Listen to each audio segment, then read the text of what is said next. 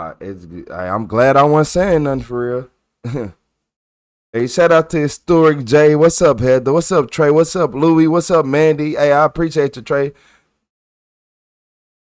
What's up, lady? How y'all doing?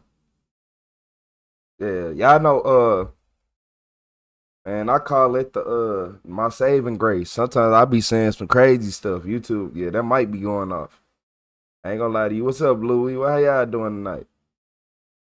What's up, Pattern? So look, y'all. We ain't gonna even take all day. In this video, this Gen Z woman just started screaming for her mom doing a DUI stop. Like every single Gen Z. This is a normal Gen Z move. This is a normal Gen Z move. I ain't gonna say every single Gen Z, but if she was born after 2000, which most likely she is. I had a panic attack and I was sitting outside of my mom's house and I'm just trying to get to my boyfriend's house. I'm sorry, officer. I wore turned up legs and I've been having a panic attack all night. Oh, you have your license on you? Yeah, I do, sir. Please don't arrest me, please. Why would I arrest you? Because I'm having such a panic attack. Panic attack's not against the law. I'm supposed to pay off a boot in Providence. I'm sorry, that's why I was avoiding you. I'm sorry. I'm so sorry. What's your type? What's up, Head? I appreciate the stars. Just stop talking. You said driving around Stop. Phoenix, going just be home. quiet. You're making I'll things see you, worse. Louis. Because you keep talking. Just shut your mouth, please. Where are they from? Jersey? Okay. Step out. Get out of your car. No. You get out of the car, the window gets smashed. No. Get out of the Did car. you enjoy your break? I ain't gonna even lie to y'all. Officer? Get out of the car. For what? I sat right here in this Get out spot. of the I did For not what? move. Get out of the car. No. Get out of the car. I stretched, Do yourself got a top people favor, of the just get out. game and sat right here. Please. No, please. I'm sorry, please. I'm very scared. I have debilitating William, anxiety. Hey, you listen, send here's them the back. deal. All right, if you have such anxiety, okay, you're said flying a down guy the snitched on road, him, come and you home try tomorrow. ducking me down some Send him back. side streets, pulling into a parking lot, and shutting your lights off, pretending I didn't see you. That wasn't okay? what it was. I was pulling off Then, to the not side to of the mention, road. you don't have a license. I do have a It's license. suspended. No, it's not. It is. My license is not suspended. Okay, I just ran it. The state My of license- Stop. As of when? As of last year. No, my license is. Why are we screaming? Why are we screaming? Because my license. Jimmy, they're saying my license is suspended as of last year. No, my license, Jimmy. Can you come get her? Jimmy, are you listening? Stop. No, Jimmy. Is she drunk? Is she drunk? You said she tripping. You said get a protection order. Nah. You gonna have to send him back, nephew. William, if you told on somebody they come home tomorrow, you gonna have to send him back. Cause he gonna be looking for you. He gonna be looking for you. So this what you do. Are you listening to them? Jimmy, is there any way you can come get her? Yeah, I can come get her. Come get her, please. They're saying, Jimmy, they're She saying drunk. my license She drunk. is suspended. She drunk. Stop! Why are you screaming? Jimmy, shut up! Oof. They are saying my license is my suspended life. as of. They just asked me if I could come get you. I can come get you right Are you listening, Jimmy? She drunk. She drunk. She making me mad. Who you talking to? I would have clicked. I would have cracked my phone. I would have cracked my phone with how hard I would have hung up on her. And then blocked her and let her go to jail. Yes. They're saying my license is suspended What? as of last How much year. you having anything to drink tonight? Thank you, officer. I just got off of work. At a bar. Where can I come get you? They just said that my license is suspended as of Hold on. last. Stop talking. Jimmy. Come get you. Jimmy. Excuse Stop. me. No, officer. You're working your way into jail, okay? I'm going to tell you that right now. Just stop talking and let me talk to Jimmy. My license is suspended, Jimmy. Jimmy, no. Jimmy, they said my license is suspended as of last year. She drunk. Confirmed. I'm calling mommy. Shut up.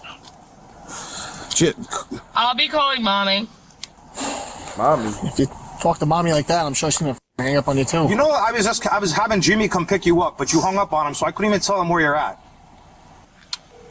Mommy is Petty City Highway. I don't care what your mommy is. You're Hi, not gonna be the Mommy. president of the United States. Hi, Mommy.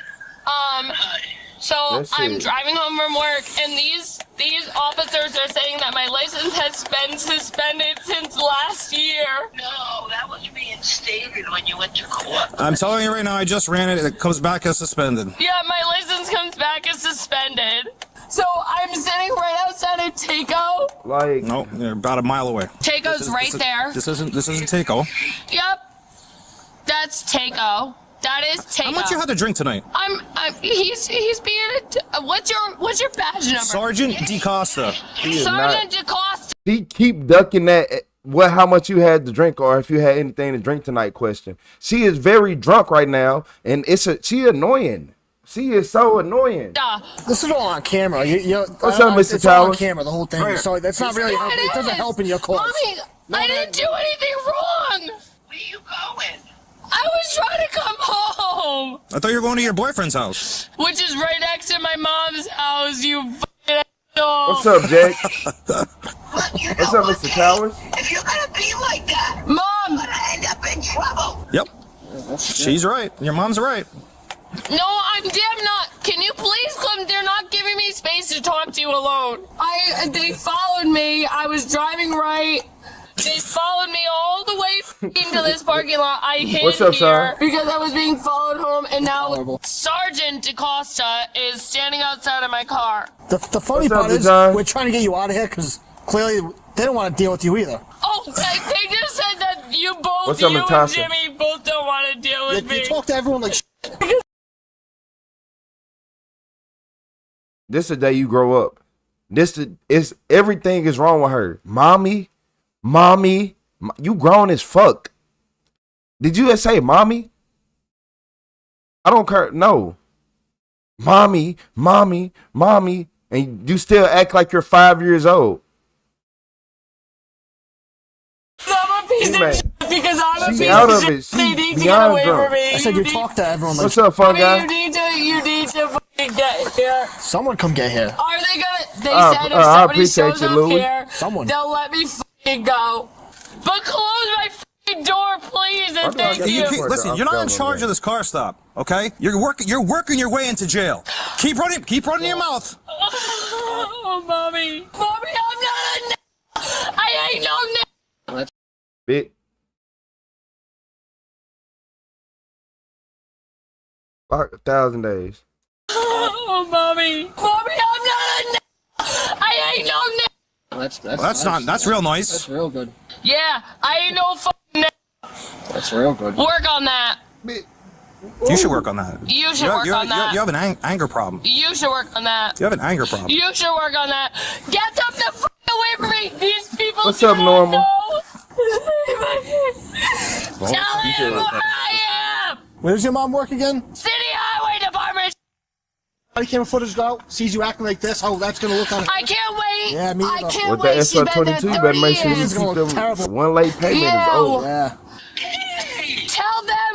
Tell my mother where I am. She is behind the Crescent Senior Center if you'd like to come pick up this lovely lady. This lovely lady. What's up, Someone come Rock? get her. This What's lovely up, lady.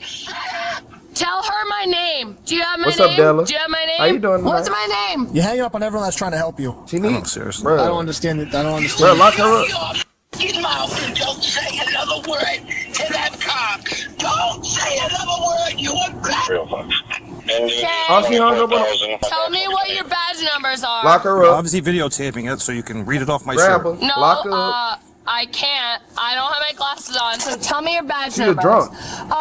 It's facing me and I can't turn it around. So what's your badge number? Say it. Sir. You can read it. What is your badge number? No, I can't. I don't have my fucking glasses. If I can't get out of my car. 408, what's yours? 513. Actually, you know what? 513. Yeah. How much have you had to drink tonight? Today she met an I alcohol. was at work all night. Yep, and you work at a bar. When you just stepped out of the car to scream in my face, I detected a strong odor of an alcoholic beverage emanating from your breath. I'm So no. I'm going to ask you to do a field sobriety test. I'm not doing it. Then you're going to go to jail. I'm not Step out doing of the it. car. No, I'm not doing it. Step out of the car. Sir, I'm not doing it. Step out of the car. No, I'm not doing it. Don't do that to me. Oh, you did everything to You yourself. walked away. You got out of your car and screamed in my face. You didn't give me your badge number. Where I can smell your breath. You did not give me your Get out of badge the car. number. Get out of the car. You did not give me your badge number. I'm asking you one last time to get out of Sir. your car. No, sir, don't do that to me. You didn't give me your badge number. I think you've been drinking a little bit, No, I haven't drank.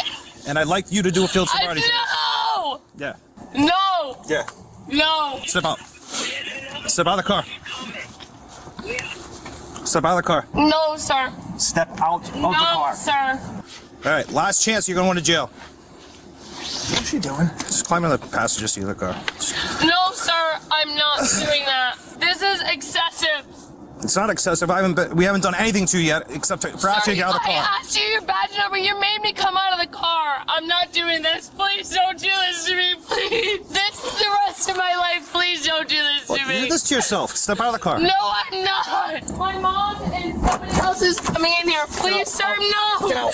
No. We're not doing this anymore. No, please. We're not doing this anymore. No. You said she should listen to mom. She don't care. She entitled. Enough. And she finna do all this screaming on how she ain't do nothing, how she innocent, how they get off her, how she the victim and all this. She is a entitled brat. It is something wrong with this child. Everything is wrong with this little girl. This woman called her mom, mommy. She drunk as hell right now. Mommy, cussing out, disrespecting her boyfriend. Why is you with her, bro? Like, as a man, leave her alone.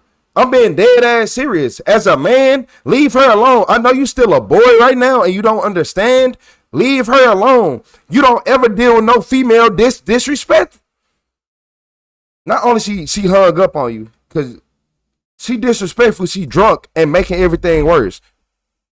And knowing everybody else gonna have to pay for her mistakes around her. Just put her on the ground. Put her on the ground. Relax. Listen, relax. Ain't nothing wrong with her. She drunk. Just go down. I didn't do anything. Just relax. You said notice how she didn't call Daddy was mommy. Definitely born at 2000. I am debilitating. Nah, she ain't never had dad around to stop that My behavior. mom is right there. My mom. All she got was a good talking to her whole life. My mommy is right there. My mommy. No, my mom is right there. Mommy. No, please. Oh. Please do not. How many times you say the N word? No, Go ahead, go to have jail, what man. on me. Any of those could hurt us or yourself. No. Wait. No, please. Just sit in the car. Just sit in the car. No, please. Can you please give me my slippers? It's my jewel. All right, I got it. Relax. Oh my God, here we go to vape. Chargers The on vo- ground, the please. vape. It's I can't get making- that pocket. Can you please, can somebody fix my socks? Sit in the car. Sit in the car. Relax. Please, somebody fix We'll my fix it in a second. I have humility. I need my Xanax. I need my. Please, somebody fix. Please, please. My mommy is. No, she didn't. No, she did not. Keep it cold, case. What's up, man? No, she didn't. Did she just say she need her what? Every single time I see people take that word, I don't care what it's for. They all act like this. And then she drinking with it. You on Xanax and you drinking? You done took your Xanax pill today. You took some Xanax today. It's still in your system and you drunk some liquor and you wondering why you acting like this? Like, what? I need my jewel, my Xanax. So, like, excuses. This what I be telling y'all. Excuses. Female like her, the people I have seen, excuses. I need a Xanax. I have anxiety. I can't deal.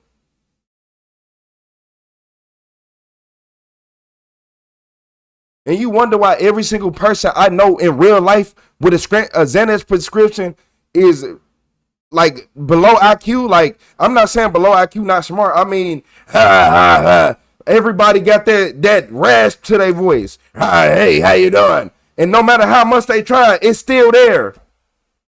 Y'all wonder why she act like this? Because she takes Xanax and she drink. Sit in the car. Relax. Please, somebody me fix We'll it. fix it in a second. I have humility. I need my Xanax. I need my. Please let me fix. Please, please. My mommy is coming. My mommy is coming. My mom. Hi there. You here for your daughter, I imagine? Yes. Yeah, I think she's in custody right Man, now. there's a lot of She's in people I know. I believe so. Personally, For who got being a prescriptions for that. I just got here. I And don't they know, act but the she same way seems she to be do out of and go to control. jail just We're like having that. some type of issue. Yes. Why don't you just stay right here in the car for a minute so we don't rile her up anymore, and that way you stay warm. I'll have my supervisor come over and talk to you, okay? Couldn't have given her more opportunities to have someone come get her. Yeah. And her behavior I was. just couldn't. I know she gets like this anxiety and goes bananas. Yeah, anxiety, but I mean, that's a little more than. You know, we tried to give her more opportunities in the world, and she's. I know. I know. Didn't I say I'm that? telling you to shut up. This is what. Then I say that, like, anxiety.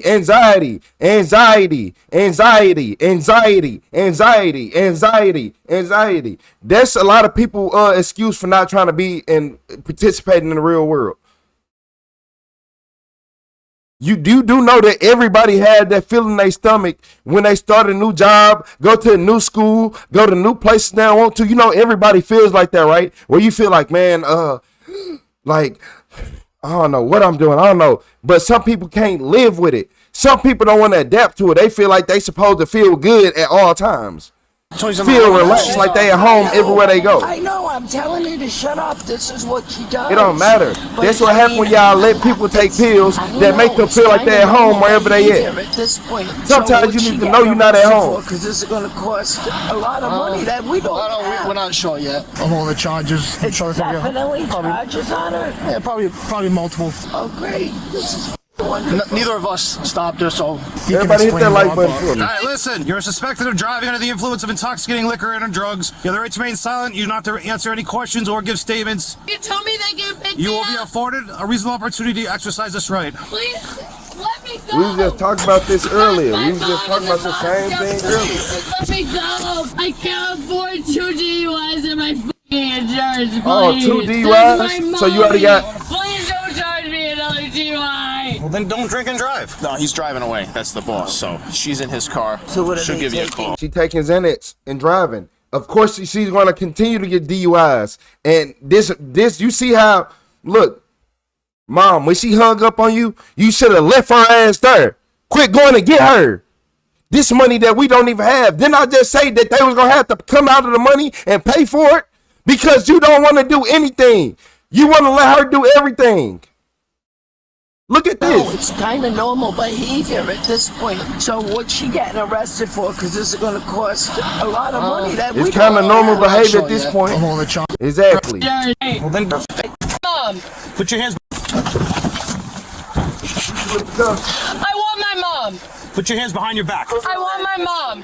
Put your hands behind your I back. want my mom. Put your hand behind your back. I want my She mom. straight think this a game. Put your hand behind your back and stop resisting. Sir, Stop I'm resisting. Sir, I'm not resisting. Put your other hand behind your back. Sir, I'm small. Put your other hand behind your back. Sorry, I have Put your other hand behind your back. Sir, I'm small. You're hurting me.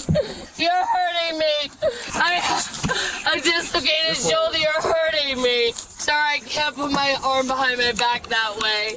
Do you still have your body cam on? Whose cuffs are these? I have no idea. Try closing them. Can't. Oh my god. I'm going back. I'm suing the fuck out of you. I would like my slippers, please. Sure, no. No, no, no. No, no!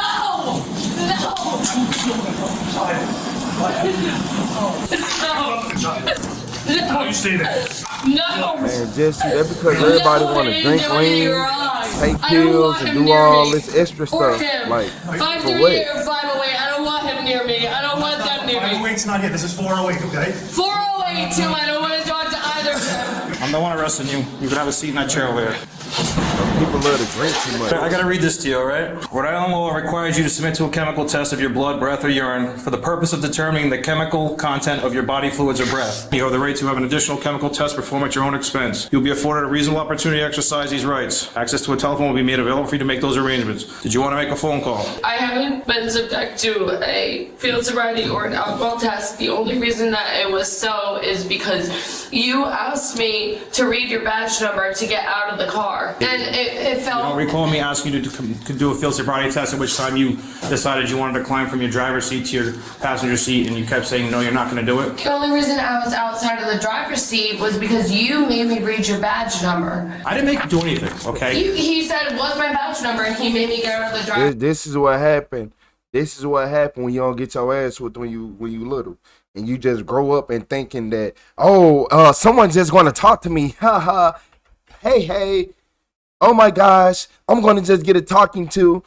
You have a high schooler's mindset. Like the teacher going to just pull you to the side and be like, stop doing this. But you'll be okay. Number. I didn't make you do anything, okay? He said, what's my badge number, and he made me get out of the driver's seat. Hey, shout out to Generation Curse Breaker. No, Hey, shout out to Generation Curse with that flow that I appreciate the Generational. You can make a phone call right here. Where is my phone? I have your phone. Can I have it? You can make Hey, a phone shout call out to right Can I Curse have Breaker. it to find my phone numbers? Wait, it's Can Cruise I- You Breaker. don't My want bad. orders here. Cruise. Can I have it to find my phone number to Generation call my Cruise mom? Breaker. I don't know my mom's phone number off the top of my head. Shout out to Generational. You're not going to dictate how this goes, okay? This isn't my first day on the job. Have a seat. I'm not having a seat. Your mom's number. Pick up the phone. Can I dial have my number. phone? That's your mom's phone number. I would like my Doesn't phone. matter. That's not how this Where is goes. she? Is my mom out there? Is my mom out there? I gave No, up she dealing with didn't. people like this every day. What do I have to do? Y'all know it's crazy. When I said I did security, this is the type of people that I meant when I'm like, bro, yeah, we used to have our days with them, man. Like, can you please get the fuck out? Like, please. Do Just I go dial home. 9? Just dial the number. You see how old is this crazy woman? Very young. Probably like 21, 22. Hey, shout out to Marshmallow with the firework. Court records. What the Shout out to Marshmallow with the firework. My bad, Marshmallow. W Marshmallow with the firework. Did she just turn Goku on his phone?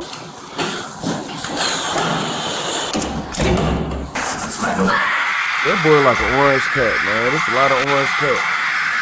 Court records indicate this suspect, Catherine, was charged with her first offense of DUI with her blood alcohol concentration unknown, refusal to submit to chemical test to determine her blood alcohol concentration, and resisting a legal or illegal arrest. She took a plea deal, pleading no contest to the DUI charge while both other charges were dismissed. Catherine was sentenced to 1 year of probation, and her license was suspended for 1 year. She was also ordered to participate in 10 hours of community service, attend alcohol counseling, pay $783.75 in court costs and fines, and lost her license privileges for 9 months. You may have noticed that the officers were unable to get Catherine's blood alcohol concentration because of her refusal. In many other DUI cases, officers often get search warrants for a suspect's blood to determine their BAC level. So why didn't these officers do that? Well, the answer likely lies in Catherine's behavior. The body cam footage caught her acting erratically and No, I done seen people literally fight 8 police officers, get strapped down and get sent to the hospital. Don't play with me, man. Hey, shout out to Marshmallow with that firework. But they trying to sit right here and let her off. They trying to let her go, y'all. They trying to let her get up out of here. You got to watch out. You can't trust people like that. You cannot trust people like that at all. I don't care what nobody say. When the police get to acting like this, I'll be thinking they got like connections or something. Hey, I ain't gonna lie. I never got a firework on her before. Hey, Marshmallow, I appreciate you. Yeah, I never seen the that must be like the new one or something. Hey, shout out to Marshmallow, y'all. That's a crazy gift. I'd never seen that one.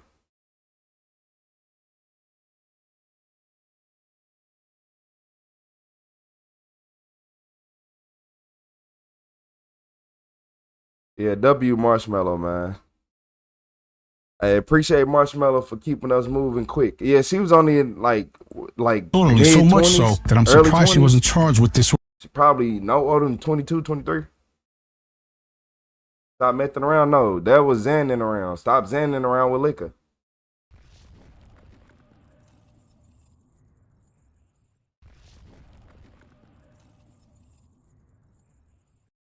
Yeah.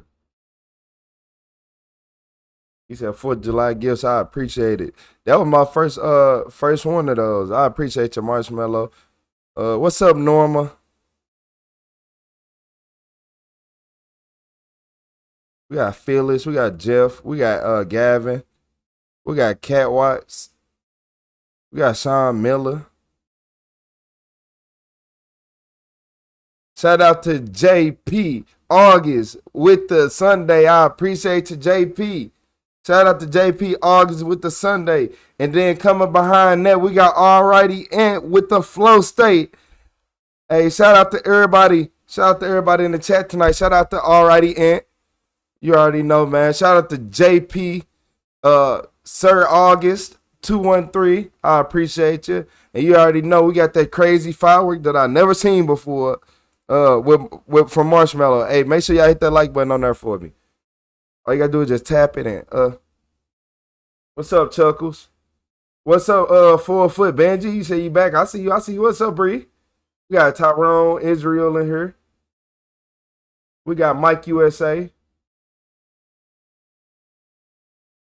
Hey, shout out to Marshmallow with the ice cream. Hey, Marshmallow MVP Marshmallow, y'all. But that firework is not a simple gift. Y'all see it's been on the screen for like 20 minutes. Hey, shout out to Marshmallow, y'all. Shout out to Marshmallow with the ice cream. And coming behind Marshmallow with that ice cream, we got Penane. Penane? Is it Penane? With the Flow State? Shout out to P9. P9. Hey, shout out to y'all. I appreciate all y'all in the chat. Did I miss your name? If I missed your name, just say something else so I can get you. But look, I will get you. You probably got to type hi in the chat or something so I can see it easier. Sometimes just hitting the button don't work. But look, y'all. In this video, this is when the killer realized that he actually was the one that got caught. 18th, 2022, police responded to a 911 call in Dayton, Ohio. The caller claimed that he had just seen his neighbor, 44-year-old Johnny Lee Trigg, shoot a man outside his apartment and then go back inside. A SWAT team was deployed and they surrounded Johnny's apartment for over 6 hours. Eventually, the SWAT team realized that Johnny was not inside his home, so the search began for the missing shooter. While the police searched for Johnny, his victim passed away from his gunshot wounds. 3 days later, Johnny would be found and arrested. So, what's up, man? That's Johnny. Okay. What's up? Shout out to Benji with the gold coin. Shout out to Marshmallow with the ice cream. Again, I appreciate it. We're gonna go over this pre-interview form for your rights and everything. I appreciate all y'all sending the gifts in. I appreciate everybody. Cool. All right. So obviously, we're here to talk about homicide. Okay, man. The incident happened last Wednesday. Everybody hit that like button for me. On West Stewart. Double tap that screen. Don't be like TikTok. On West Stewart? I go check on my dad every day. My dad's diabetic. Okay. Is it your dad's apartment there? Yes. In that 1719 West Stewart? Yes, sir. Okay, you go there every day and check on him? Check on my dad, but prior to any of this,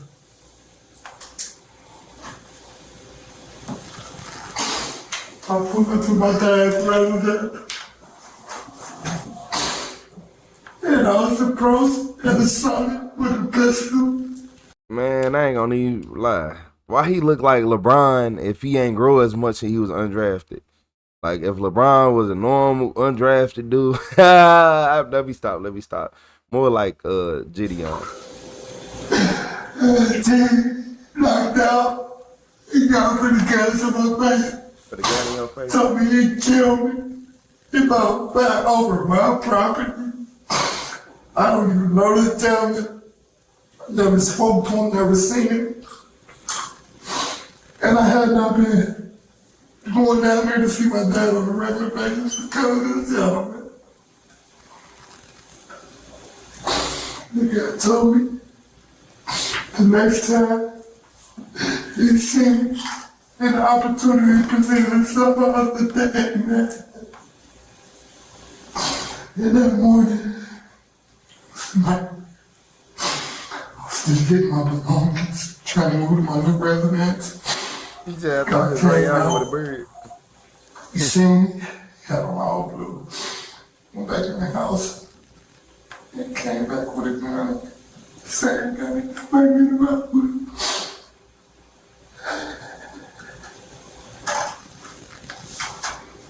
He came out. Who's he?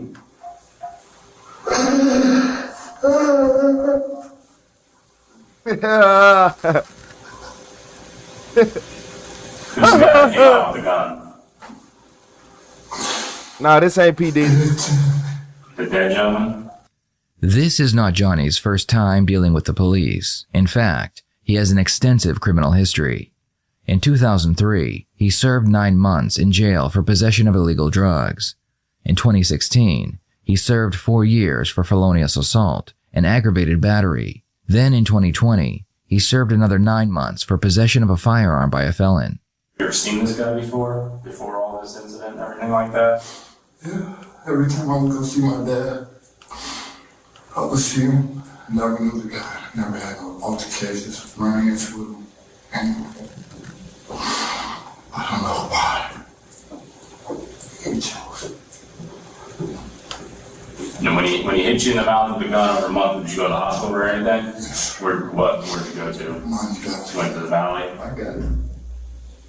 You make a police report at that time? I'm not gonna lie to you, sir. That was a major pain. Until they gave me my medications, I was so out of it. Okay. I just was willing to leave it alone. Did he just put his teeth back in his mouth? That's a set of teeth in his hand. Man, that man got, yeah, it's a set of teeth in his hand. I'm so like, did he just put a mouthpiece in? Like Steph Curry? Like, what? Come on, man. Stop playing, man. Man, he talking about, yeah, crying like a toddler, take your teeth out like the boy. Go. If you don't put them teeth in the cup, and you better be taking them teeth out to drink that Pepsi. Like, so whoever said something about what he put in his mouth, he put his teeth in his mouth. Shit. I was so out of it. I just was willing to leave it alone. Them motherfuckers magnetic, ain't they? He got the magnets in there. Constant. Every. What's up, Jamal Lockwood? Told me. Where'd you get the gun that you used?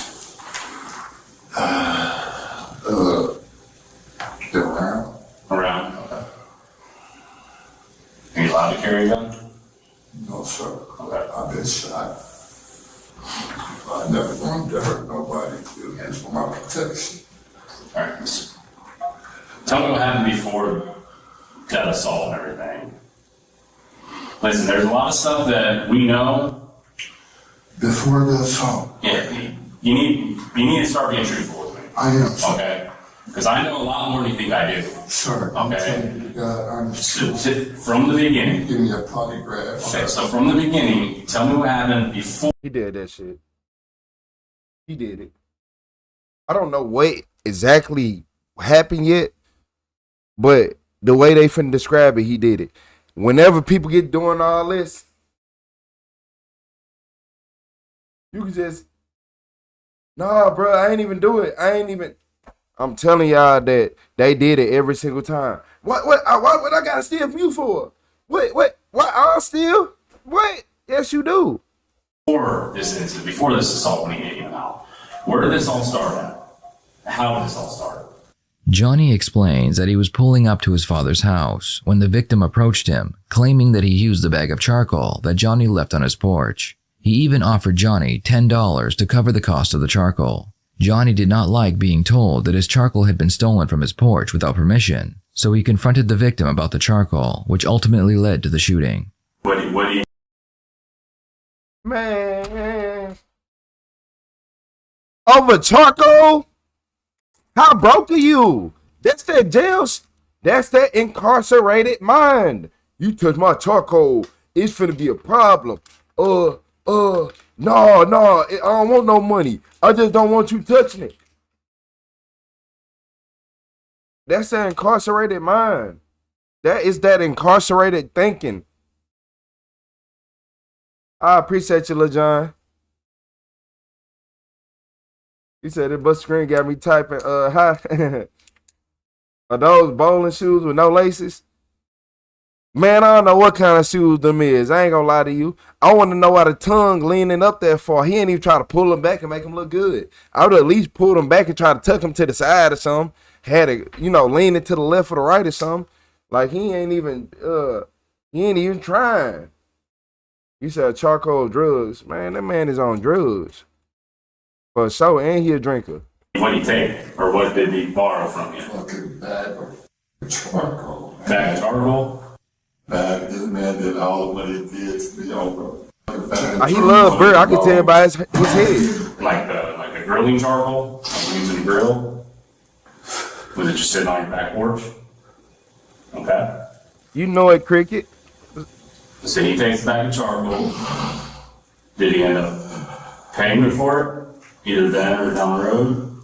They took his laces already. He left the money, but I ain't gonna lie. If they take your laces, just know you're in. Yeah. If the police take your laces, call your lawyer. I ain't gonna lie to you.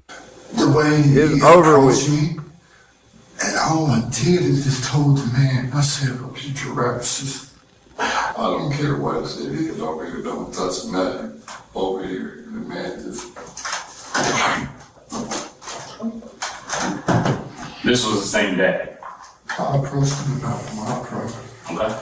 So this was all the same day. Everybody over here will tell you I did nothing wrong. I tried to avoid this man. I never even want to see my dad on a regular basis.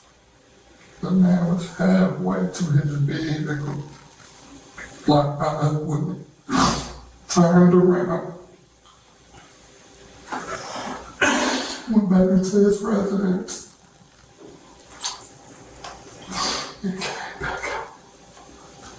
And you want to know another thing? He don't look like the type of person who uses the word residence.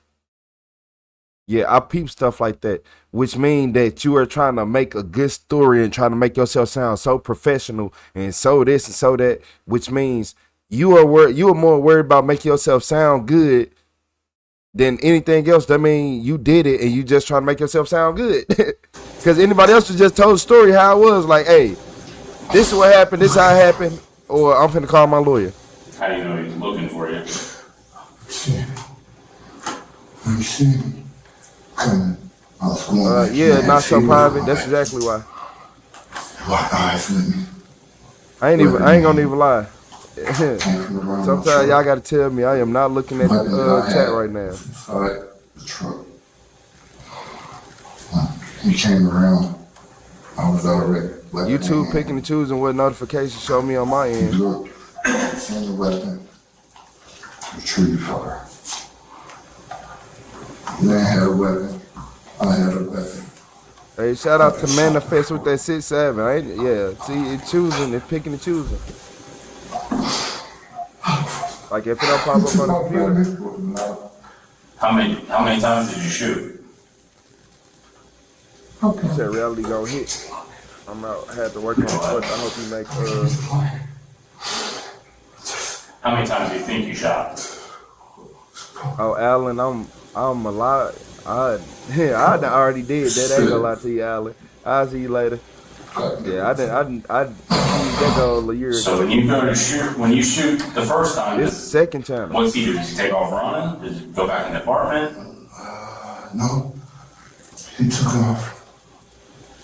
He was trying to, I guess the element of surprise, he was trying to, I don't know, I can't say what the man was trying to do.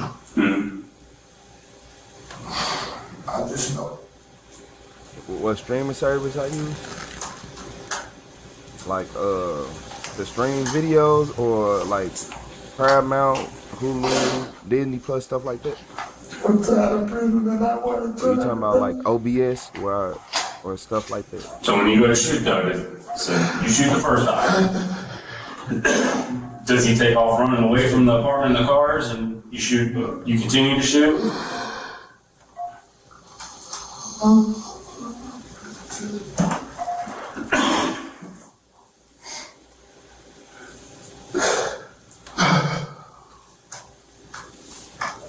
Let me ask you this, did your gun jam at any time?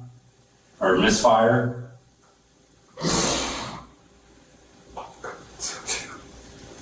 I think you can. Johnny is unaware that a neighbor saw the entire incident unfold, and he gave a detailed description of what happened to the police.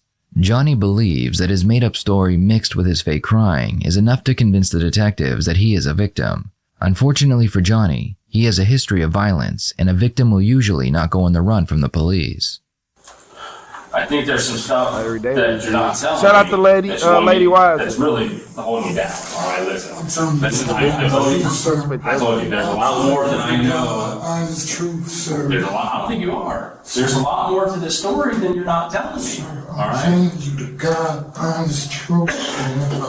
Everything transpires, sir. I'm not fabricating anything. When you went to fire the first time, did you gun jam? Or did you misfire? The first time? The incident? This incident that happened almost a week ago. That involved shooting this guy. No, like I said, sir. Shout out to JP August with the Seagull. I appreciate you, JP. Sir, I'm telling you to God, I was true. That took place, sir. I don't know what stories you got. I don't know any of this. All I can tell you, sir, is what I encountered, what I experienced. Okay, you know, at that time, there's other people that are up, right? Good. And you know, okay, no, I'm just telling you, there's other people that are up and out and about at that time. There's other people. I said that new saw style what happened. shoes. Man, them shoes. if you don't socks. Look here. Yeah, the police, I could tell by his socks he be up to no good. And then the fact that he doing all this fake crime with the driest face I know, he don't even look broken. His body language seems, I'm trying to figure out what y'all know more than I'm actually sorry or anything. He did what he did over a bag of charcoal. That was the last 4th of July he had. Okay, they saw that. Exactly. And I appreciate you manifesting that. we're trying to come, you know, everybody's got a story. Everybody sees what they saw, and you were obviously the one involved in it.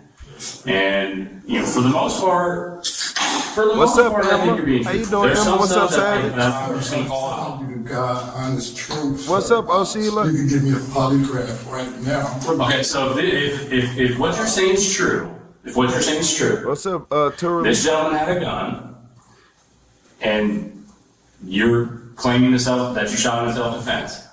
Why didn't you stay there for the police and tell your side of the story then instead of being on the run for almost a week? You know, I listened to my counsel. I obtained counsel the very next day.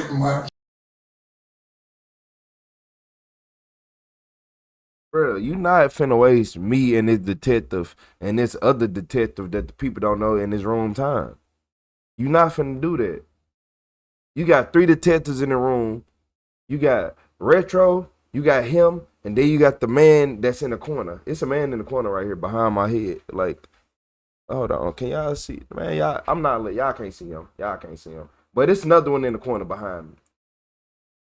Counsel told me, just chill out, do what you been doing. Let me sort through this shit. That's all I've been doing. Who's your counsel?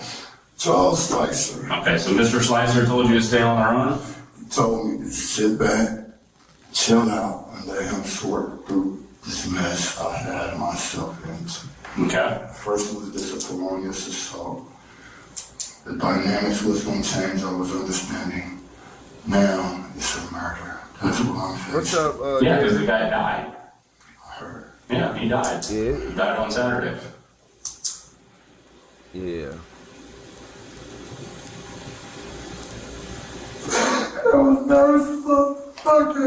Mr. Trey, where were you standing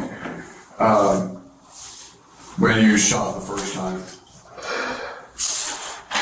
Side of my truck. All right, next to your truck.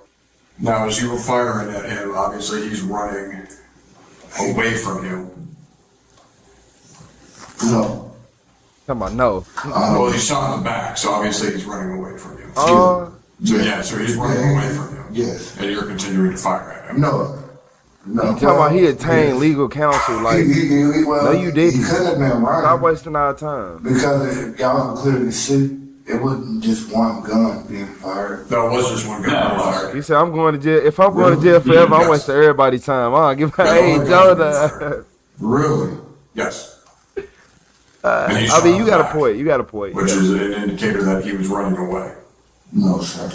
Not only was his victim shot multiple times while he was retreating, but Johnny's story of a second gun is also a lie. The police investigated the possibility that maybe the victim hit his gun after he was shot, but there was no evidence a second gun was even fired. The only casings and bullet holes found anywhere at the crime scene had come from Johnny's gun. How was he shot in the back? He was shot in the back. Probably from the angle that I was standing and the angle that he was standing. That's the only thing I can recall. Like I said, sir. Because you shot a car, you shot him in the back. Once I seen weapon in hand, that's just like if I had a weapon and y'all seen me with weapon in hand, but what are y'all going to do? Well, I mean, here's the thing, like there's no weapon recovered at the scene. There's no other casings recovered at the scene. Everyone else that we interviewed said that he's walking out to the car, getting into the car when you open fire on him. So, and we've got that from different witnesses. They're all confirming that. So to us, it makes sense that you'd been beaten multiple times by this guy who sounds like an absolute jackass, pardon my language, and you were upset and angry, understandably, and this was your opportunity. No, sir. My opportunity was to get my belongings and get the fuck on my new residence. That was my opportunity. I just signed my lease. I fear this guy. I haven't even been going down there to check on my father on a regular basis because of this guy. You hear what I'm saying to you? Every chance this guy got to told me, he told me. Every good chance he got. I don't even know this guy. Never had no dealings with him, no altercations with him, no nothing. That's why I don't understand why he did all of what he did to me. I believe my property. I believe over my property. I believe that. Stuck a gun in my face. Approximately 5 to 7 minutes. You told me you would kill me. You smacked me a second time. At this time, I'm asking, wow. And I believe all this over me telling you what you can do and not do with my property. I don't care what it is. What we give you? Okay, prime example. The same $10 he tried to give me, he could have went and got his own trunk up. He was nitpicking, constantly picking, bullying me. He absolutely was bullying you. He was fucking bullying me. I mean, that's true. No one's even questioning that. Because that's, I mean, we've heard that from multiple people, that he was an absolute bully. I didn't tell you, man, I'm a good guy. I'm a God-fearing man, and all I came home trying to do, man, is stay out of trouble. I did so much I never done.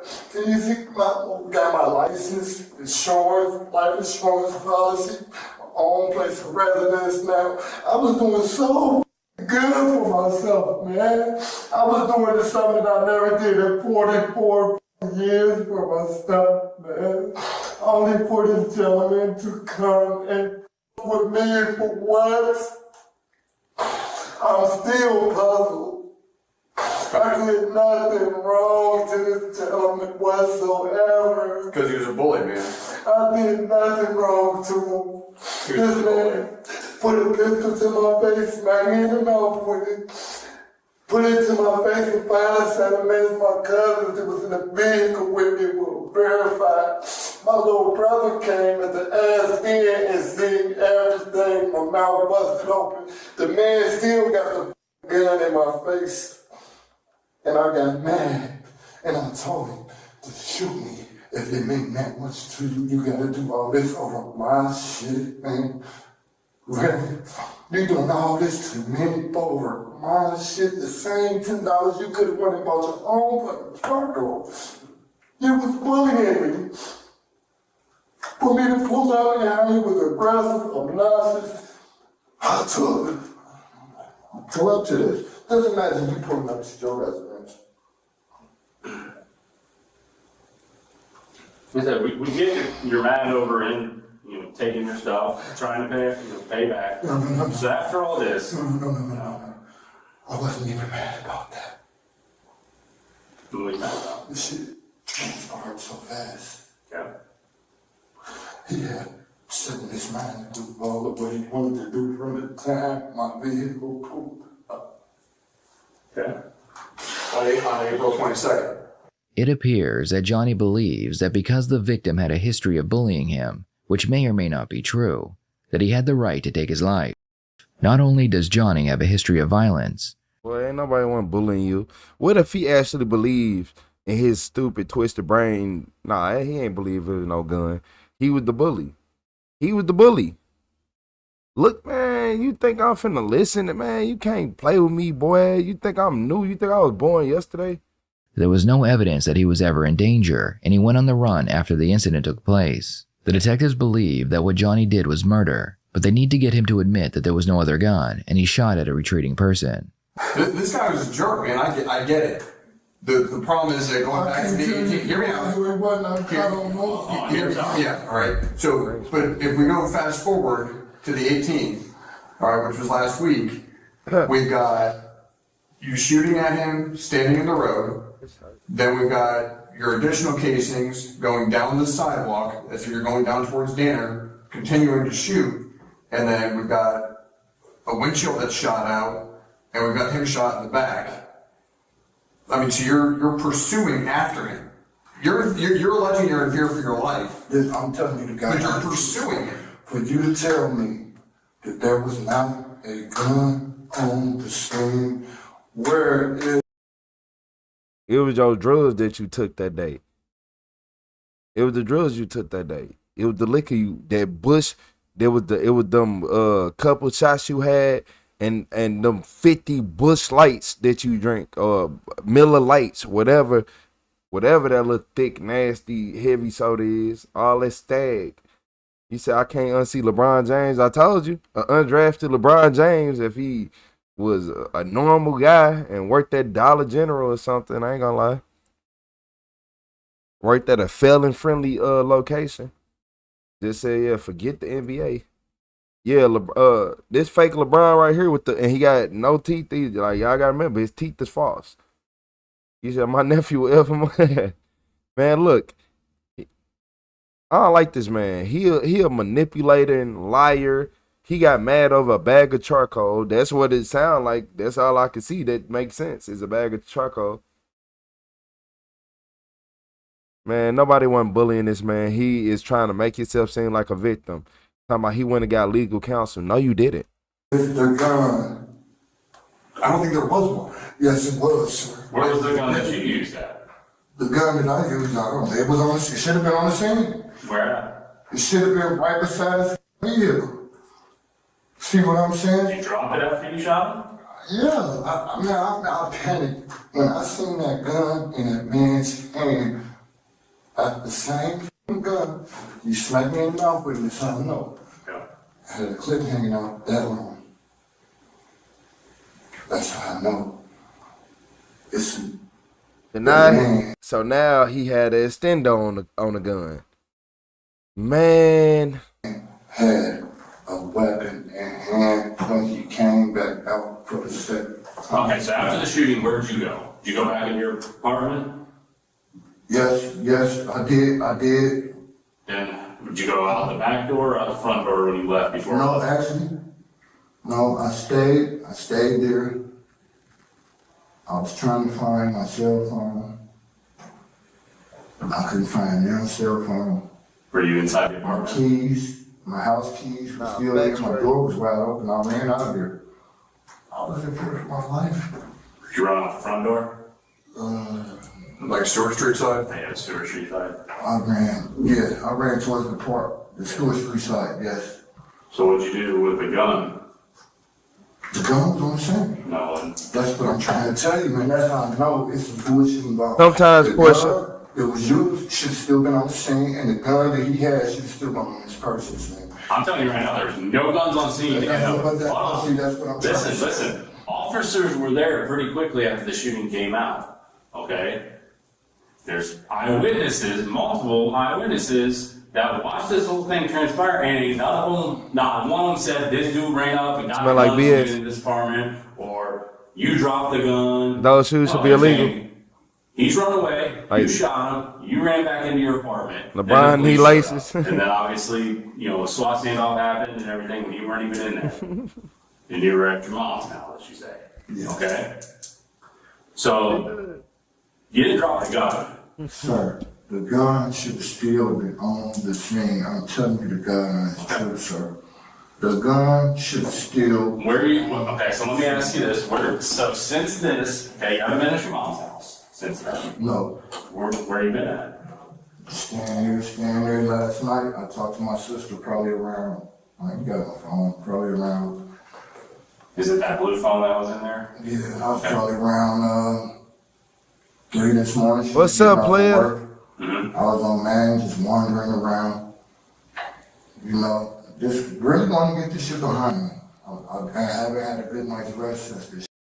So he basically, everything this man has said has been a lie, y'all. Like, I wouldn't have got legal counsel. I did this. The way he talking, he is trying to manipulate detectives. That's why he sounds so stupid.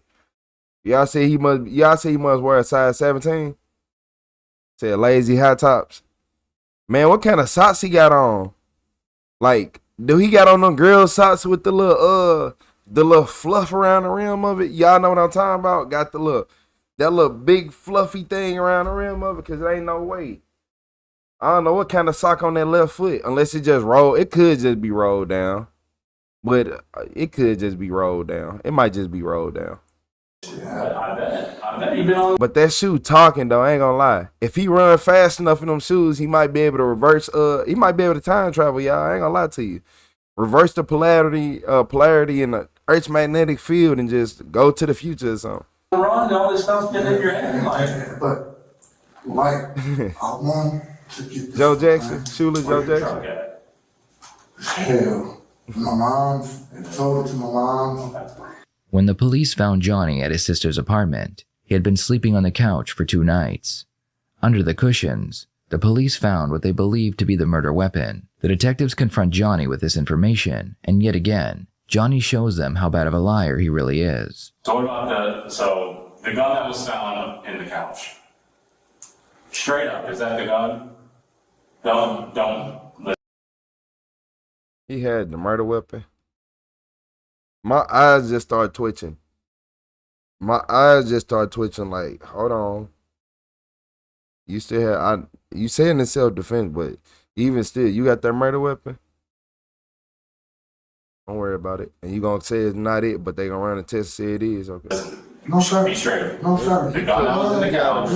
Should have still I'm ready. I'm ready for him to go to jail. Next video, please. So what was the deal with the gun in the couch?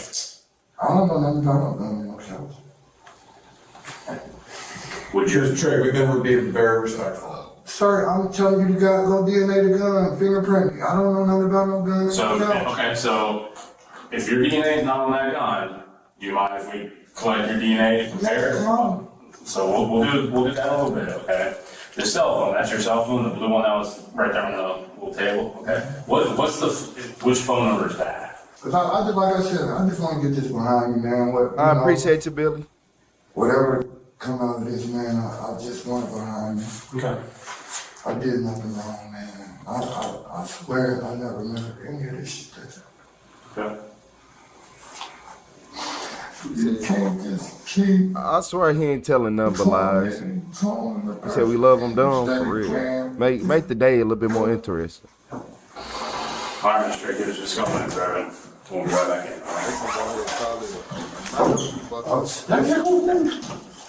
We'll be in the back in a couple minutes, right? A jury. He thought he was. He know he going to jail. Hey, look, that man is prepared. He know, like shit, y'all. We'll be in the Like, man, hurry. A jury would find Johnny guilty of murder, felonious assault, and possession of a firearm by a felon. Johnny would receive 21 years to life in prison, plus an additional 3 years for a parole violation. Y'all heard how he said, y'all remember earlier when we was talking about selective memory and all that? Y'all remember the body language?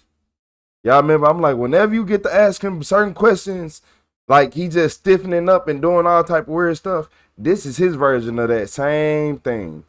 He went from being all cool and collected until they started asking him questions. Now he uncomfortable. All right, Mr. Drake, just go ahead and grab it. We'll be right back in. You see this? Trying to hold his hand out, but master, yeah. Don't worry about it. Give him 1,000 years. 24 years ain't enough for me.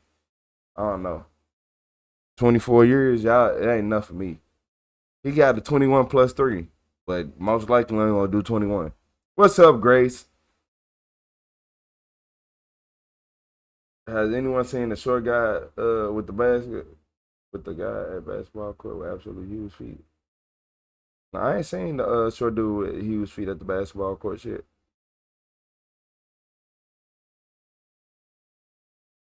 But them shoes he got on, boy.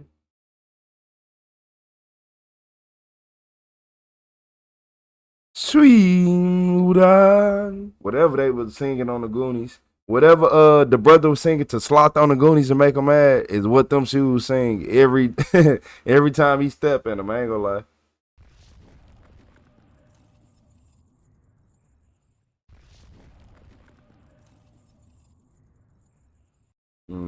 Shoes just flapping in the wind. Shoes just flapping. This live ain't gonna be as long today. It probably gonna be like, realistically, if I'm being honest, like 4 hours. 4 to 5 hours. But we still got 4 hours left. 3 to 4 hours left.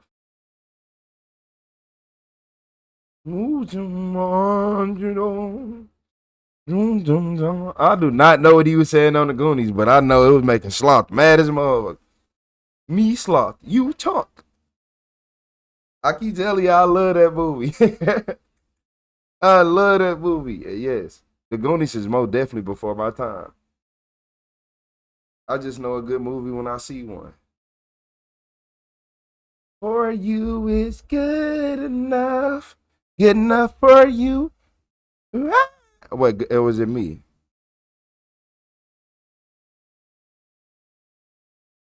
I forgot the song. Yeah, it ain't been that long this time. It ain't been that long, pattern.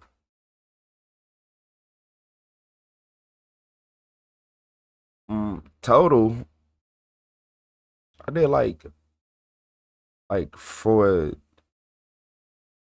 this streaming session, like since I've been woke, I done been live for like a little bit over 10 hours, almost 11 hours total. So I guess that's good. Cause I started my first stream this morning around 8 a.m. and then YouTube, we was 8, 9, 10, 11, 12. So by 12, yeah, YouTube shut our live down. Then I took like an hour or two, couple hours off, caught back on, and then did like, what was it, like 5.5? I've been to the Goonies house so many times in Astoria, Oregon. I've never been there, and I'm mad now that I gotta go to Oregon. Is it still open? They probably closed it by now. Aside from the regulars, y'all know who you are. I definitely like the night vibe better in chat. Oh man. Oh man, I forgot about it earlier. I ain't never, yeah. Sorry, look, I told y'all I don't ban people, but if you say certain things, you gotta get you gotta go. You said the trolls are heavy in the morning. It'd be a bunch of veterans who don't like nobody and just automatically assuming they hate everybody. I'm lying. It'd be a bunch of people who worked in the warehouse factories for 65 years and now they finally retired that they wake up on demon time. And I know some. Oh, now that I think about it, I know some that actually retired and they on demon time right now. I know they on the internet. Oh yeah, I had to get them out the way today. Cause it wasn't the fact is pattern. If I get to noticing the trolls too much, cause you know I see almost every message, but I can't respond to every message because after I ain't gonna lie to y'all, after 1,000 messages, my brain slow down. In my restream, I'm glad it tell me like how many messages be come through. Hey, shout out to Jamie with the Sunday. I appreciate you, Jamie. I forgot about the homie that got banned while we all here talking about it. Man. Look, they had to get up out of here. I'm so cause look, it's certain things that you can't say. I'm like, bro, I know my chat is open. But it still pop up on the screen. Yeah, your ass finna get banned. So that shit don't pop up on the screen. What's up, Ian? I see you. How you doing, Jamie? So, look, Jamie, you want to know something crazy? In this video, this secret killer had no idea CCTV was being recorded. It looked like a woman. Okay, are those black forces? Are those black Air Forces? Are those a pair of black Air Force Ones? I hope not, because I hope not.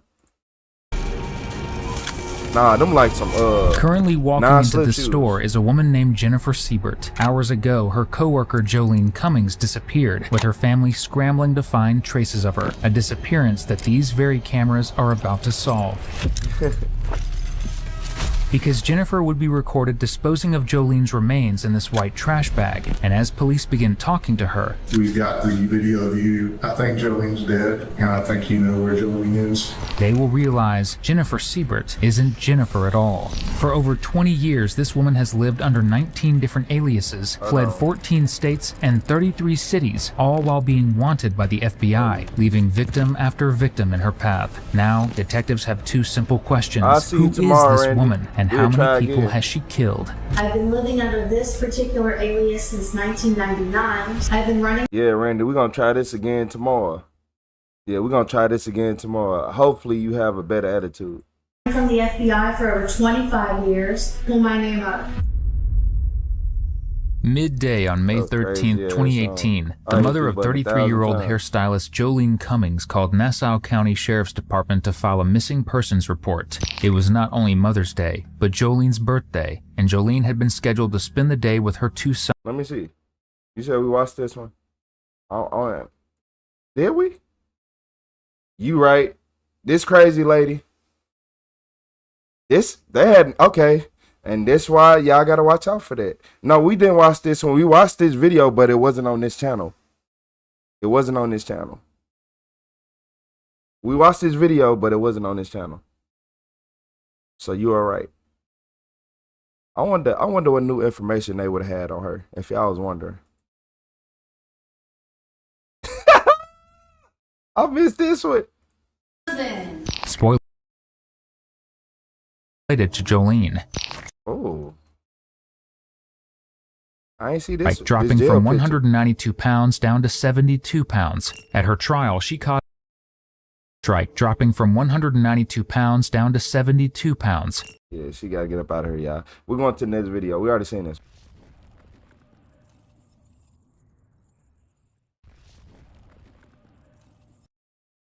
Oh, man. So you already know. So, look, this is when the narcissist thinks he can just get away with murder. Oh, yeah, you... And here we go. Florida. According to Henry, Cassandra decided she needed a break, so she packed her bags and went on vacation, leaving him home alone with their 1-year-old daughter. Eventually, Cassandra's family would realize that something was wrong and report her missing on June 8, 2018. Henry did his best to avoid questions from the police, but 1 month later, he would be arrested for charges related to his coffee bean business.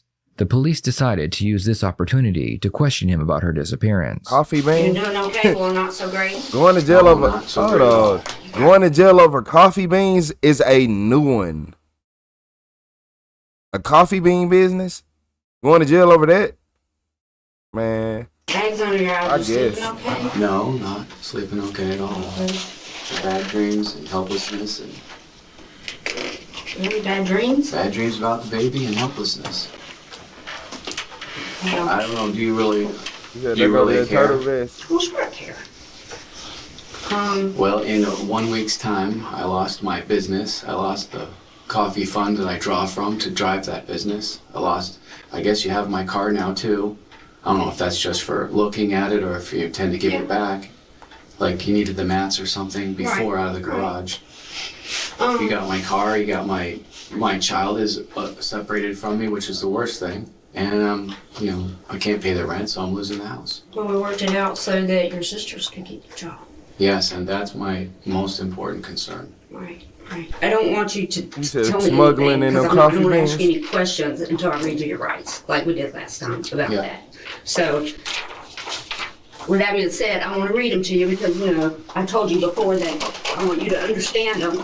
I understand my rights. I know, but you understand that. I know you have to read them. Well, I do. And I'm gonna help you the best I can. Sure, and I know you will. But the minute I become uncomfortable with the line of questioning, Then you don't have to, you can stop at any time. That's about the fourth line now. because and we can continue to have mutual respect for each other. Absolutely. Sure. Because look, you guys are scaring me. Okay. Okay. You guys have taken. Okay, wait. Not right now. You're not threatening me. Oh, that's why I was like, wait, we're sitting here to kind of just relax. I just mean you've destroyed my life as a matter of not maybe on purpose, right? Right. But effectively and practically speaking, you have disassembled everything that I've been working for. I'm broken. I feel like giving up. And maybe that's your goal, and maybe that's. I don't say that disrespectfully. No, and I don't. So he said that she just disappeared. So you said calm voice plus legs cross equals psycho. The fact that look here, y'all. It's a lot of men out here who really don't care about their kid's mother, if you want to say that. But if she came up missing, they'd be like, oh hell no. Like they'd be out there looking for her. He don't look like the type that even cared. Don't like she was probably gonna leave him and all type of stuff and he couldn't handle it. He looked like the type who go crazy when you try to leave him alone. And hey, what tell me exactly what y'all think. And then going to jail for coffee is crazy. But y'all say he could have been smuggling, but they would have said something about that. So it's probably something about taxes or something. You said that coffee will give you rubber jaw? So when you shroud your eyes, I'm just saying that that's maybe your job and that's your toolkit. Well, I don't and want maybe that's what you're supposed to do. He said he'd be good for her to do the MP2 clips earlier. There is a significant other. He's the number one suspect. I get that. Okay? Mm-hmm. And so you have to start there. Right. And so I understand that part. Okay. What I don't understand let's is do this, and how then you all of this we is. can talk about it because I really do. I want. I know you have to read it. Go ahead. All right. Henry is well aware that he should not be talking with the police without his lawyer present. However, his ego has led him to believe that he can somehow beat the detectives at their own game. So my most recent interaction with my attorney said to me, for God's sakes, do not speak to any police officers without an attorney present. It can never do you any good. That was the last piece of advice I got from my attorney. Listen. I don't. What? Look at. So your attorney gave you advice, or you gonna use it, or you gonna sit right here and keep talking and ignore what he said? I could tell by the way your arms folded and your leg crossed that you know that they want more than what they're asking you here for. You know that you're not in this room over no coffee beans. Your stomach is turning and you don't feel too good. You really know what you done did in the past. So you every single time you see the police, you was just waiting on this day. I don't know how we can begin a conversation without at least knowing what the questions are going to be in advance so that I can have the opportunity to talk to an attorney before. You said no one remains the line of calm when questioning being begins. accused of murder? And right, Chris. as it says here. Unless you did it. I don't know how to do this. I mean, I want to be cooperative. I think you've seen me be cooperative. Right. And And yet, I have put myself here as a result of being cooperative. And all of these things that I've lost are a direct result of a single conversation with you and you. And I put myself here because the only information you have in this world came from me. Mm-hmm. So you've got me in a spot where I want to help you, and yet I am advised emphatically not to speak to you. So I don't know what to do. If you wanted to supply a list of questions that I could somehow prepare to answer, or... My bad. I'm in the other room listening to this BS. What do you want me to do? I want you to listen to your lawyer, because the people sitting across the table are not your friends. They just want to convict you, go home and be like, I'm smiling. They want to go home and spend time with their family while you are away from your family forever. Don't ever talk to no people who want to spend time with their family but don't want you with yours. I'm just saying. Have my attorney look at, as it says here. Have a lawyer present during questioning, or have a lawyer advice before we ask questions, or is there a way to address your line of questionings, review that material with my lawyer, and then respond? If the lawyer is here, you guys have all the experience, I don't. If the lawyer was here, is he just going to say to you guys every time you ask a question, don't answer that? Well, I don't know. Yeah, I can't tell you. I mean... I don't know. I don't know either. I don't really even watch TV. Mm-hmm. Okay, I have cable, so I can get on the internet, but I don't have any TV shows. I've Cox for the internet, but I don't have any cable channels. I don't watch TV, so I don't know how this works. Well, I can tell you this, and I haven't used any trickery with you. I haven't lied to you. Everything I've told you, I've been upfront about. And everything you told me, I've verified. You know, I verified all that stuff that you told me. Well, except for the financial stuff, which was misconstrued by people who are not in a position to understand the financial things and answer questions accurately. Right. But what I'm saying is that everything you told me, I checked on. I didn't just go out and say, you know, in the back of my head, say, this is what I'm going to do. I'm going to screw up his life and, you know. No, he want to see what the police know. He want to know why y'all are here so bad that he don't want to invoke his rights to a lawyer. He just want to know what the police know. That's why he like, my lawyer told me this, but yeah, my mom said I can't go out, but I guess I can go out for 10 to 20 minutes. Like, you literally are going against the grain right now. You're giving yourself good advice and then going right back. Man, ball spot for luck is crazy. Rub the ball spot for luck. Do it.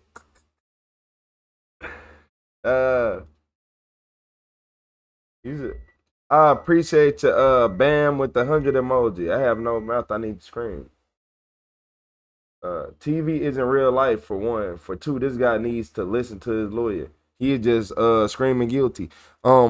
It's the fact that people who always try to express how much they don't watch TV and how they don't look at it and this and that be the word. I'm not gonna lie to you. Those be the weirdest people I ever met. No, I don't watch anything. Nope. I'm not on my phone. I don't do anything. I just, I don't do anything. Those people it's always something about them. My whole life I have never met somebody who be like, oh, I don't do anything, and a normal person. After a month or two, I'll be like, hey. Take his daughter, blah, blah, blah, blah, blah. That's not what I want to do. You know, I want to figure all this out. Before the interrogation begins, Henry has read his rights and he's asked to sign paperwork confirming he understands them. Henry knows that by signing the paperwork, anything he says can be used against him, so he spends the next 20 minutes rambling on about his business, trying to avoid signing anything in front of him. Do you understand this? You don't have to sign it, but as long as you understand it. Because I want to ask you some money questions about the proffer stuff. But I feel uncomfortable if you don't understand it.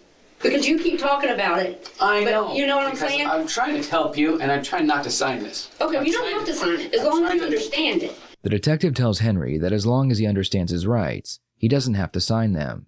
As soon as he hears this, Henry changes the subject yet again.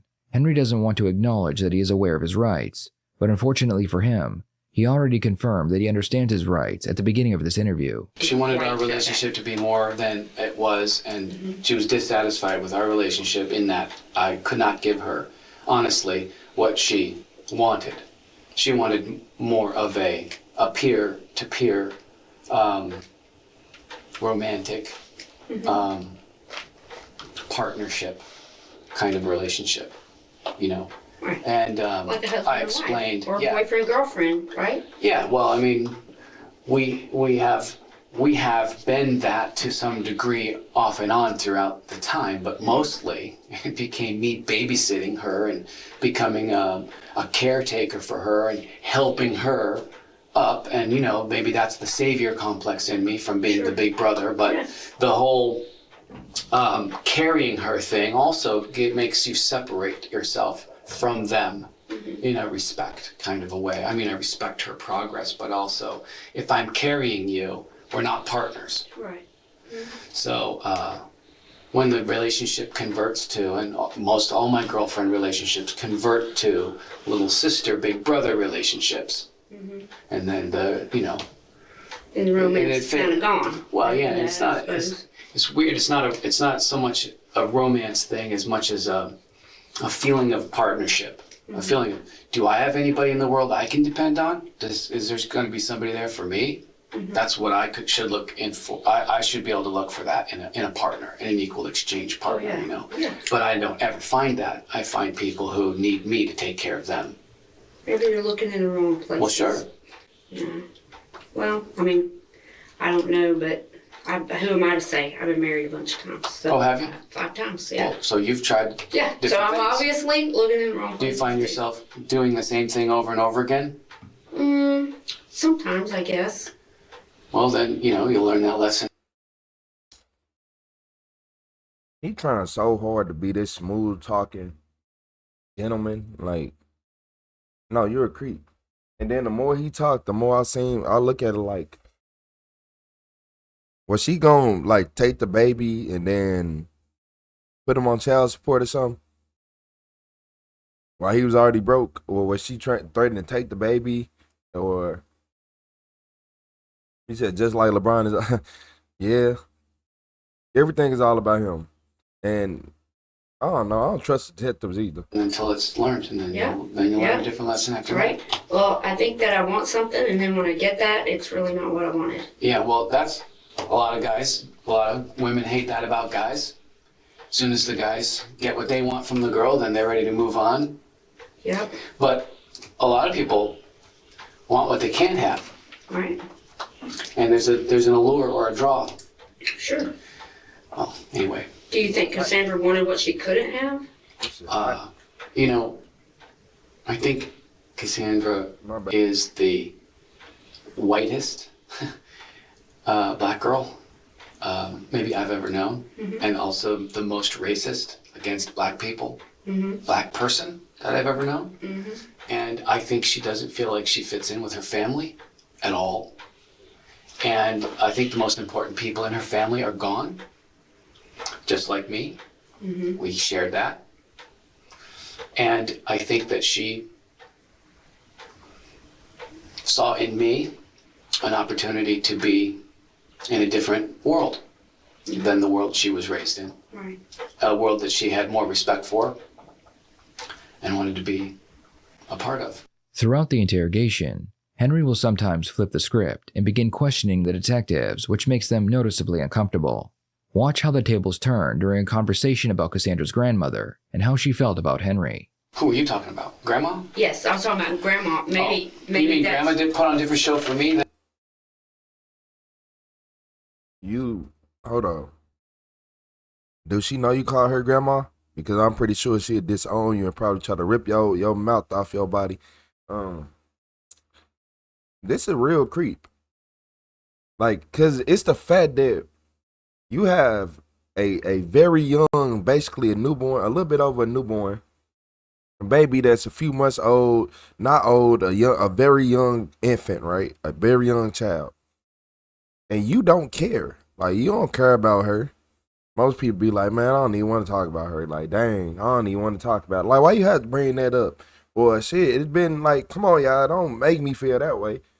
He did it. They know he did it. And by the way his legs cross, I don't. Just like the sweet tea killer, I think we got another sweet tea killer. Sure, that's why you're saying that she could have a relationship with her. I wouldn't think that because after you get to be her age, you don't much care what people think about you. You're more like this guy here doesn't care what people think about him. And you, I do really care. Yeah, I do care. Okay. I think everybody, has a heart. Deep down, I do have a heart. That is one thing. I am very passionate, and I'm a very compassionate person. So I do care. Yes. Well, you should know that I respect you and what you're doing in your job, and that I hope I haven't said anything to make you feel like. You've actually been very respectful to me. Okay, good. You've never said anything. I've had people say all kind of crazy stuff, but it's always been very respectful. And I do respect you being a single dad. Thank you. It's tough. Yeah, he's got 3 kids. I've got 3 kids of my own. Are you a single dad? Nope, I'm married. Okay. But I have a little girl.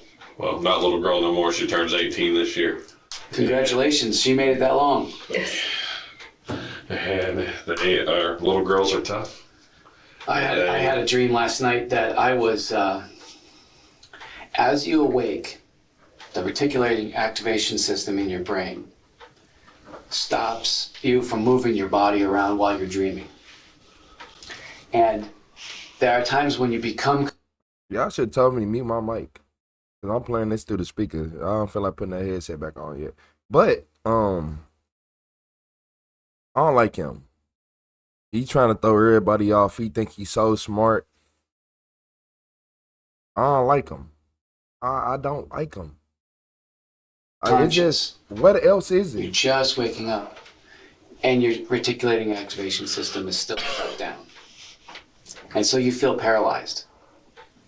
Some of these paralysis dreams come in the form of trying to chase somebody, but your feet feel like they're led. Right? Okay, so you've had these dreams? I talk all the time about work-related stuff. Yes. These dreams occur just as you're waking up. Okay, so I had one of these dreams. I have my child in the water, and her face is just above the water, so she's breathing. But she drops below, and I go to reach for her to lift her up. And then she comes down below, and then she's, out of reach. In the next scene, she's out of reach. And that, right? And then I save her, and then she's another pace away from me in the next scene, right? And I can't get to that. I can't get to that one before I'm woken up. I'm gonna tell you something. When I was on nights, I had a hard time sleeping, and I took some melatonin. And you say that story, and you're crying right now.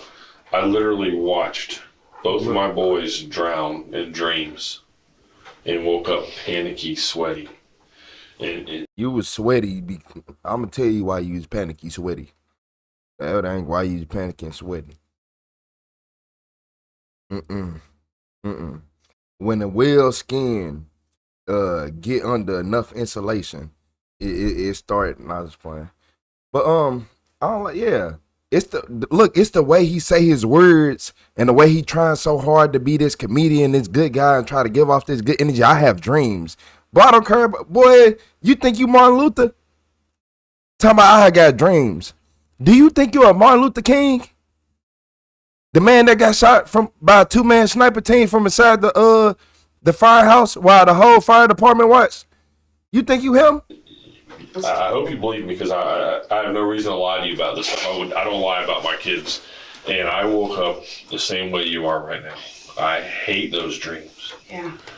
And Henry's hatred was towards Cassandra, not his daughter Evelyn. So there's a good chance his tears are real. I appreciate you, Marshmallow. There's also the chance that Henry realizes he should be more emotional while talking about potentially losing his daughter, so he forces the tears to show he's not a monster. Either way, the detective picks up on this and uses it as a way to gain his trust. we can relate some on our little girl.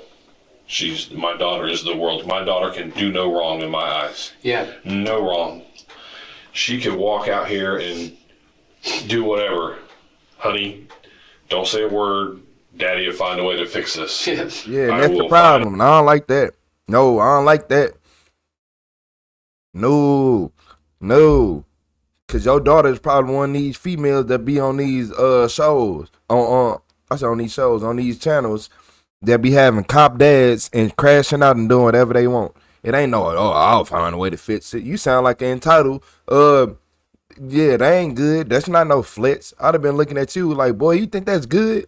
You think not having real discipline is good? You think not making people, don't you ever in your life tell your kids that. Don't you ever in your life tell your kids, I got you through whatever this and that, and that, and they a bad kid, or they don't like to listen? Shit, don't tell them that. Don't tell them that. Tell them I only got you when you doing good. Yup, only got you when you doing good. You can be there right or wrong, but don't tell them that, because they're going to take full advantage. A way to justify this. I appreciate all y'all for them My daughter gifts. can do no wrong in my eyes, and I'm probably setting myself up for failure in life, or maybe setting her up for failure in life, but she can do no wrong, and I'm sure in your eyes, Lo can do no wrong. Yeah. Your daughter is an angel. She is, she really is. In those few moments I got to spend with her, sitting at your house the other day, and interacting with her at your truck in the parking lot of the Dollar General, she's precious. I was telling my boys, look at this picture I got with this little girl. They get jealous. So I'm telling you what, little girls will steal your heart. And, Yeah, she's kind of off track here, but that is what happened. Okay, so you know my role here and Chad's role here is try to fight Cassandra. We're not in the money part of it. I'm sorry that if we did something to cause you to have this money issue, I mean, and if I can explain anything to the federal people about your situation, the only thing I told them is what I saw in. That part was accurate. I found this much money, and they were like, well, we didn't know it was there, so that upset them. And then the money that you most recently removed from me upon, which I thank you for taking into your custody instead of bringing it here, because it would have been a dead end here. Right. At least with you, it has the opportunity to be released back to my sister from whence it came. Are you able to release that back to her? Not at this time, but whenever it gets to that point, we can. Okay. The conversation eventually comes around to the day Cassandra went missing. On that day, a friend named Julian had been driving Henry around because his license was suspended. Henry claims that he ran a few errands, stopped at the DMV to see how he could get his license back, and then he went home. Henry explains that he and Cassandra had planned a birthday party for their daughter, and it was after the party that Cassandra went missing. When the detectives question Henry about the time frame around the party, watch how he dances around the questions, making sure not to lock himself into any definitive answers. So, whenever you got home from the DMV and running your errands, did Julian come inside or did he just drop you off? I think he just dropped me off. Just dropped you off? I think so. And then, he may have stepped inside for a moment and said hi, I don't know. Shit, well, it's official. We've been in this whole interrogation and he ain't showed not one piece of sympathy. So you know what that means, guys? We haven't seen any sympathy. Have you seen some? I haven't seen any. So you know what that means, guys? He's the killer, guaranteed. After this long, it's the longer the detectives keep letting them talk because they want the time to go up. They give you a certain amount of time to show how you feel, and he already been failed, but they're gonna see how long you take it. But he wasn't there for the party? No. Just y'all. Would he have seen... He could have been there for the party, and I asked him, because he's kind of like ubiquitous, in my memory. He's kind of always around, so he could have easily been there for the party as not. But I asked him, and he said he wasn't. When did you ask him about it? I asked him sometime after you asked me. Okay, so he wasn't there. Because yeah, he says he wasn't there. And I don't remember him there, and he never showed up on the video either, because the video does go around the room a little bit. A little bit. And I didn't notice that the video showed her bags. I looked also, and I did not see them. You did not show the bags at the door? When she came... Well, no, they weren't at the door. I said the bags were packed. Oh, I thought you said they were at the door. Okay. It's okay. But I don't want to get hung up on the technicality. Well, I don't either. Yeah. I mean, that's good. Okay. But she had The point was that, the day was organized already in advance. There was no new decisions made that day, to my knowledge. Had y'all talked about her leaving in text messages? Well, I imagine to some degree, but most of our talking we did in person. Right, okay. Sometimes she would send me frustrated texts while I'm at work or I'm away, because her mind is just spinning, working constantly all the time. She's a very troubled soul. So she'll send me sometimes even accusational texts that I have to try to work through. Respond to, work through, kind of. Be very careful about what you say. Yeah, right. So it's a big effort. Yeah. What was she? Was she like? Just this general disconcert. Right. Just dissatisfaction with life in general. Just, I could never please her. Did she think you were cheating on her, or always? Really? What made her think that? Did she just sit home and dream it up? Because I know people who do things like that. Well, yeah. Because there wasn't anything going on. The hell time do I have? First of all, I can tell you that if I were to spend a moment away from that baby, I mean, I don't know any girl I want to spend with instead of the baby. See what I mean? Like, that would be trading time for the baby. And to me, I was captivated. I had no one I'd rather spend time with. Right. So you were either working or home with the baby. That's right. And the thing is, I'm playing the role of the, whether my heart's in it or not, from a partnership perspective. I'm certainly doing everything I'm supposed to be doing, or anyone would expect a man to do. Right. Now my phone went into, I put a code on my phone. She would read my text messages while I'm sleeping. She'd come into my room, read my text message while I'm sleeping, and then report to me the next day, ask me questions about what she had just read. That I would have to answer, and then she would be satisfied or not.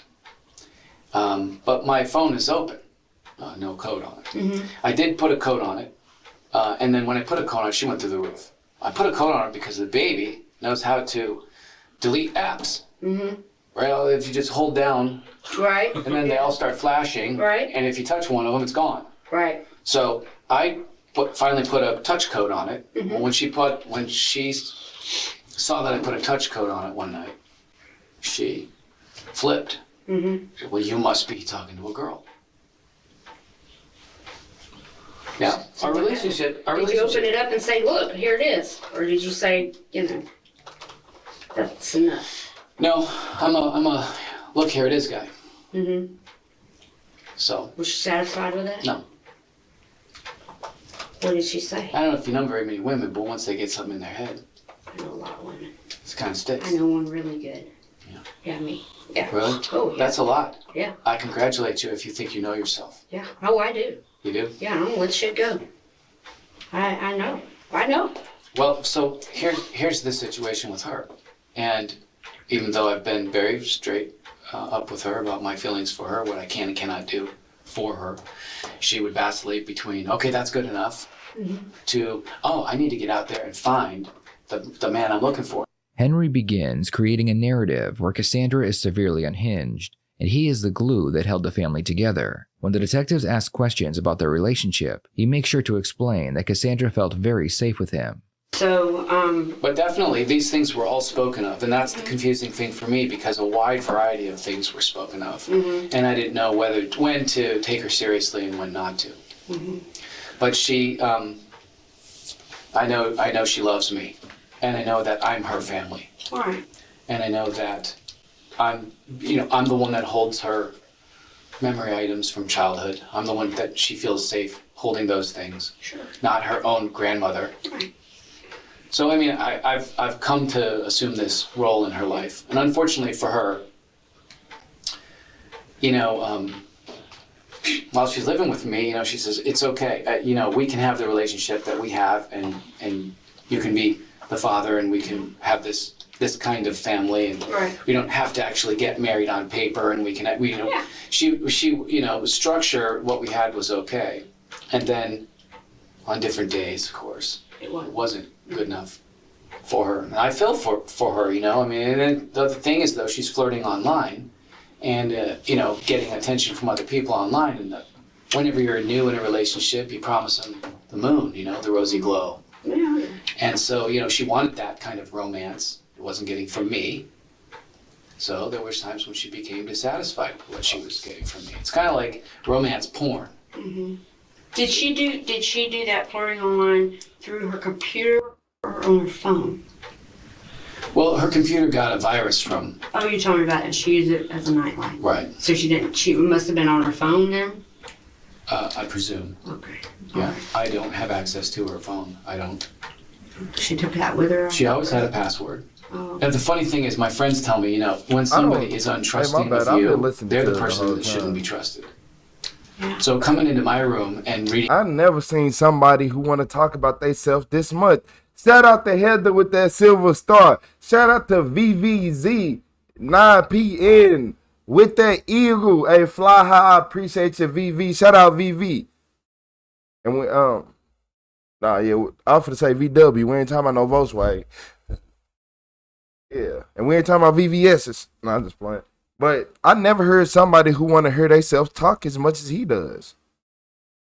Like, this man, I'm walking the dog and I'm just listening to him. I'm just like, bro, this man is a real. I had to look left and right, make sure he wasn't in the bushes. I'm like, man, I wish you would.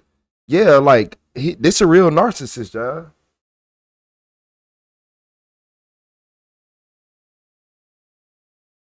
And once look, I told y'all she wanted to either get rid of him or he had some weird kink she didn't like about, or it's always, I think she wanted to get rid of him and he got mad and was like, you're not leaving me. No, I did everything. And what's up? I am not Nina. My bad, Nina. My text at night. Oh, my Lord. I never would go in her room and slow down. Like, that's she had a code on her phone anyway. But I'm not even interested in keeping up with that stuff. I mean, right. Remember, I'm the one that's not so interested. Yeah. So, and that's the disappointing thing for her. I feel bad for her for that. I mean, what the fuck did he just say? And that's the right. She had a code on her phone anyway. But I'm not even interested in keeping up with that stuff. I mean, right. Yes, you remember, are. I'm the one that's not so interested. Yeah. Who interested in you? Nah, for real. Who interested in you? Let's go interview her. Yeah. So, and that's the disappointing thing for her, and I feel bad for her for that. I mean, it's not the perfect scenario. Sure. But then again, that's why I told her she shouldn't have had the baby in the first place. Yeah. Yeah, notwithstanding the baby's here, I would never take that back. Right. But it's still not the right thing for her to have done at the time, since she believes in abortion. Now, if you're someone who doesn't believe in abortion, then you're having a different moral discussion. Right. But the morality of the discussion we were having, when abortion was an option for her, she was not practically in a position, a responsible position to have a child. As a dependent on other people. She was not in a position to create another dependent for herself. Right. A while ago, you said that she. We had some screaming matches about that. Oh, really? You'll read them on the text. So they're screaming. I'm tired of you, Jesse. I think there's a fair cross section of interaction that is representative of any couple. There's frustrated comments and there's comments of respect and appreciation, and everything in between. Now, my fear, of course, is that the police, if what they say on YouTube is true, are only interested in taking what you say and twisting it so. Nah, man. I thought you said you don't watch it. Man, okay. He can watch YouTube. But shout out to James Brown with that red card. Yeah, James, we got a penalty in this interrogation room. He lying. And why he remind me of Paul Walker when he went back to jail? Was it a Fast Furious 6? They can use it against you. Miranda rights read can be used against you in court, but should read will be used against you. So I would fear. We twist everything. Yes, I do. Yeah, sure. Because that's my experience personally. As nice as the both of you are as human beings, I also know you have a job. And it appears to me, the way I've been treated by the feds, that they have a job too, but they don't care. Narcissist. But they're less human. What's up, Damon? And that they only care about that job that they do. They're not concerned with the truth. They're concerned with making their perspective look like the truth. And they may very well be. I wanted to ask you something that you just So said. if you were to take all of the negative text messages between she and I and build a case against me, you could make me look like a bad guy. Right. Well, me and my husband have negative texts. He makes me mad sometimes. Well, I would have to hire an attorney to make that case to the court. If, for instance, the point I just made was made in court, I'd have to hire somebody to make the opposite case, and then hopefully the jury would recognize that this was a regular relationship with a normal amount of frustrating texts and a normal amount of compassionate texts. Sure. And a normal amount, Right. that this was a typical cross-section of a typical relationship. Up until this point, the detectives have kept a key piece of evidence hidden from Henry. While the police were out talking with people that knew him, they came across a friend of his named Mr. Johnson. Mr. Johnson told police that Henry kept a locked trailer parked on his property. The police had a search warrant to search anything that belonged to Henry, so they opened the trailer and found a 55-gallon drum inside. Her body in it. When they opened the drum, they found Cassandra's body. The detectives will now present Henry with this information. In our investigation, we've been oh my lord, doing a lot of investigating. That's where the body at. Since we talked. He doing all this. This why he acting so calm, because you done already put her body inside of a barrel. You have her body. Henry. So they opened the trailer. Yeah, look at where she at. And that's the real picture. You wanna know what's messed up about this picture? If you had X-ray vision, you would be able to see her inside of there. Man, I don't like this dude. He put her in a barrel. He ain't got no attorney. Once he said he got to hire one, he ain't got no damn attorney. Ain't nobody give him no advice at the beginning. Nobody ain't give him no advice. Nobody ain't do none of that. He just won't listen to no one. He thinks he's the shit, but he just smell like it. Yeah, pretty much. He do think he the shit, and he smell like it. I know. He said bottled water do not make ice. People are twisted. Wow. So effing sad. I know, right? 1,000 years.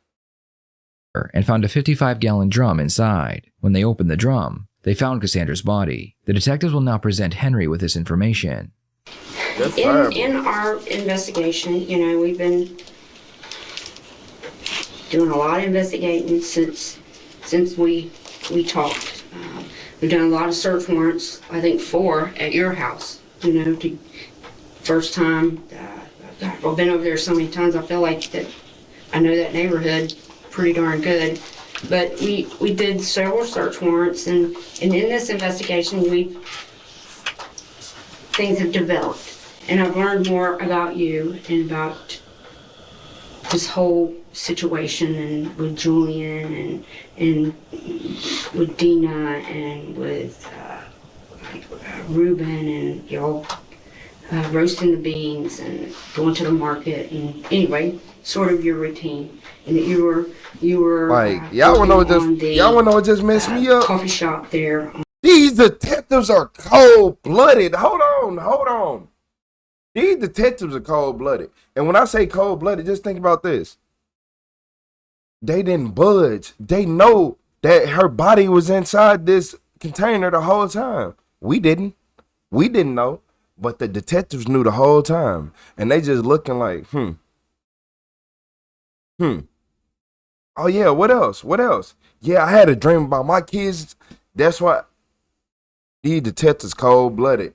They then engaged in this fake story with them, did all that. Hey man, yeah, being an investigator do take a lot of work, and I'm watching it. I was Jefferson, and that you were doing the remodel, and I could see from your house, that you had lots of sketching and thinking. Your mind is thinking about different things. What's up, KCL? You had all kinds of plans and things going on. And you say you've been fighting lines? You said, hey, Patton just woke up. Just waking up, I've been fighting lines in my sleep. Was doing your construction. You ain't beat up a tiger, though. The demolition part, or in charge, general manager of this project, or whatever. So myself and Chad, 2 days ago, brought Mr. Johnson in, Shelby. You call him Shelby? And so we talked to Shelby for a while, and and he explained, he was doing the project down there, but that he had originally met you, I think, through making honey. Is that correct? How long have you known him? Because I don't think I asked him that. I mean, a few years through honey. Through making honey? I've been doing honey for a few years, yeah. Yeah, he's got those honey boxes everywhere. Yeah, so he does once a month he does the honey club lesson out at the Escarosa extension. Cool. Yeah, we talked a little bit about it, but not too much. He was busy. He didn't have a lot of time to talk about it. But I asked him about different things, and he said that you had a trailer on his property. The glitter part. It had the balloon stuff in it. And I said, oh, well, I didn't know about that trailer because you didn't tell me about the trailer. And so is that true that you have a trailer over there at his property that has your balloon? Glitter. Your balloon stuff in it? Glitter on it. How long has it been parked Glitter there? eaters. Glitter eaters is crazy. I don't know.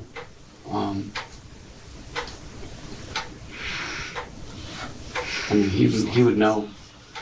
He told me. You said he's like we playing hide and seek and I couldn't find her. I can't believe she hid in the barrel. That was crazy. Yeah, this dude. Hey, this criminal might be undefeated. Like when it come to being look, he do remind me of the Sweet Tea Killer a lot though. He do remind me of the Sweet Tea Killer. That sounds about right. Where was it parked before that?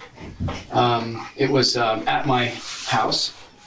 The one down at Clubhouse. At Clubhouse? In front of your house, that big old trailer? And it was also at Dina's place. At Dina's? Over at the on the bay, Paul's on the bay, where your boats are, on that side. How long had it been there? Pretty much since I left the beach. The beach, okay, all right. And that was November 30th of 2017. November, okay. All right. There's some glitter eaters in the chat. So he was telling us about the trailer, and so Chad and I went over. I don't even like sprinkles. Have a look at it because we're interested in everything because we're looking for Cassandra. So look, we know he did this and we know he lying. But look, y'all ever ate some sprinkles and they taste like poison? Or am I the only one? Like I don't like sprinkles. I'm like, bro, if you give me a mouthful of poison one more time, we boxing. I'm not gonna lie to you. Went over to take a look at the trailer because we're going to do a search warrant on it, just like we've done search warrants on everything. So I went over to the trailer yesterday and took some pictures of it. I'll show it to you. Let's see, this is it. Is that it? Is that your trailer? The trailer's nice, but what's the size of that trailer? Do you know? Yeah, it says. I think it's a 7 by 16. 7 by 16. How long have you had it? A few years. Whose name Shout out to Edwin Huddleston. You said been watching your live stream the past few nights. Good shit, man. Appreciate it for sure. I appreciate you, Edwin. Shout out to Edwin, everybody. During most of the interrogation, Henry has been very energetic and talkative. Even when the detectives would speak, he would sometimes cut them off because he had so much he wanted to say. When the detectives mention the trailer, we see all that energy disappear. Henry sits quietly, only speaking when he has to, while he waits for the detectives to reveal his worst nightmare. So we went over and we looked at it, and I was back here trying to get the tag number off the back here, and I detected an odor. An odor that I recognize very well from doing this job. And it's the odor of decomposition of a human body. Okay? 1,000? You're going to get at least 1,000 of them. That immediately put my head to spinning. Okay? So at that point, I called And Casey, Chad you be getting around. Chad huh? also, Detective Leo, same owner. He's been doing it a long time as well. Where was he at, We called the search and rescue dogs to come over. They do the odor detection for decomposition of bodies. They had 2 different dogs that alerted on the trailer, on the back here. So at that point, I contacted our supervisors and we initiated getting a search warrant for the trailer. So we got a search warrant for it. And the keys for these locks, do you know where those keys were at? The round locks? Do you know where the keys for those were at your house? Not necessarily. Okay, well, the keys were at your house. And now he collected those keys because part of the search warrant was to collect the keys because I was trying to find Cassandra's keys. That was before. Turns out some of the keys we collected went to these locks, into the tongue lock. So we got the search warrant and we pulled the trailer out and we opened up the door. And when we did, we opened up the door, they found under, I guess this is your basket for your hot air balloons. What's this? Is that the balloon part? Mm-hmm. How many balloons are in here? Probably 5. 5 balloons? Okay. But only one basket, right? Only one basket. Well, there's 2 baskets. Is there another basket in there? How much these baskets weigh? Do you know?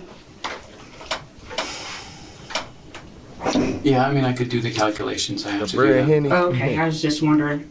A couple 100 pounds? 200 pounds, 300 pounds? Depends on when they're full of fuel or not. Oh, okay. Oh yeah, So the Casey, fuel I know. goes in I here? remember you telling me that. Okay, I don't know much about it. So we pulled that out, and it was fairly heavy. It took a couple of pretty big guys to pull it. So you go from doing all this talking to complete silence, complete Terminator. Now you want to turn into the Terminator. Now you want to be Jason. Now you want to be Michael Myers. Now you don't feel like talking no more. Nah, keep talking. Keep talking. Keep coming up with them same excuses like you was at first. Don't shut down now. Don't start getting nervous. And you giving yourself away because you crossing your leg even harder than you been this whole time. I'm just saying. And I'm calling him Sweet Tea. Yeah, your name's Sweet Tea. Is this where the fuel goes? That's what they're gonna call you in jail. No, those are the burners. The burners, okay. Does that go above it? Okay. So we pulled it out. These containers were here. Do you recognize these containers? Mm-hmm. So these containers were pulled out. At this time, the odor of decomposition was very strong. Okay? So these were pulled out, and then we located this container here. Do you recognize this container?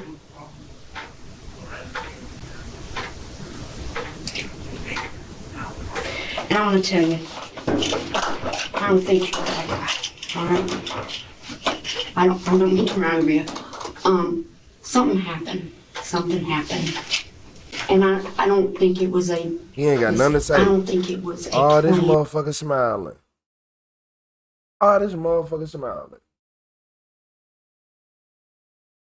Hey, big fella, big detective. Go ahead and start swinging on him. I know he in the corner. You ain't got to taste him or nothing. I just need you to go ahead and just start pow. Ooh. Because he's smirking. For sure, he's smirking. All right. Sometimes you can't help it.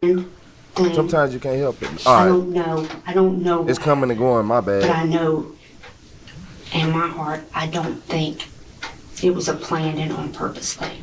Because you love little Evelyn. And I don't think you would do anything That's all he doing. to harm Evelyn or harm Evelyn's mother. Of course not. Something happened. And I need to know from you what happened. I don't want my mind to be spinning and everybody else's mind to be spinning. I just need to know what happened. And I need to know it from you. Well, It is a story that I don't think anyone would believe.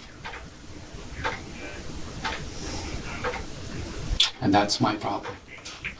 Well, I would like to hear it, good as I may, because, I mean, I've heard lots of things in my career that I would think, that couldn't happen that way. The more I looked into it, the more I looked into people's lives. Yes, she was not around in the 50s. Yeah, you know, things could happen that way. It could have happened that way.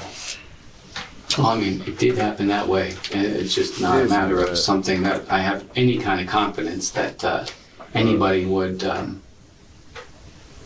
really understand, especially what I've been through recently in the way I've been accused of things I haven't done and how poorly I fared as a result of submitting myself to the system. Well, like I said, all of that is not, I'm not. Well, it just gives you the context of my sense of my lack of confidence of having anyone to turn to. Right. To Well, tell a This is a heavy load for you to be having to deal with. I can imagine you having bad dreams. I can imagine what you've been going through. The stress that you've been under. No, not about that. The worry. I'm at peace with what occurred. I understand it. What happened? I'm not happy about it, but I understand it. I don't think I can get anyone else to understand it, so I haven't explained it to anyone. I haven't shared it with anyone.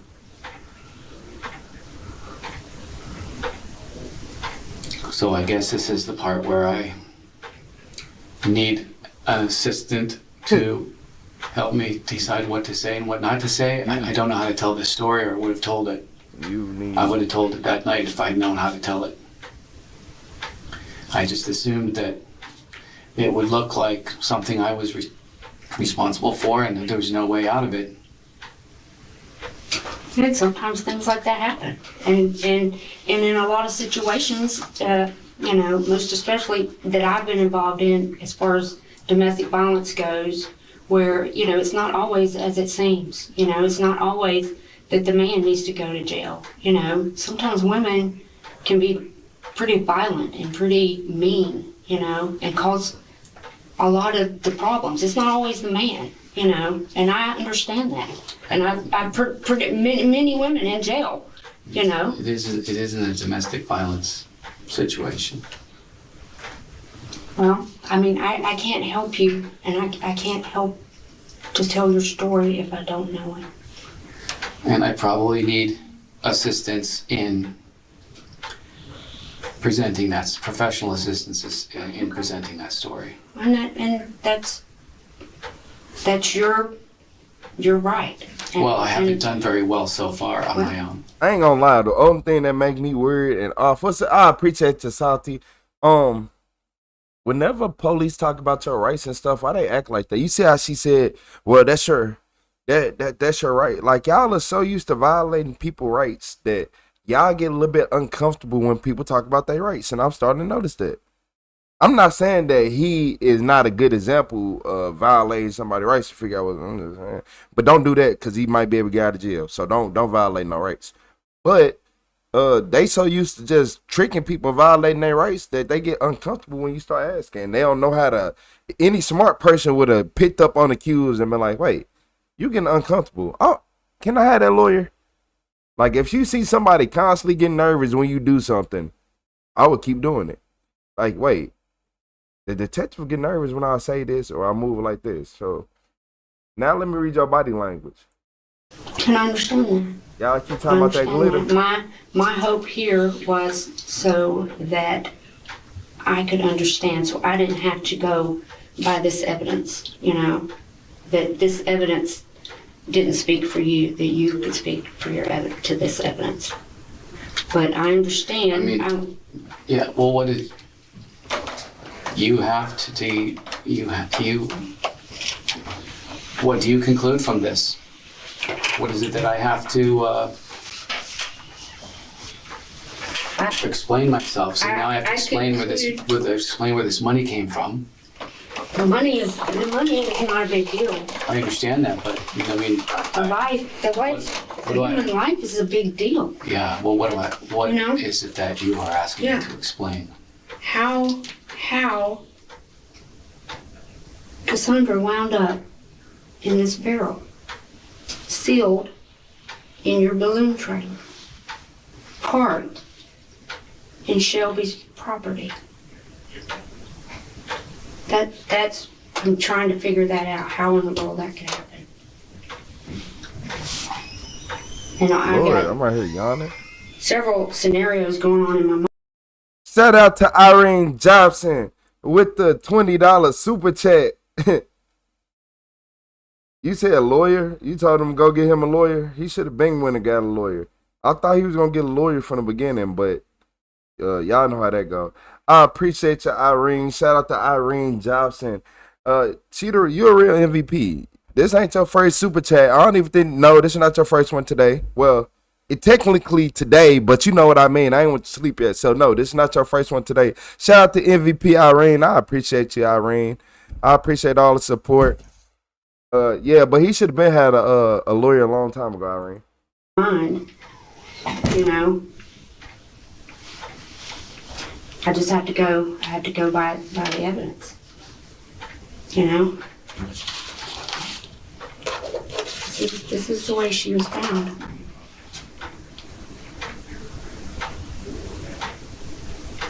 So this is what I have to go on. You just remember exactly what he did, huh? That's all he doing. So this is the evidence I have to explain. This is the evidence that only thing I have to go on.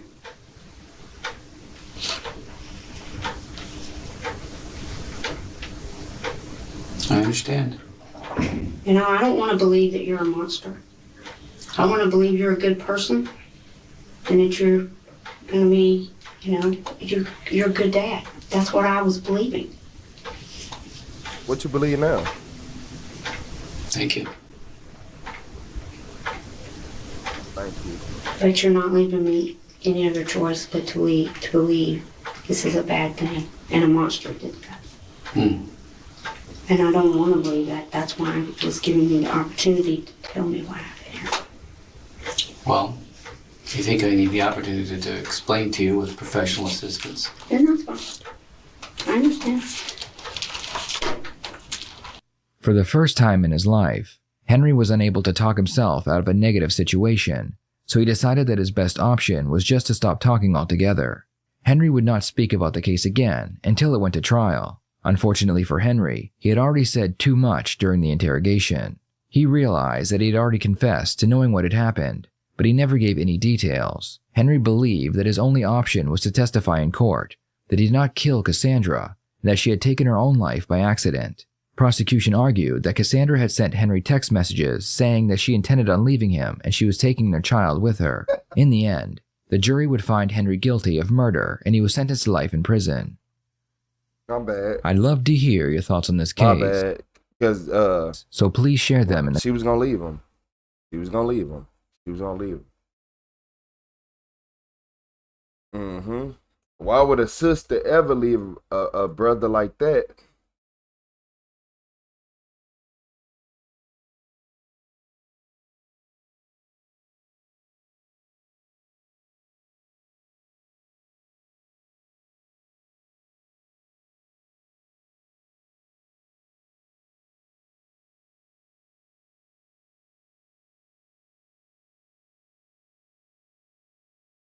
Yeah, I know, right? R.I.P., man. He ain't deserve this. We might have to go slide for her still. I'll do the honors.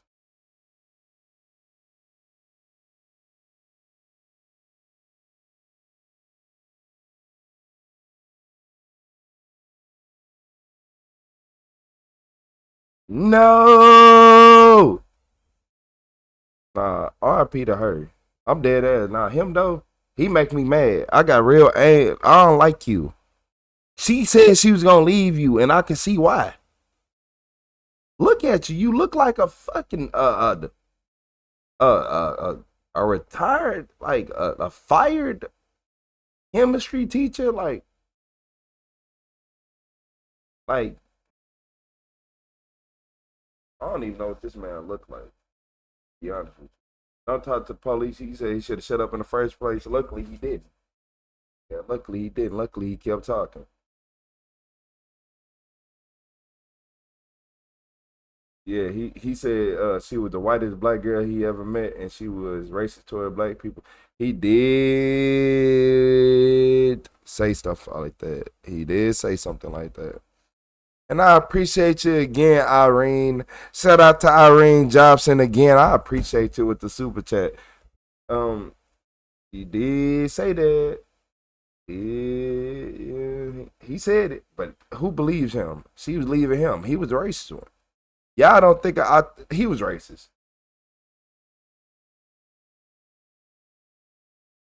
I wish he. Oh man, I wish you.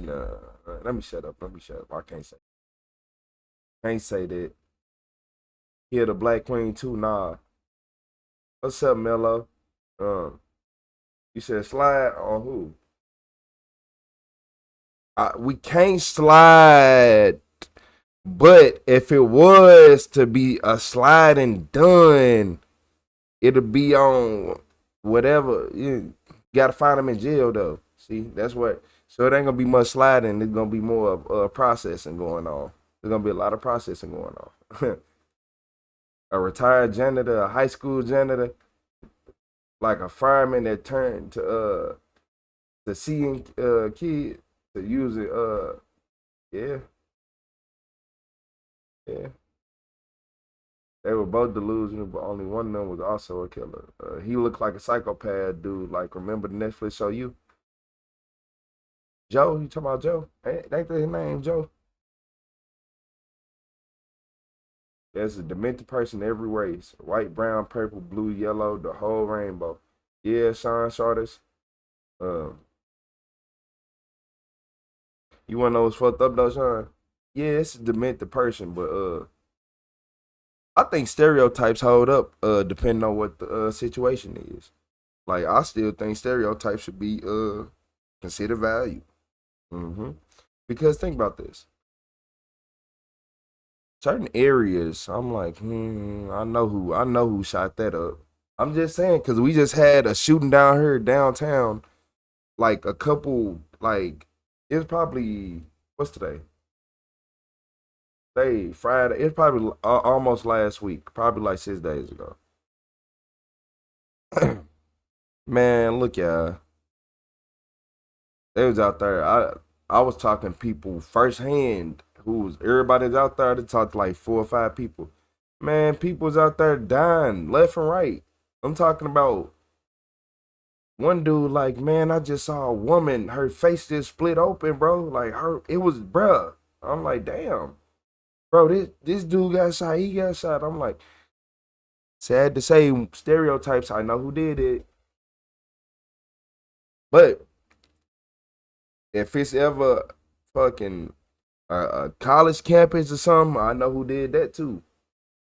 And when it comes to shit like this, when it comes to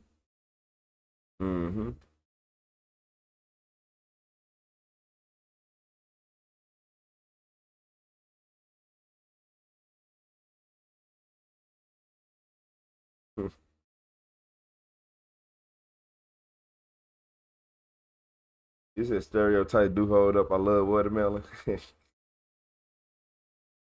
I don't like watermelon, but I do like it. That's the crazy part. Like, I'm not even finna play with y'all. I met some of my people dating white people that hate us more than them. Some of us are a little confused. They get around different groups and try to fit in. Man, I have family members, Cosmic. That's why y'all need to start listening to me when I say I have so many white people in my family. I have family member, Cosmic, that is just exactly like that. I'm talking about my friend My friend always say, man, why your cousins over there always acting like they got a thumb in their ass? Like, you can't say nothing to them. They act like they so stuck up. Like, damn. And that was the funniest shit. I'm like, that's the best explanation you can say. I appreciate you, Janelle. Location. Or is it Lacati? Lacati sound better. Janelle Lacati. First time here, like and sub. I appreciate you. Yeah, welcome, Janelle. I wonder what the age difference was, cause he aging back. I said backwards. He aging shit backwards from 99. Yeah, shit, shit, yeah, from 200. Shit, yeah, he aging backwards from 200. Man, that man like a vampire. Oh yeah, he like a vampire. Like he's just gonna turn into a bat and fly off as soon as they cuff him. I don't trust nobody like him.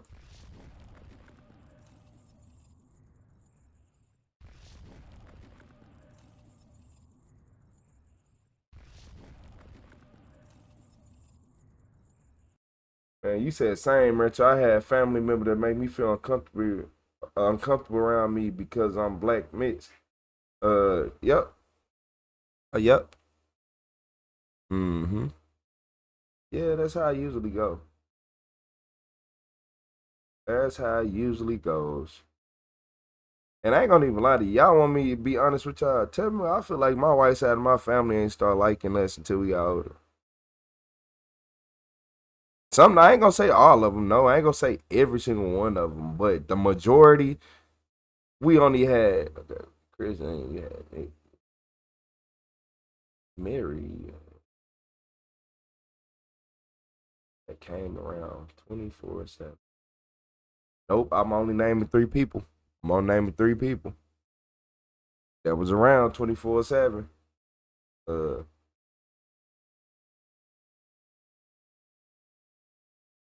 Nah, I straight used to be confused. I used to get dropped off at school by my white auntie, and then like the teachers would be like, just looking.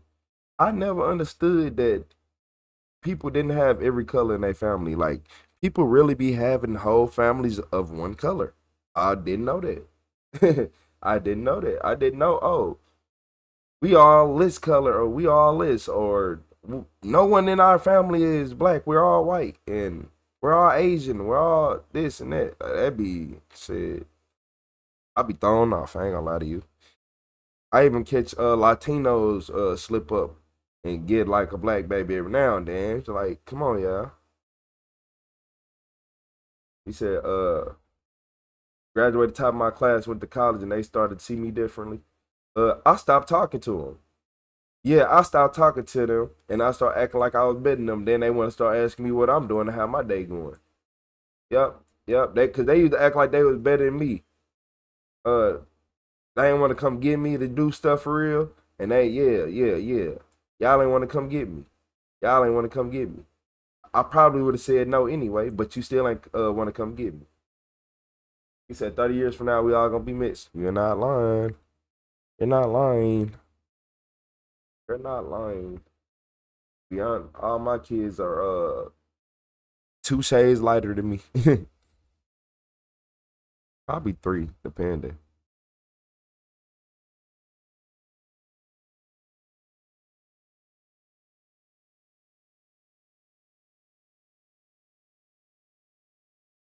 So look, y'all. In this video, they said this is when a family predator pretends to be the dad. So the family pretends to be the dad. I ain't trying to get hit with too many yellows. They been hitting me with yellows all day. And so he got me, and I went to go turn around and run, but I slipped, and then he got me on the ground, and he hit me my face right here and right here. Everything I do is for my kids, man. Every motherfucking thing I've done my entire life is for my kids. For 6 years, Gates was supposed to be a protector, a stepfather, a man who stepped in to provide a stable home. But behind the doors of that house, a completely different reality was unfolding. Today's footage starts with a quiet conversation in an interview room. A 14-year-old girl deciding that she cannot carry this nightmare by herself anymore. First of all, I want to say thank you for letting me know. You're very brave, very strong and stuff, okay? But I need to ask you a couple questions that it's kind of like I'm a little confused of what you wrote in the note. The reason why I had you set over there for a little bit is because I need to read every single one of them to see what are you trying to say in there, okay? I'm Deputy Roman. I'm your SRO here, okay? And I'm happy to be your SRO. You know? What's your name? Michaela? This is Deputy Jacob, by the way. He's also your SRO, okay? He's also going to be here with us. I want you to feel as comfortable as possible, okay? And I see a couple things that you wrote to us here. You have 1, 2, 3, 4, 5 letters that you wrote, okay? Some are dated, some are not.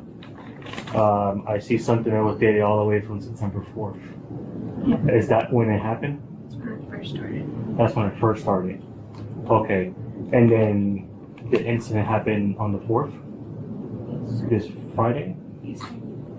Okay. It's after Friday. So it's Saturday? Yeah. So who do you live with in the house? My dad. My stepdad. Your stepdad? What is your stepdad's name? Donnie. What is it? Donnie.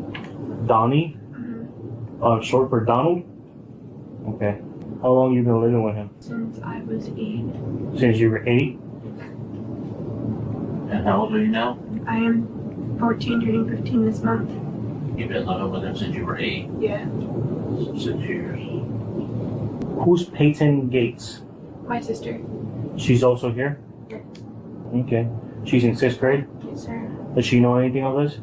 Yes, she does. I told her this in the beginning since it wasn't like it happened into the 4th. So you told her every single incident? Yeah. And what did she do? She doesn't believe it because that's her dad. She doesn't believe it? That's her biological dad? That's her biological dad, yes, sir.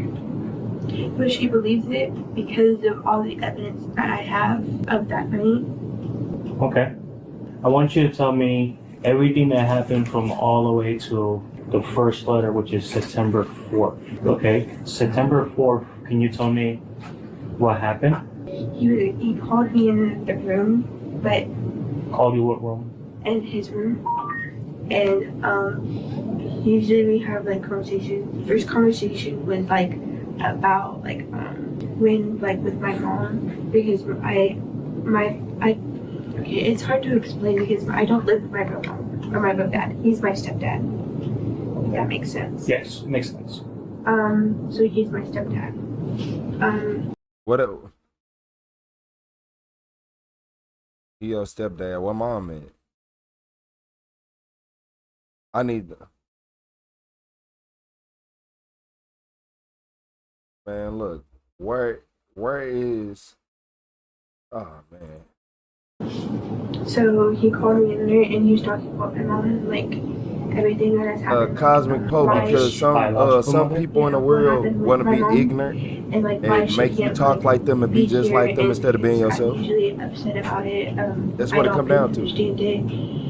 And he just wants to know like why I wrote the things that I wrote, I guess. And he was talking to me about it because last time I everybody human, but some humans act like cats. Do that make sense? Her, like, my grandma's address just in case that like something happened and then I need to, I don't know.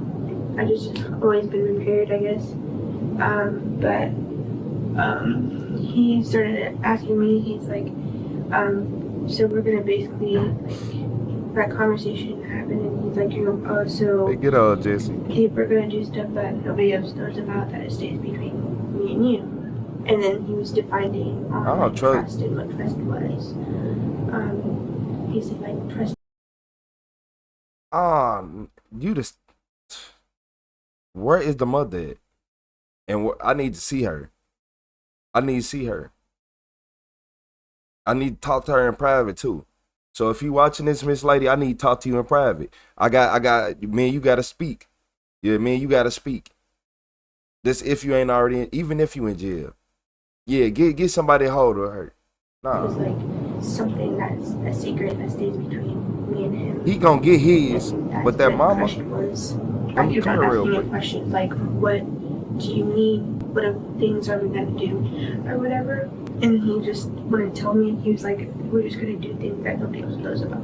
That stays between me and him. The second time when he called me in there, I guess Man, you say I'm confused what the stepdad did. She sitting in the police interrogation room, face blurred out, sitting in the corner of the room, not in the interrogation, like the aggressive interrogation room, she in like a victims type room. So and it's the stepdad. You put two and two together what you think going on here. And I done already said it's a pred. me and my mom got into You know what y'all think? got into an argument. He gotta and go. I guess I was mouthy or whatever. And he was 1,000 years of the talking to me church. about I it now. mean, And then you kept on like asking me questions and like he's like, so you remember what we talked about before? And I was being stupid and I was just trying to get it out of him, I guess. And he was trying to ask me like questions like saying, oh, we're gonna do stuff and you know what we talked about last time. And then he said like the thing like happened and he just asked me if I wanted to do things with him like that and I said no. And then he was just like, why? And then I was like, and then I didn't say anything and then he goes, everything that I do to help you and everything, I just get nothing in return. Things like what? Like he's like took me from DCF, not going to DCF, and then he was like, everything that I do for you, I get nothing in return. So you didn't know what he meant about things at that time? No, I didn't. Okay. And then about like until like the 4th, I remember rewriting and how I felt about it, like how I felt him about asking me like how we do things together, like about that. I remember that I wrote like why he would ask me about that and it's disgusting and how but then like I'm his daughter or whatever. Ask you about what? Like if we do things together. At that moment you knew exactly what he meant? I did, it's because it kept on like playing in my head, I guess, and I knew about it, I just wanted to hear it from him. You wanted to hear it. You were like basically figured it out where you believe you know what he meant. You just wanted to hear what he said. From him, like hear it from him, like she come out of his mouth. And did he say it at that time? No, he didn't say it until like until the 4th, like until October 4th? Yeah. Okay.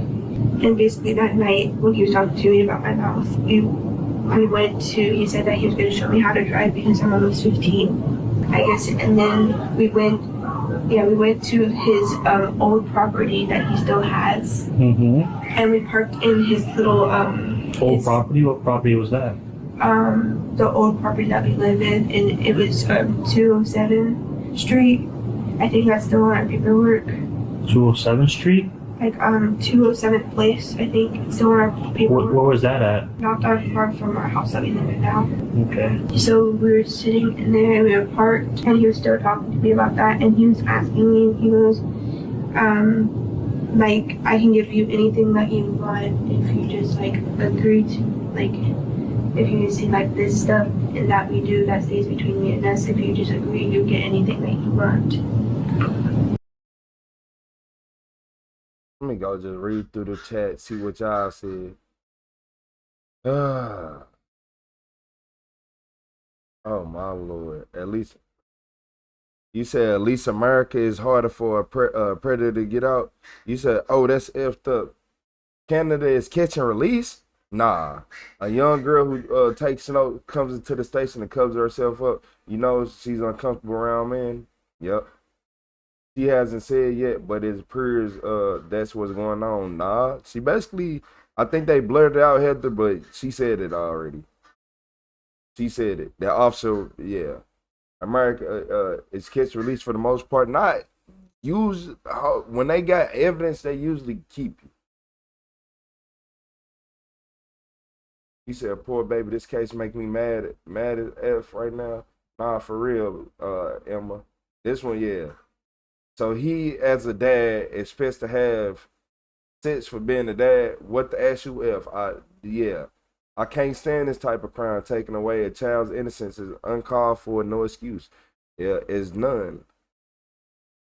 You said I'm gonna be honest with you. This one is super tricking me. I probably won't pay attention. Pattern, I'm right along with you. Shout out to James Lavelle with that flow stat. I appreciate you, James. He said the stuff I do, basically, yeah, he saying everything what a dad should do. Yeah. He said, in my opinion, right? You said Mark is way more lenient on predators. And then like we were sitting in the car, and then he tried telling me to look at my shirt, and I didn't. And then I tucked my shirt like this in between my legs, and I went like that, and my arms like this. And then he got it from Janelle. Everybody hit that like button. My shirt up with my shirt, and he went under, like my shirt went up with, and my bra went like a little bit upwards, and his hand went like in my shirt. So he pulled your shirt. Yeah, and that was in the 3rd. That was. I ain't gonna lie. That was September 4th. Yeah, I ain't gonna lie. Yeah, this video making me mad too. It's hard, man. This video making me mad. 11th, I think. September 11th. I think that's when that happened. And then my aunt and them have messages of when they were talking about it. So I ran to my aunt's because I got out of the car and I ran all the way down to my aunt's. And then I stayed there for the rest of the night until my mom came and picked me up. What's your aunt's name? So what a mama? Ashley. What's your mama at? Where's she at? What's she doing? What's up? Where's she like? Man, I gotta see her. I gotta check her temperature. I don't know. My mom picked me up in the morning because she told me that I was just gonna, because I was already tired, so she just left me there.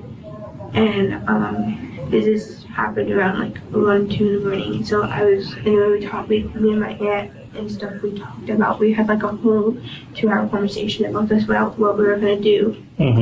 But we said we didn't have no evidence, so we couldn't go based on anything. So you told your mom, but she said you don't have no evidence, so she couldn't go. Because nobody's gonna believe me if I don't have evidence. Okay. And so we were trying to figure out a way to get evidence so it would be proof, because we were talking about it, and like later on I was gonna go to, like, the first time he like touched me, I was going to go to you guys, but we didn't want any problems then and there, so we just wait until I guess everything happened more. And then so like the 4th, everything happened. I was cooking lasagna and it was like 9:30, and I went back there and I was reading my book for a little bit. What do you mean more? What?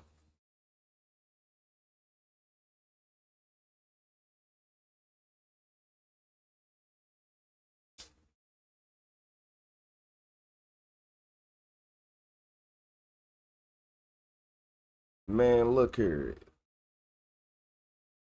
Look here. I finna had to make a change. I finna had to start, yeah. This stuff make me mad.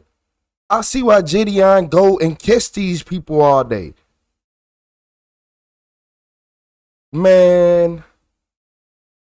You better have the book that I was reading. I can't even. Yeah, I know. I usually got a something to say. Place. I'm getting mad too, Mello. And it's a library book. Okay. What's up, Bird? That's the book that I was reading, and so I was finished reading that because I was like reading the middle, so I'm already done reading it now. And I was finishing reading it, and then he called us, and then I was waiting, and then I went to go check the lasagna, and the lasagna wasn't done.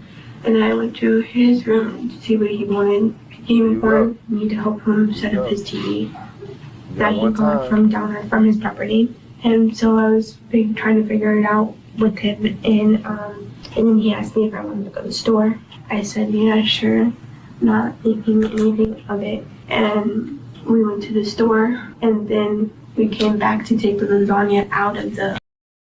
So we can all agree, skip.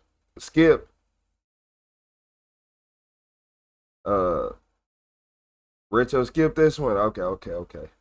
Yeah, Emma, I know, right? You know, Emma, you know exactly who I was talking about. Emma, you know exactly who I was talking about. So, I'm gonna skip through this. So, we got stuck, and then he was talking to me because the car does have problems, so he didn't know that we were stuck all the way until after.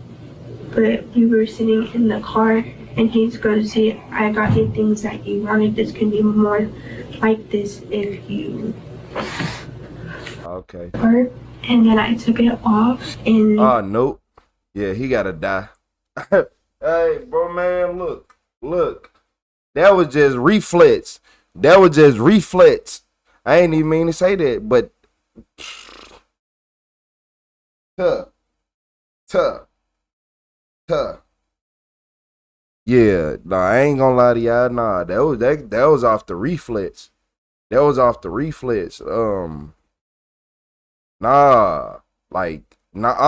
can't hear that no more. Nope. Yeah, and I got a daughter. I can't hear that no more. Idea that his reality is about to collapse. Hello. Hey, sheriff's office. Hey, I can't. Yeah, I'm on the phone with y'all. Oh, okay. Yeah, you can hang up. We're here. Nope. What's going on today? One daughter got off the bus, the other one didn't. Okay. Do you have your ID on you? Nope.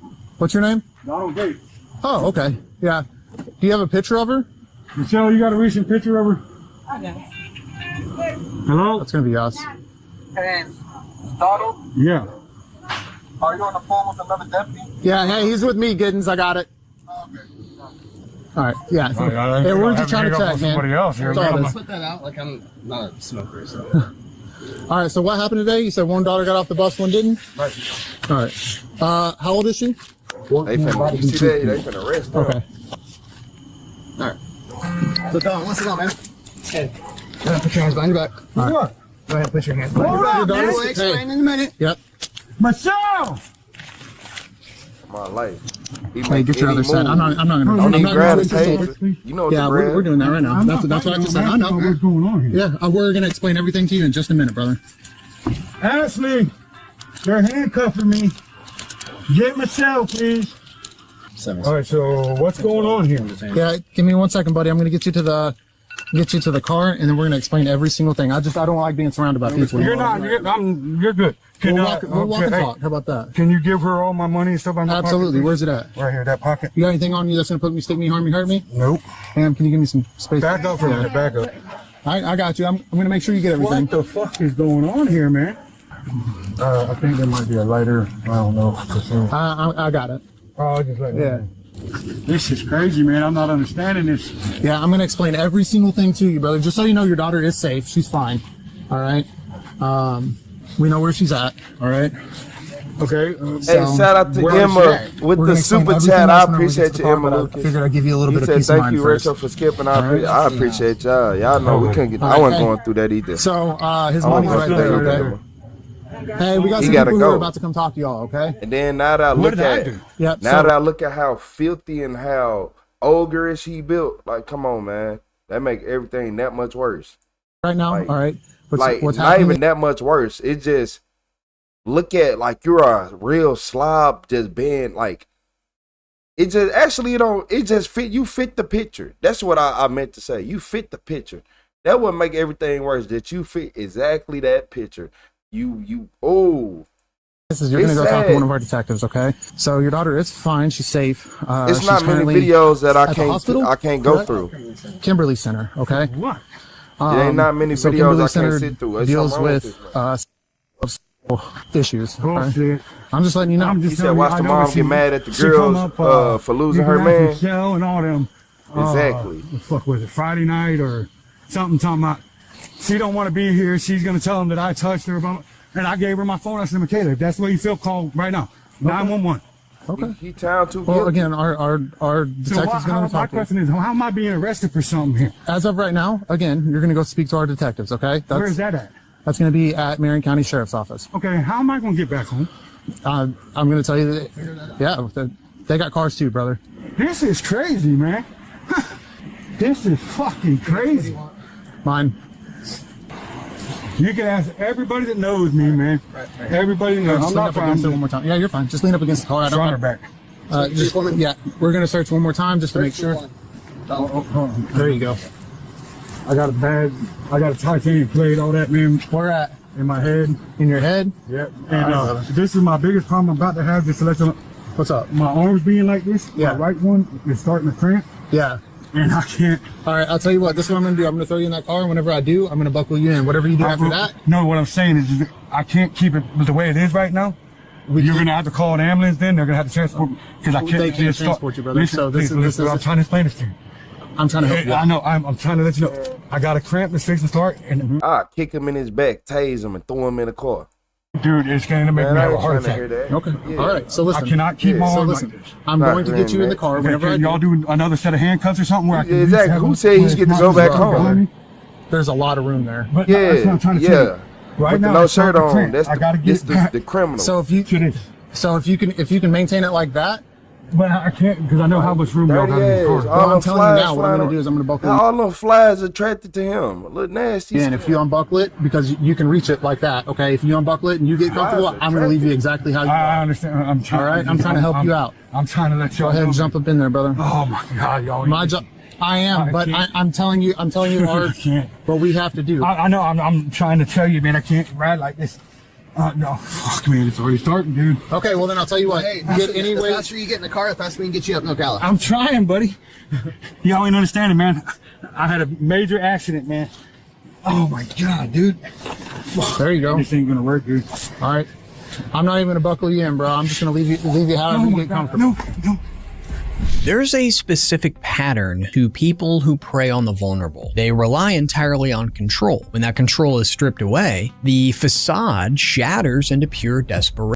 I want to know what, man. Yeah. So look, shout out to where'd this go? Where'd this go? Where'd this go? Hey, shout out to Heather. You said thanks for skipping. My name is Hugh, not Heather. I always say Heather. I know you tell me Hugh every single time, but I always say Heather. What's up, Hugh? I appreciate you. And Irene, shout out to Irene Jobson. You said he 100% fit the pick. 200, 300, 1,000%. Paralyze a teenager in the woods is now weaponizing his own physical fragility, desperately trying to play the victim the moment he's held accountable. I can't do it, bro. There you go. You're doing great. Oh my God, no, you ain't understanding. My side's starting to cramp. All right, then just lay down like that. I can't, man. Lay down. Oh, fuck, dude. Oh, this is crazy. All right, hold on one sec. You call it 10:15 yet? Oh, fuck me. All right. No, this ain't gonna work, bro. I'll have EMS come evaluate it, and then after that. No, I can't. 6986, man. Fuck Can I get EMS to evaluate my 1015 reference, shoulder, and you said chest pain? Yeah, it's a cramp, and I just had a heart attack. Oh, my bad. I appreciate you. Please, officer, believe me. I always say, I need you to at least do another set of handcuffs. I can't do another set of handcuffs. I gotta do something. Especially when I'm reading fast. But I'm gonna get it right. I'm gonna get Come it on, right. man. You. Here, you can step out. I know, but I'm...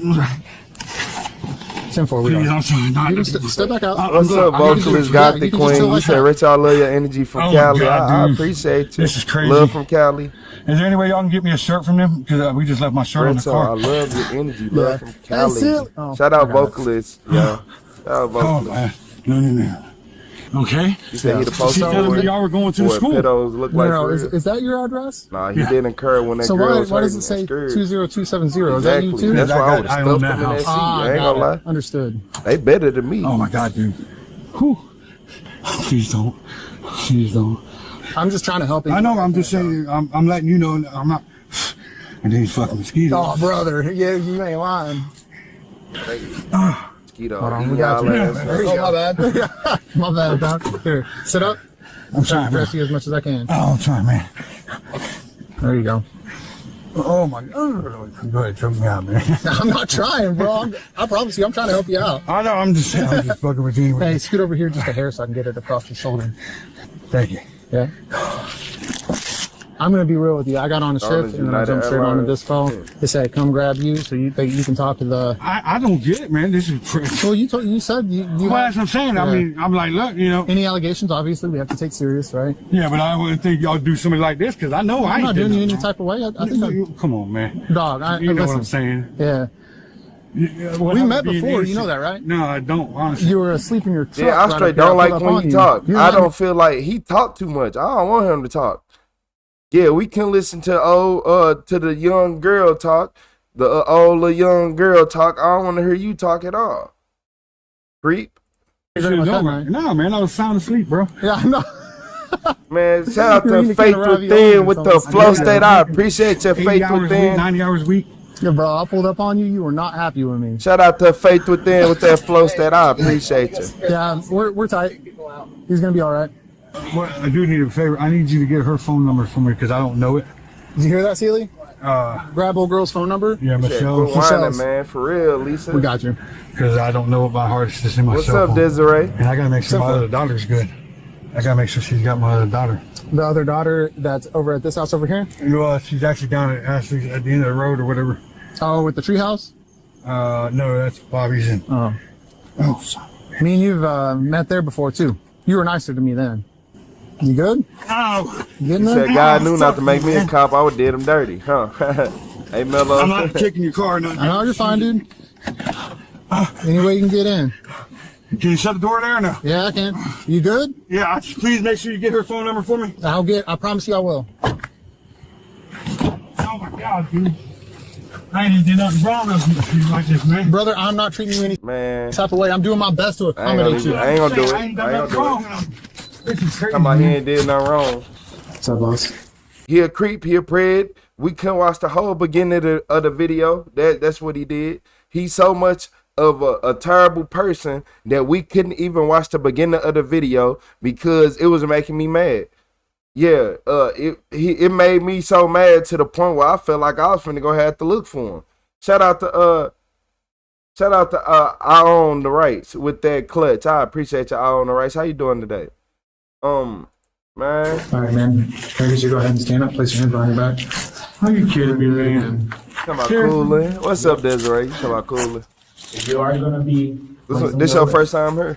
Do you want to do it in the back? Because I know you I'm like, I don't remember that, Desiree. I'll tell you what, you cool with me? Nah, this ain't your first time, Like right? a 2-minute drive. I think you came like, you've been here a couple times. I can't believe we're doing this, man. Been here a couple times, Desiree. Y'all got this dead wrong, bro. I'm telling you right now. Hey, no, listen, I'm being serious, bro. It's the other Desiree. You got nothing, man. You got a kid making up a story.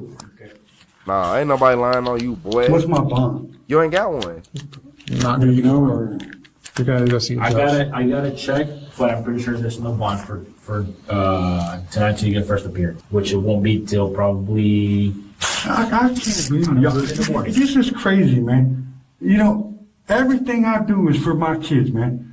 Every motherfucking thing I've done my entire life is for my kids. Because my dad was a fucking scumbag, and I had nothing to do with him. Don't want nothing to be like him. And now you're going to sit here and try to tell me I'm like him? That's fucking crazy, bro. No, man. No, I'm telling you. We're not going to sit here. You are about right this, and I'm not trying to raise my voice now. I'm just telling you, man. This is crazy. I'm not arguing with you. I'm telling you, man. Y'all dead fucking wrong. You're good, man. Yeah, you're good. Hey, dude, you're got getting my hat and all this stuff. Yeah, I got everything that's going with you.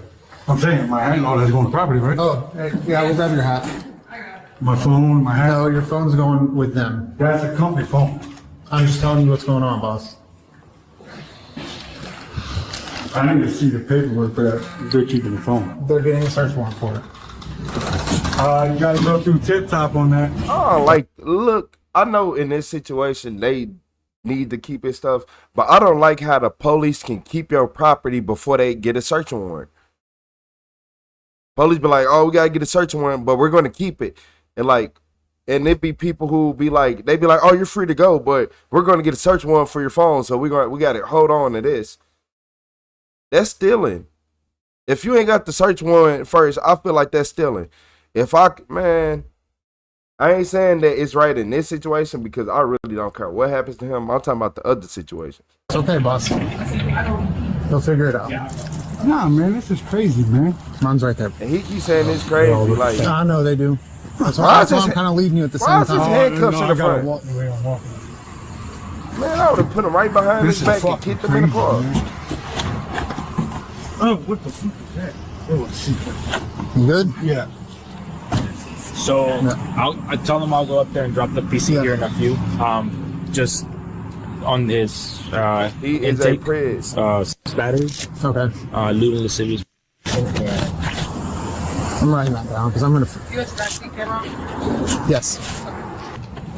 Jeez, I got no phone number to on me. Yeah, they're hooked me up, dude. I can't believe this, man. What am I being charged with? Yeah, I got you. Hold on. It's gonna be sex, bat, lewd and lascivious. But Salty, if they don't have a second or subsequent if offense. they ain't got the warrant, they shouldn't be able to keep your stuff. But that's Following his arrest, the Florida Department of Law Enforcement conducted a DNA comparison on the evidence the victim so bravely refused to wash. The results were undeniable, placing Gates's DNA exactly where she said it would be. Investigators also pulled his cell phone records, perfectly mapping his location to the secluded, sandy area by the lake where the vehicle got stuck. At trial, prosecutors laid out the full scope of his manipulation, including a $100 bribe that he used to try and buy her silence. On April 9th, a jury saw through the excuses, the fake heart attacks, and the desperate deflections we watched during his arrest. Donald Ronald Gates III was found guilty of human trafficking of a child for commercial sexual activity, lewd or lascivious molestation, and sexual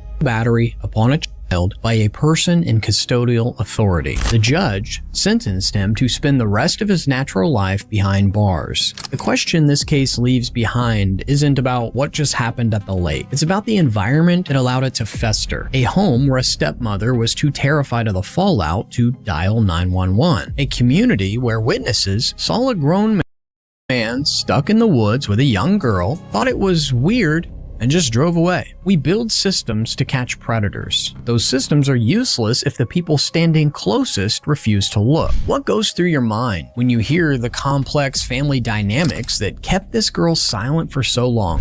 It was. I told y'all we got to talk to that mama. I keep telling y'all we got to check her temperature. I keep telling y'all we got to check the mama temperature. It's too much going on.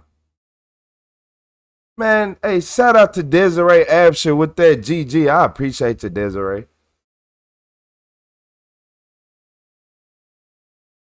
Like, man, we knew he was never getting out of jail.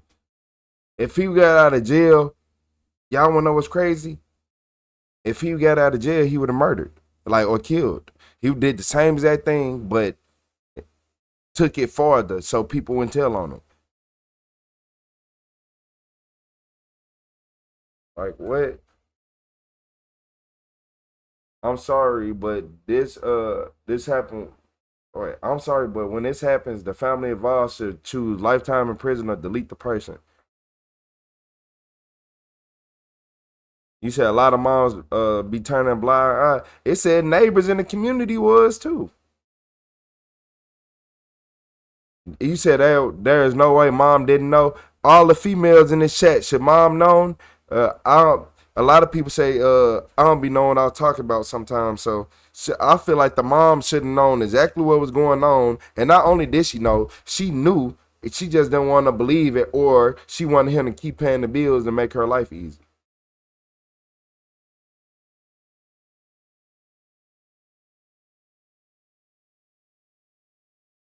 Mm-hmm. You said there's no way a mother doesn't know her partners are doing evil deeds in your child's bedroom. People who hurt children should be executed, period. Yeah. What's up, my Stephanie? Gotta stop reading so fast. Wood chipper. Shout out to Numb with that flow state. I appreciate you, Numb. I ain't saying the rest of your name. With Numb One, yeah. Shout out Numb. Shout out to Numb One.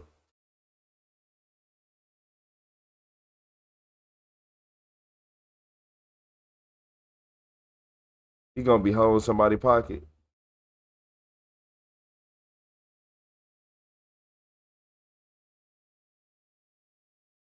stepfather, stepmother, where's the real mother through all this? She said I ain't get to hear everything the younger girl said, but she said something about her mother picking her up.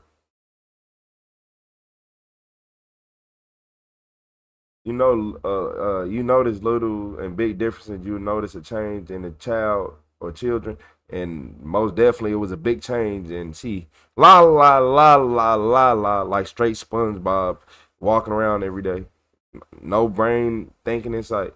Some moms just don't care, but she knew. Family of nine, my mother knew everything that went on, especially with that many kids. Yeah, she had to know. Yeah, and that's crazy. Like you just said, family of 9, and she knew everything. Exactly.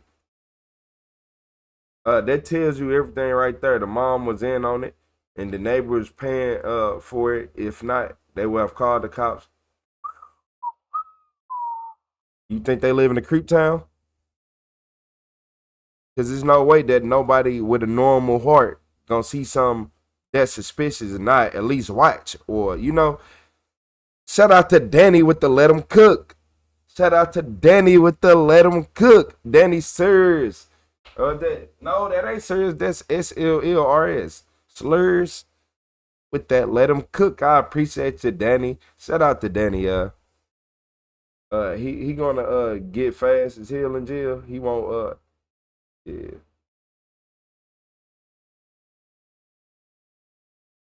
Nah, Irene, facts. You said I would unalive anyone who touched my children. Mm-hmm. How there's so many sick people? Yeah.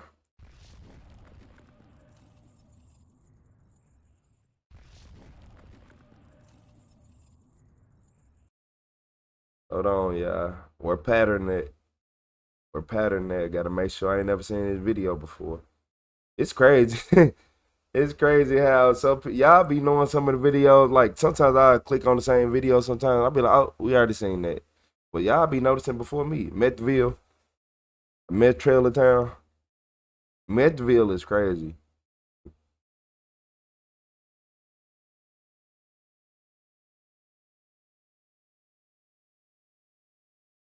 Yeah.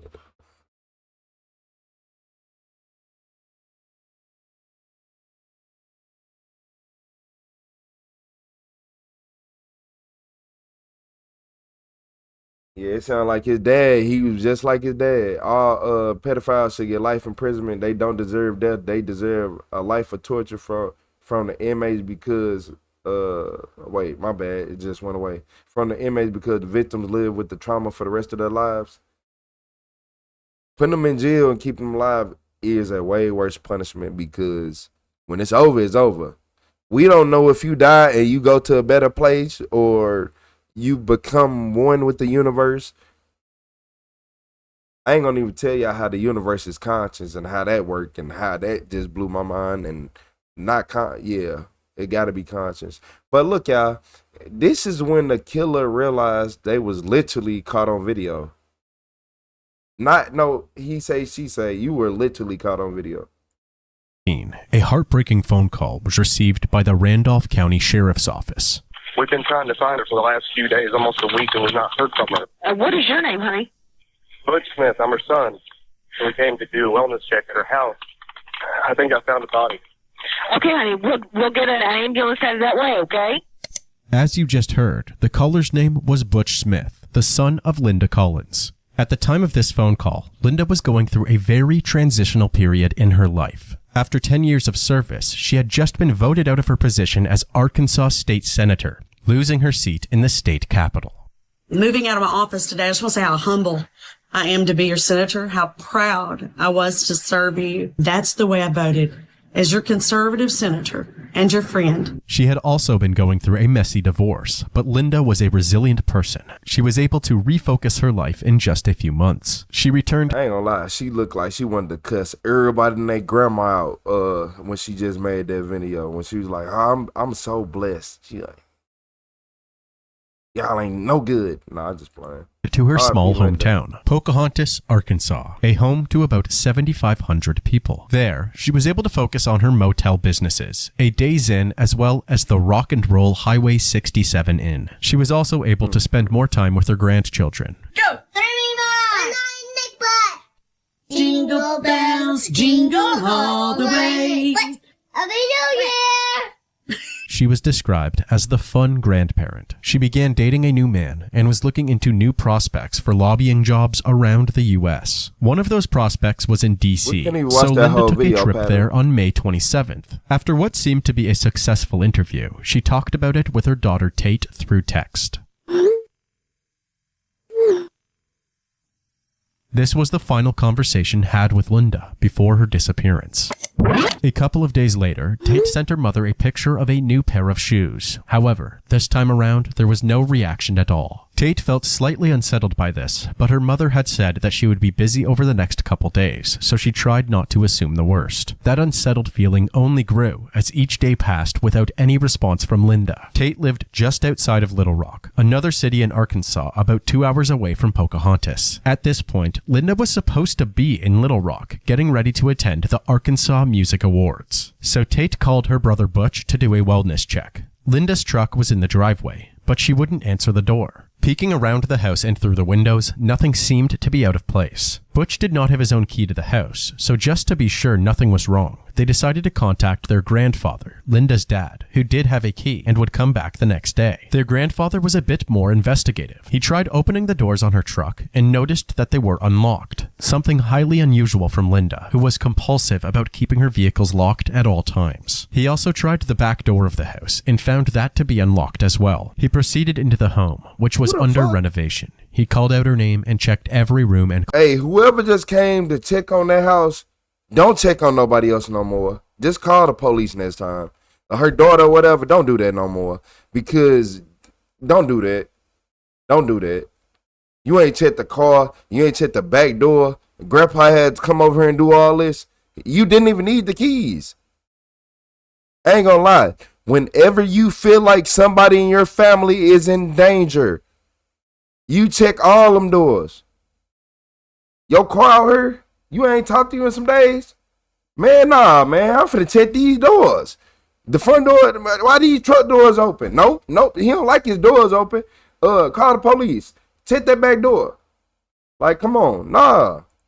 closet, but to no avail. However, in the kitchen was a large stain that darkened the floor. At a first glance, there were two things that this stain could have been from: coffee or blood. Linda was a heavy coffee drinker, so it was possible that she could have dropped a pot of coffee and not cleaned it up. But why would she not clean it up? Either way, something clearly went wrong here. Butch was called to come help investigate the house as well, and he was there within minutes. After spending a bit more time investigating the house, they left out through the front door. As they left, their grandfather smelled something strange coming from the driveway. Beside Linda's truck were construction materials for the house, covered by a tarp. Butch went to take a look underneath the tarp, and upon lifting it up, something strange coming from they left out. He was there within minutes. After spending a bit more time investigating the house, they left out through the front door. As they left, their grandfather smelled something. So grandpa just had to come do everything. Man, shout out to grandpa. Shout out to grandpa. Everybody here was just younger than this man. He the oldest one out there making the only man. So you telling me it was? I'm not trying to be ignorant, but as a daughter, as a family member, as somebody who really loves this person, you did not try hard enough. You did not try hard enough. Because grandpa just came and like, hey, look here. Her door unlocked. She don't like her doors unlocked. This back door unlocked, open. It's a stain on the floor. What's that over here? Like, come on. Strange coming from the driveway. Beside Linda's truck were construction materials for the house, covered by a tarp. Butch went to take a look underneath the tarp, and upon lifting it up, a swarm of flies bombarded him. The smell was overbearing, like a decomposing dead animal. He looked back and saw his mother lying face down with her arms above her head, wrapped in a blanket. He told his grandfather that he found her, and to stay away from the tarp, physically blocking him from moving toward it. That is when Butch called 911. Linda Collins Smith. We got a 911 call from a Butch Smith. The Randolph County Sheriff's Office responded quickly, arriving on the scene with body cams rolling and creating a border of crime scene tape around the house. They were joined by the Arkansas State Police soon after. Have y'all been inside the home? Yes, we have. We'll wait till my sheriff gets here, but yeah, we're going to need in there. Okay, so there's going to be something up with this. We are going to need CID out here.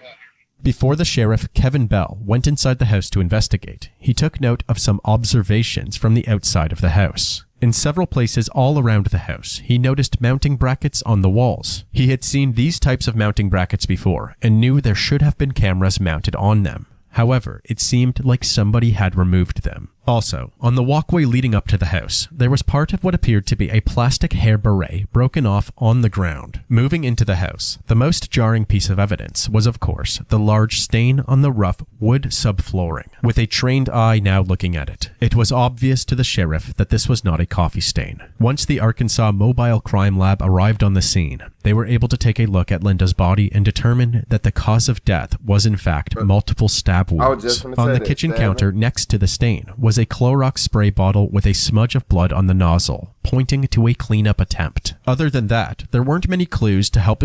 You know how stupid you gotta be to start cleaning up blood with bleach. Retro gonna shut up, but you don't use bleach. But Retro gonna shut up. I ain't saying nothing, but I'm just saying bleach. Investigators build a timeline of the crime. All they knew was that there was no signs of a forced entry, meaning Linda may have known the person who killed her. They also knew that she was stabbed to death in her kitchen. Her body was wrapped in a blanket to minimize the mess, and then she was dragged out of her house and put under the tarp. The next best thing that investigators could do was build a timeline of the days leading up to Linda's death. They decided to speak to Linda's inner circle of family and friends. Speaking with Butch and Tape, they learned about her job interview in DC and her disappearance thereafter. They also spoke to one of her closest friends, Tim Loggins, who was a state corrections officer for 28 years, and his wife, Rebecca O'Donnell, or Becky for short. I love that woman like a sister, and this is killing me. And I know you're upset, and I don't want to upset you anymore. I know, Miss Becky. I know it's hard. She was my best friend. I started out working for her as her personal assistant. Becky started off as Linda's personal assistant, but quickly became more than just co-workers, as Becky drove Linda around and managed her hospitality. Let me find out. They became good friends as well. Becky told investigators that she had picked up Linda from the airport after her trip to DC, but was having trouble remembering the details due to misplacing her phone. I'm lost without my phone. Bless your heart, I bet you are. I think I have some screenshots in my text of her flight details. Tim had a call with Becky and Linda on the drive home from the airport. It was just simple small talk until Linda said that she was too tired to tell him all about the trip, and that they would have to catch up tomorrow. The following day, Linda texted Becky to bring lunch to the house. The two ended up arguing about Linda's new boyfriend, Rendell Wallace, who had stayed the night and left that morning. I went out there and she told me all about the night before because the man out there, Rendell, spent the night with her. When I left, she was mad at me. Why was she mad at you? Because I was butting in her personal life. She was talking about how the night before it had taken Rendell like 4 hours to respond to her text and calls. This is before he came over, I'm assuming. Okay. And she was kind of upset about it, and I told her she had no right to be upset. She needed to slow down and take it easy and get to know him. Well, that would make her mad. I would say, well, maybe Linda does not like. Well, she's a senator. She's telling people what to do, not getting told what to do. She really is. She really is. You know, she was wondering if he had been with somebody else, and that's why he wasn't responding. Of course he was. I just told her she was going over the top. You needed to stop. Later on, Becky ended up calling Linda with the hopes of making amends, but the two only ended up arguing yet again. She said something about, well, I may just go over to Rendell's or something like that, and I said, I thought you didn't want me in your personal stuff. Don't tell me. And she hung up on me. After this call, Linda was scheduled for a meeting at her hotel, but she didn't show up. With this information, the next logical person to look into was Rendell. Even Tim backed up Becky's story about Rendell. He was probably the last person to see her. When investigators started asking around about Rendell, they quickly found out that he wasn't exactly a new guy at all. She had told Tim that before her marriage with her ex-husband, Phil Smith, she was actually seeing both men at one point. Eventually, she made her choice to pursue her relationship with Phil, but she went on to regret that decision. Just a couple of weeks before her death, Linda and Rendell reconnected and instantly took to each other. Shout out to Courtney with the clutch. Yeah, Miss Cindy, the lady was standing.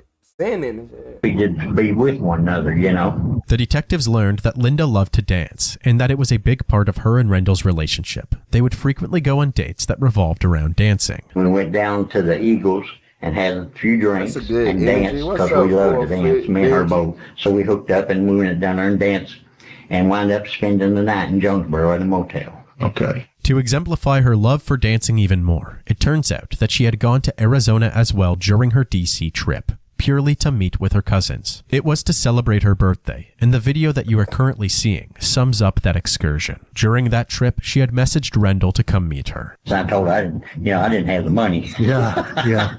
And so she said, well, I'll be in Monday. She said, well, how old is Rendell? Rendell, how old are you? Man, nah, y'all ain't trying to give us give me a picture.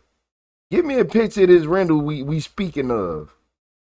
It sound like Rendell ain't got no teeth in his mouth, and he put not even one. When Linda had finally arrived home and settled in, she messaged Rendell to see if he wanted to come over for the night. She said, what are you doing? I said, nothing. I'm laying here on the couch watching TV.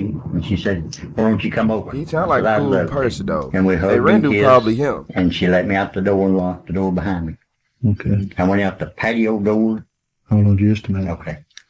So she walked me out, the patio door? Yeah. The couple said their farewells, and Rendell proceeded to text Linda several times throughout the week, but was met with no response. But I thought, well, she's just in meetings, down in Little Rock. She'll get back to me later on. And then I never heard anything from her since. The detectives were getting mixed stories from Becky and Rendell. Becky said that after their argument, Linda went on to spend more time with Rendell. Rendell said that the last he saw of Linda was kissing her goodbye at the doorstep before her argument with Becky. Was Becky lying about the contents of her phone call with Linda, where she said that she was going to She just said she had her timeline off because she didn't have her phone. Stay with Rendell? Or was Rendell lying about the last time that he saw Linda? Or was it possible that Linda had lied about where she was going and actually stayed at home, then was met with a horrific act of violence by some random intruder? There were many questions that still needed to be answered to get to the bottom of Linda's demise, but Tim erred on the side of caution regarding Rendell. My entire life has taught me that you never, ever think you know what's going on, and no one is above anything. Rendell's house was up in the hills, in the middle of nowhere with no cell service. So if Linda had gone up there after her and Becky's argument, it would make sense that nobody could get a hold of her. But Rendell wasn't the only man in Linda's life whose name kept popping up. When the EMTs had first talked about Butch to his grandfather, they had mentioned that Linda was recently divorced to a man named Phil Smith, and that information was then passed on to the police. Well, you said that her and Phil was just recently divorced. You right. I don't know if you know that. Phil was an attorney and a municipal judge for Pocahontas when he had met Linda. He quickly became a father figure to Butch and Tate, who were in elementary school at the time. As the marriage continued and the couple's careers flourished, they became what people referred to as a power couple. They opened a couple of motels together. Phil was appointed to the bench of a circuit court, and Linda became a state senator. However, behind closed doors, things weren't as smooth as they seemed. After about 10 years of the relationship, it became more of a business arrangement than a marriage. They made it work, but after about 23 years together, and new feelings for her past love interest Rendell, the couple divorced. The settlement case began, and as they fought for the ownership of their assets, bitterness towards each other grew. Linda had even made the accusation that she had caught Phil watching pornography in his office on his state-provided computer. But she was cheating. And she used this accusation to her advantage in the divorce settlement. Phil was then investigated by the Judicial Discipline and Disability Commission, and they determined that he had improperly used court computer equipment after regular work hours at the office. He ultimately met the consequences for this. He was essentially banned from being a judge in Arkansas from that point on. Luckily for Phil, the divorce eventually concluded, and his payout was significant.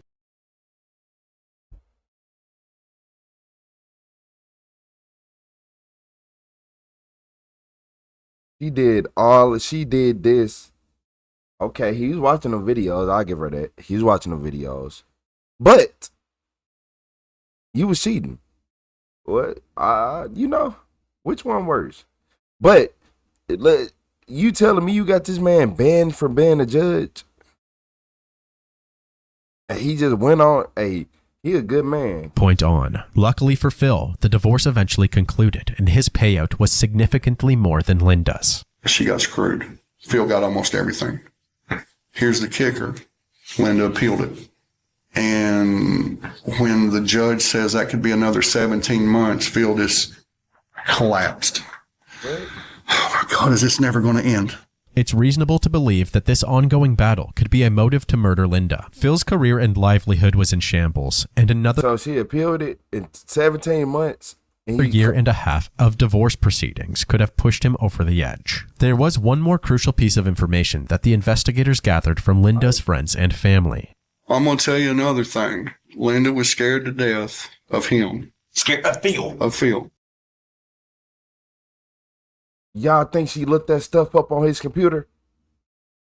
Y'all think she looked up that stuff on his computer? Because how would you know? In office after hours, you wouldn't know. She wouldn't know. Unless he was there. Oh, okay. You said his wife was effing nobody's. He needed to get off too.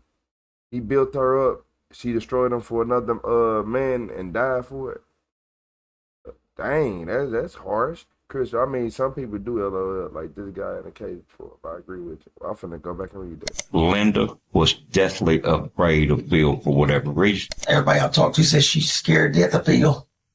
She is. Hey, Chris, She felt you ain't scared lying. that he was going to do something. Do you think your mom's scared of your dad? You're not lying. Was scared of your dad? Yes. You do? Yes. You really believe there was a fear there?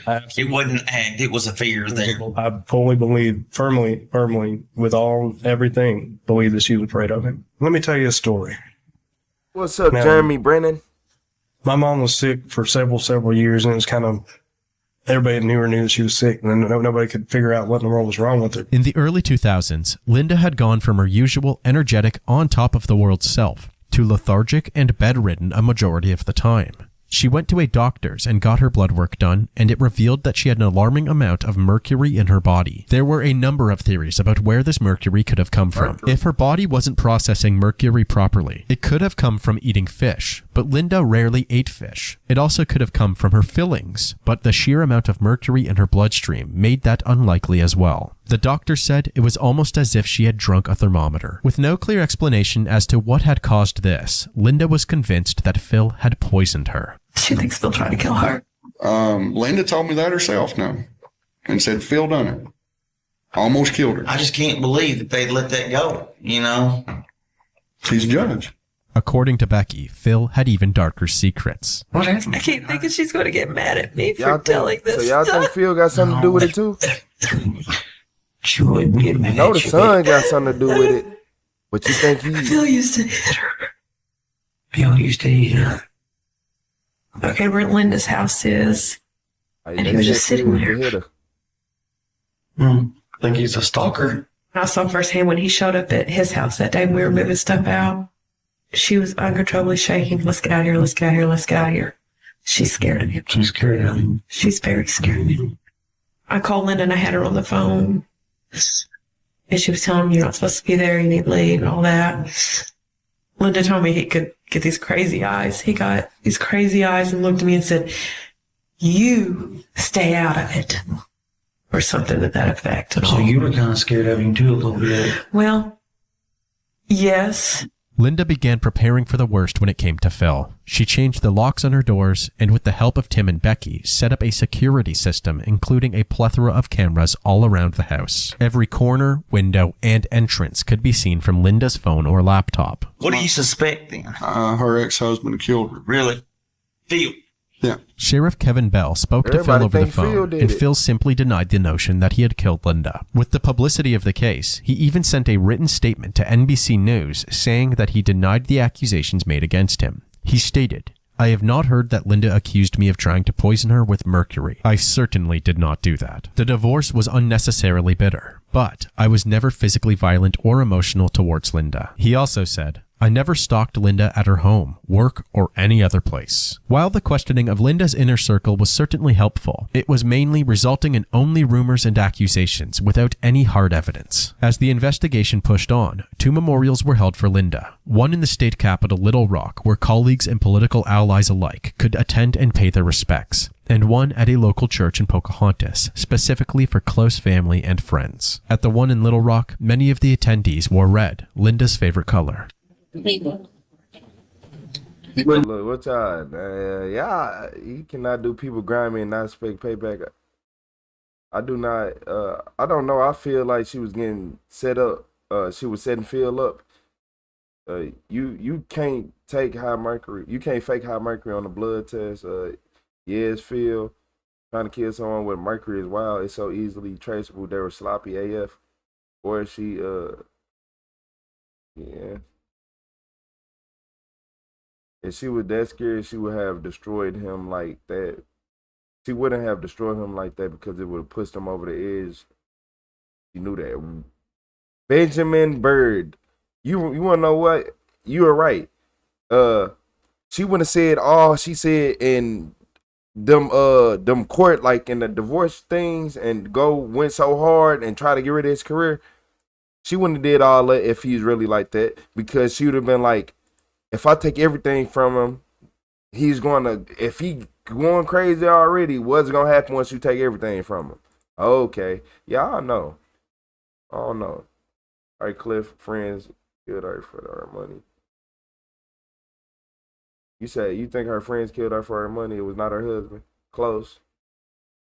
How did she get on his computer doing work hours as well? They said after work hours. They said after work hours.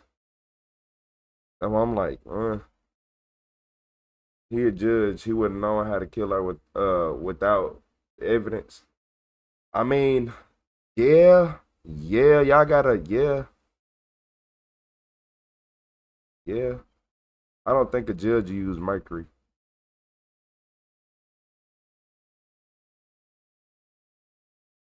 You said, I think it's the personal assistant who magically lost her phone after arguing. I know, right? Hey. It was a part of our weekly Bible studies, and we had great interactions with her. And it's a privilege and a pleasure to with her family and friends, I think there. Oh, Father God, thank you for the folks that have turned out this morning and showing love for Linda. R.P. Linda had a core set of values that made up who she was. She lived them out and stood firm on them no matter the cost. She was the same person behind closed doors as she was outside. We were at a concert, and Linda was dressed in her red suit with her red lipstick on. She was animated. She was passionate. So many times if you were sitting over there, you know that. You will Now I will read a statement prepared by the family and answer a couple of questions the best that I can. The family statement.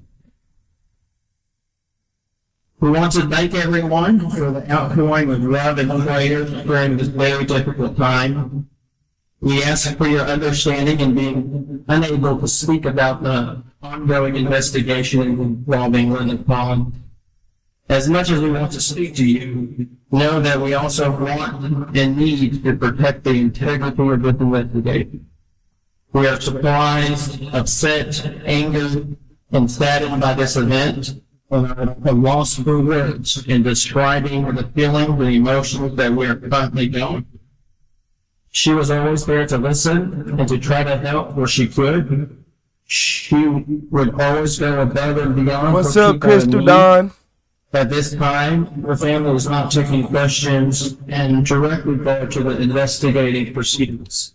In the time between the first and second memorial, Tate did some investigating of her own and was able to gain access to her mother's email. Linda's email was linked to her home security system, so anytime movement was captured on the cameras, she would be alerted. Looking through her inbox, Tate discovered that on the day her mom was likely murdered, there were several alerts. Shout out to BA She informed Master. the detectives, who were able to gain access to Linda's security system account in hopes of reviewing the camera footage. However, someone had logged into Linda's account the same day as her murder and deleted any footage from that day. Whoever did this was likely the same person who removed the cameras themselves, anything to cover their tracks. The detectives proceeded to contact the company behind Linda's security system and issued them with subpoenas and search warrants. 2 days later, a package arrived at the police department containing a flash drive with all of the footage that was stored in the cloud from Linda's cameras. As the police worked to review this footage, visitors began to arrive at Linda's second memorial in Pocahontas. The detectives were confident that whoever the killer was, they were close to Linda and would likely be at the church unless they acted quickly. Watching the footage, they pieced together a timeline leading to Linda's death, including when Becky showed up at Linda's house for a few minutes to drop off lunch. It has a delay in sending. It's what's happened. 3 hours later, a blood-curdling scream could be heard from the camera in front of the garage. Later that night, footage from the same angle captured someone returning to the crime scene, hiding under a white sheet. Continuing through the hours of footage from multiple different cameras, they finally hit the jackpot. It turns out that upon removing the cameras from their mounting brackets, they can still operate using battery power. After being thrown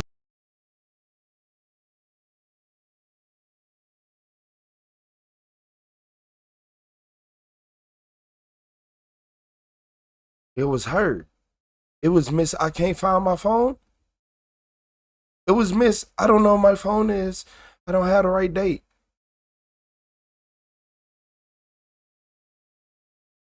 Huh? Man, Crystal, what's up, Crystal Dawn? How you doing? How you doing? How you doing? What's up, Maggot Bread? Yeah, like, it's just... So she ripped all them cameras down? I know you lying. Run it back. I got you. She hiding under the cover? Be heard from the camera in front of the garage. Later that night, footage from the same angle captured someone returning to the crime scene, hiding under a white sheet. Continuing through the hours of footage from multiple different cameras, they finally hit the jackpot. It turns out that upon removing the cameras from their mounting brackets, they can still operate using battery power. After being thrown into the bottom of a bag, one of those cameras captured none other than Becky O'Donnell. Both her and the knife she is seen holding, covered in blood. From an outsider's perspective, this may seem like a shocking twist, but Becky was actually on the detective's radar since their first interview with her. I know, Miss Becky. I know it's hard. She was my best friend. I started out working for her as her personal assistant. Apparently, during this moment, even though Becky was letting out emotional sobs, no tears were coming out. This wasn't the only red flag that was revolving around Becky. Do you have a home phone?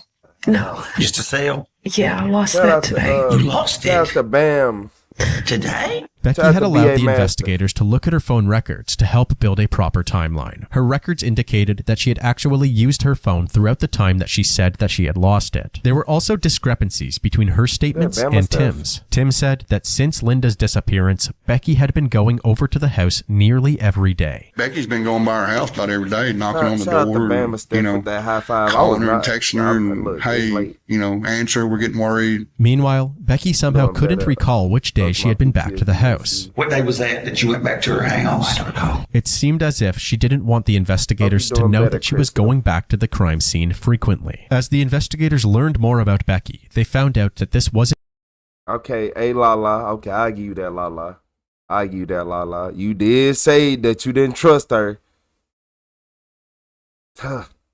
The only time that Becky had been caught up in somebody's murder plot. In 2007, she had faced accusations of plotting to have her now ex-husband murdered. One of the couple's friends had alerted him that she was offering $50,000 to have somebody kill him, but Becky explained to the police that she was intoxicated and wasn't actually serious about it. It was her word against theirs, so she was never charged for anything. The investigators later expressed their suspicions to Butch and Tate. I talked to Tim and Becky, and I gotta tell you something, Butch. There's things that ain't adding up there either. I felt like for a while there's something fishy between the two of them. I'd never heard of these people until divorce time, and all of a sudden they were all up there in their business and helping move furniture and do stuff, and I'd never met these people before. None of these strange inconsistencies, nor her past actions, could explain what Becky's motive might have been for killing Linda. The detectives kept probing Butch and Tate, and they learned that in the weeks leading up to Linda's disappearance, they had noticed money coming out of their grandpa's bank account. My grandpa just recently started seeing money coming out of his account that he didn't authorize. My mom wouldn't just take from my grandpa. That's not something that she's ever done. According to Becky, Linda trusted her so much she would allow her to manage any financial business. I was just going to say the assistant has access to all her accounts, and she's still in front of grandpa. And Linda probably was like, hey, and Linda probably caught her stealing, and to cover up her tracks and to keep everything a secret, she took her out. Including signing her name on checks. A lot of times Linda have me sign checks or something, or go get her cash or something. But she was on her account where she could sign. You could sign her check. No, she would just have me sign her name. Oh, you were signing her name? Yeah, she would. Oh, Becky, that was not a smart thing to do. According to the detectives, however, Becky had been stealing from Linda for many months, from not only her father, but also from her motel business. They believed that because Linda was traveling so much, she hadn't noticed any suspicious activity in her finances. But once she came home from DC and Tate informed her of the checks, Linda confronted Becky, leading to a fatal argument. The investigators needed to move swiftly if they wanted to intercept Becky before she arrived at the memorial. As they approached closer and closer to the church, the lead state investigator finally gave them the green light. The police pulled them over and arrested Becky right outside the memorial service. She was then brought down to the police station for questioning. I bet you can sit right here. I'm going to lay it all out there for you, okay? You're under the risk for the murder, Linda. You understand that? We got you. We got you. We got video of you. You didn't erase them all. We got you. Becky requested a lawyer immediately, so the questioning didn't last long. Tim showed support for Becky while she was in jail by calling her consistently. I love you. I love you. I believe in you. You got a lot of people. I know that, honey. Baby, they're that good. They're that powerful. The stuff they have made up on me right now. If I was on the outside looking in, I would say, oh, wow. Nobody make up none of you. You on pictures. We got video. After months of negotiation, the prosecutors offered to drop the death penalty if Becky pled guilty. Before accepting this offer, Becky's attorneys reached out to Tim and made him sign a non-disclosure agreement. Becky wanted Tim to hear the truth before pleading guilty. Tim was informed that Becky had in fact killed Linda. Tim was devastated, but he was even more devastated when the news broke about Becky confiding in her cellmates, conducting a murder-for-hire plot to kill Phil and his new wife. Her fellow inmates were reportedly due to be released from prison soon. And for payment, she told them that there was gold and silver in Smith's home that was theirs if they agreed to do the job. Instead, they had brought the authorities proof in the form of a fake note that Becky had written to give them to plant on the scene after Phil had been murdered. O'Donnell tried to get several of her fellow inmates to murder Linda Collins' ex-husband, Phil Smith. That never panned out because those inmates went to investigators. And as they talked, investigators learned that O'Donnell admitted to appearing on camera, bloody knife in hand. But she claimed that knife was for a chicken and that investigators doctored the video. Becky ended up accepting the plea deal, confessing to the murder-for-hire plot, as well as the intentional murder of Linda Collins. Ma'am, do you have anything to say to the family? 50 years in prison. That's the sentence for Rebecca O'Donnell. Here she is, silent, as she leaves the Randolph County Courthouse where it was handed down. O'Donnell pleaded guilty to killing former state senator Linda Collins, who was found dead outside her Pocahontas home last summer. She admitted that she intentionally killed Linda Collins Smith. She also stated that she concealed her body after she killed her. Defense attorney Lee Short says his client appeared solemn in the courtroom. She was sentenced to 40 years for first-degree murder and 3 years for abuse of a corpse. She also pleaded no contest to 2 murder solicitation charges in Jackson County, facing a 7-year sentence for each. Those 7 years ran concurrent to each other, but consecutive to the 43. So we've got a total of 50 years that she pled to today. Rebecca O'Donnell, aka Becky, was convicted in August of 2020 and was sentenced to 50 years behind bars. Pattern, I'm finna be right behind you. 50 years behind bars, I like that. I wish it was 1,000, but 50 at her age, she out there. Good night, Pattern. Yeah, I don't trust this woman. But it's the crazy. I thought, look, hey, I thought Bush did it the whole time. I'm like, nah, the son did it. The son did it. The son did it. It really blew my mind when I watched this lady. But I'm like, at the same time, in my head, I was like, the son did it. But I thought she had, I don't know why. I thought she was a different person. But I thought Becky girl had something to do with it too. And they was in cahoots. But I guess they wasn't in cahoots. And it was just Becky. But yeah, I told y'all exactly what it was already before he even said it. She was sitting right here stealing money. She got caught stealing. Oh, I don't want to go to jail. I don't want to get in trouble. Stab, stab, stab, stab, stab. Hide the body. Leave. Try to act like everything was normal. No. Y'all didn't get in an argument because you was talking about, because you was, she was talking about her exes and men. Y'all was getting in an argument because you were stealing. And stuff was coming up missing. And you wasn't making it sound right. So you were like, I'll come over there and I'll show you. And then you came over there, you showed her, all right? Mm-hmm. She would. Yeah, she did sound guilty. But they ain't show us her face. If we would have seen her face, you already know we would have just stared like 1,000 years. Because they said she was over there crying with no tears. They said she was crying with no tears. It's sick though. Somebody making sure, giving you a good job, making sure, I ain't gonna lie. Your boss got a lot of enemies. I had to say it. She had a lot of enemies. That lady had a lot of enemies. I'm like, damn. Like, you have ops. Do you know that? The woman, like, you have ops. That I'm talking about, the other lady had ops. You said poor Butch catching strays from people who probably still think it's him or he was part of it. Hey, Lee, hey, y'all, Butch is innocent. Man, yeah, we would have seen that immediately, Ice Coconut, immediately. What's up, Stephanie? You said, hey, Retro, I Googled it. The Mercury is under a gag order, so we don't know if Becky poisoned her or not. I'm assuming yes, because why else would they gag order that information?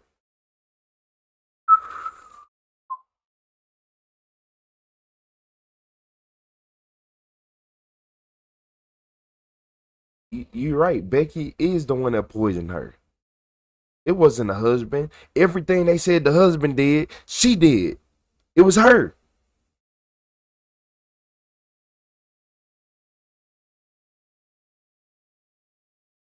It was her. It's crazy. So look, we got one little short video that I've been wanting to watch that I want to show y'all. Then we got probably one little long video left before I hit the hay.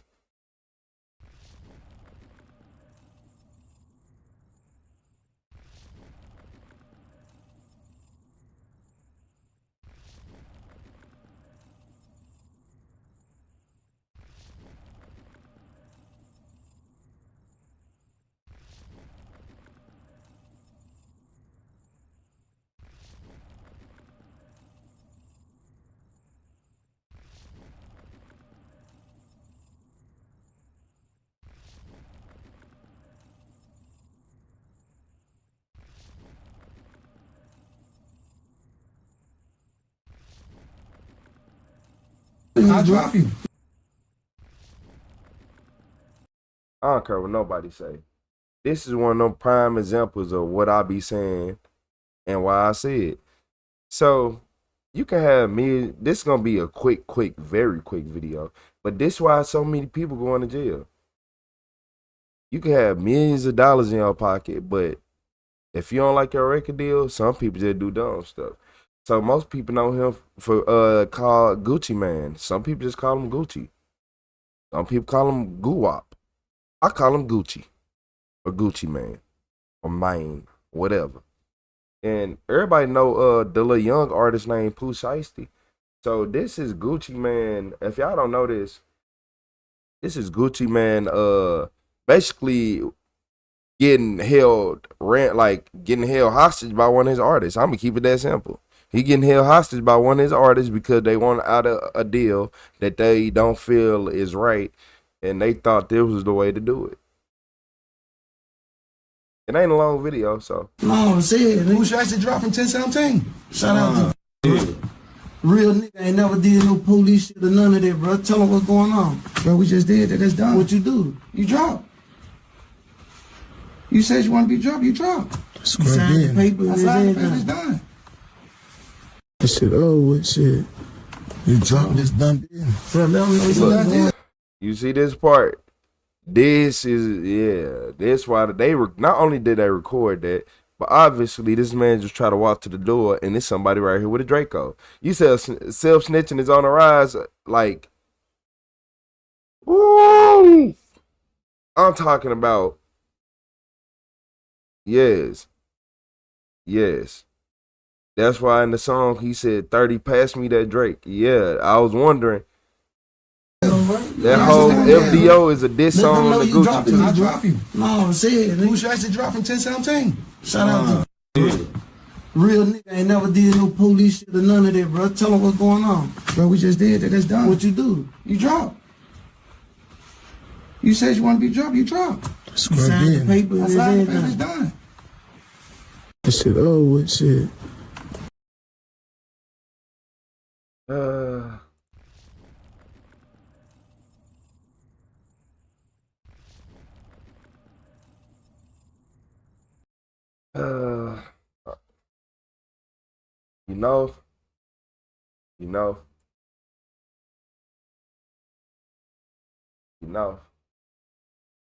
Like people that just, yeah.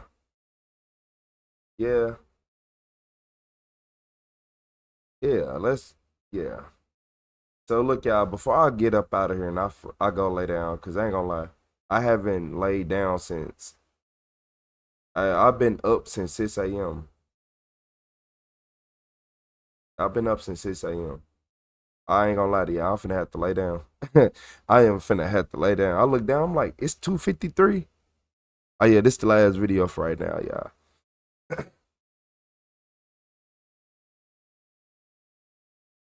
You said I heard some things about this case, but it didn't make sense to me. I still don't understand what the guys were up to. So the artist Pooh Shiesty, the one, like, he was standing next to Gucci, the one with the face blurred. He was standing toward the right side of him, and with the real deep Memphis accent, the one that was talking. So he is in a contract, which is a music contract. You know they say rap is the lowest form of entertainment. I'm gonna tell y'all why, because they don't get paid like y'all think. So Pooh Shiesty is an artist where basically he in a contract that he's not liking.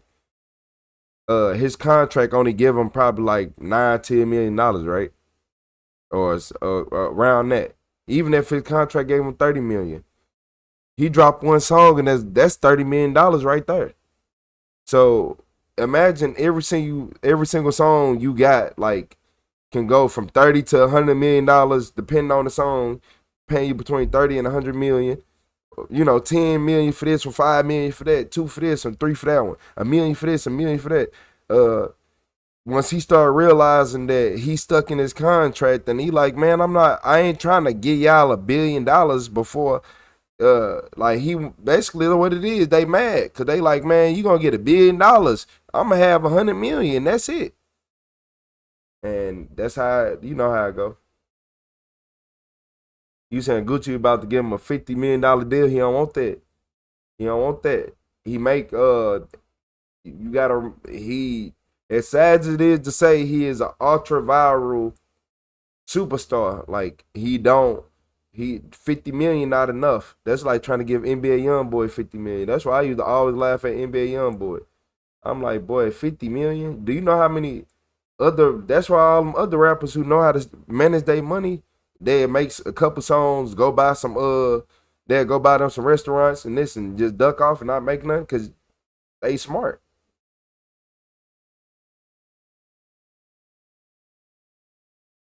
You said the stream messing up. Nah, it shouldn't be messing up.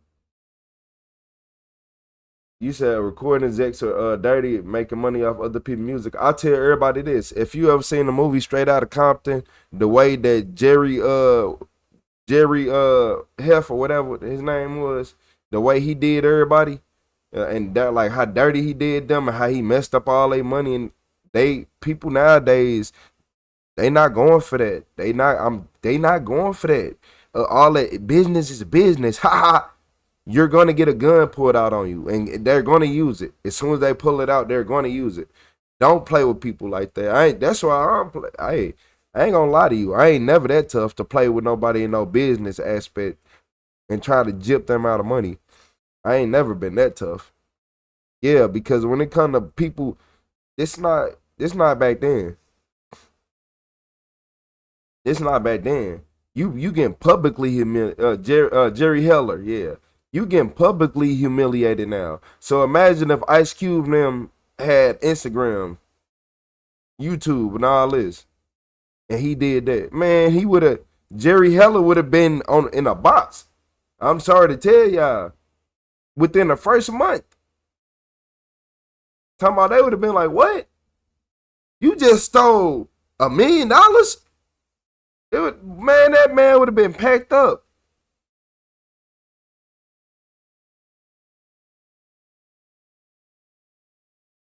Yeah, and he did on the ankle monitor. Yes, he did.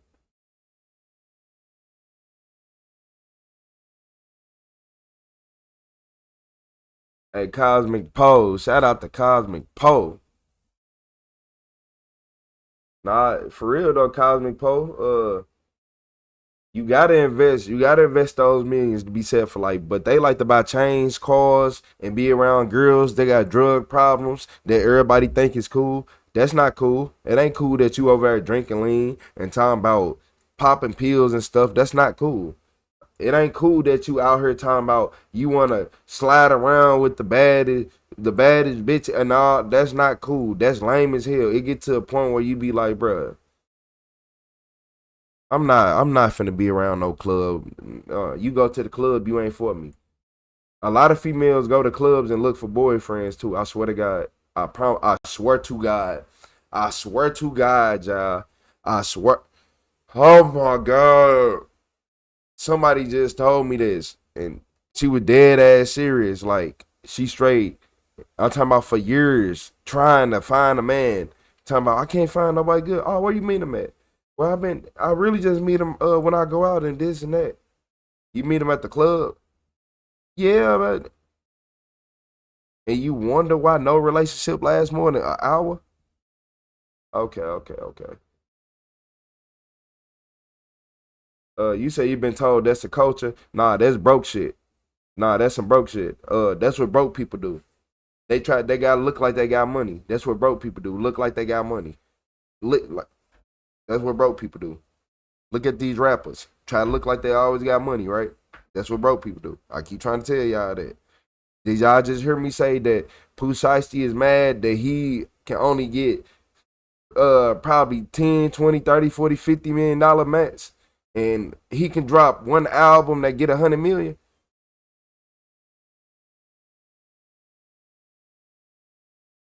But I can just imagine how much he got to do to fulfill that contract. Okay.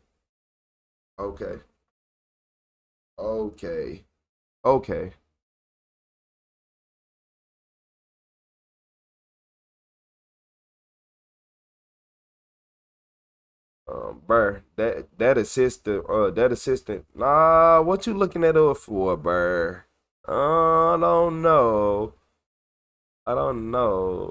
Hey, shout out to Desiree with that high five. I appreciate you, Desiree.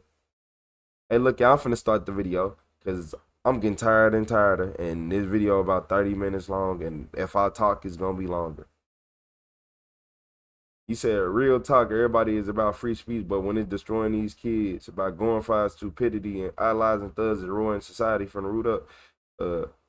Man, look, I look at it like this. That because these kids, The only read, like, y'all wanna know what's messed up?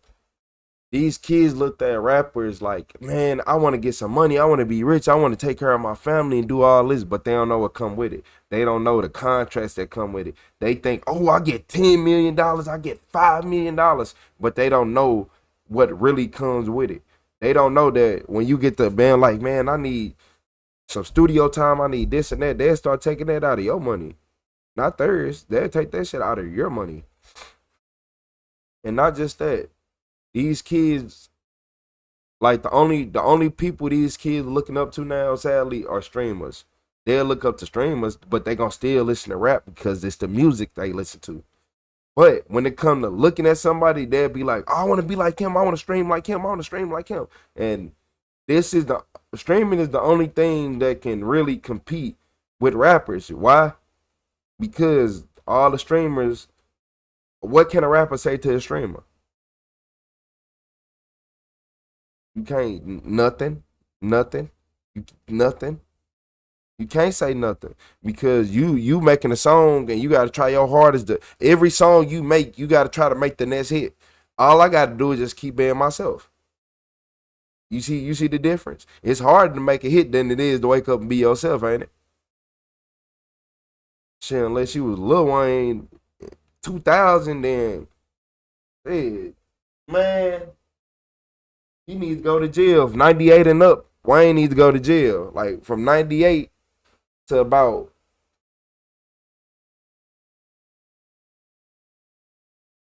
20, I'll say 10, 11. I can't even, I'm talking about just, even before, even after 11. He still got a couple bangers. Man, yeah, I ain't gonna lie.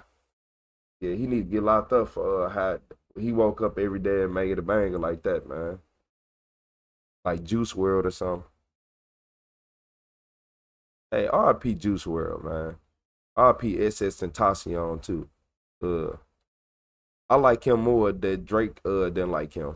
Yeah, now that Drake didn't like him, I like XXXTentacion more. Hey, this is when some shoppers was trapped inside a Walmart with an active shooter. Y'all know, here we go with that. What Chemical saying? What Chemical saying? I ain't gonna even lie. Shout out to Chemical with the gifted membership. Shout out to Funky Cold Maria. Hey, I appreciate you, Chemical. How you doing today, Chemical?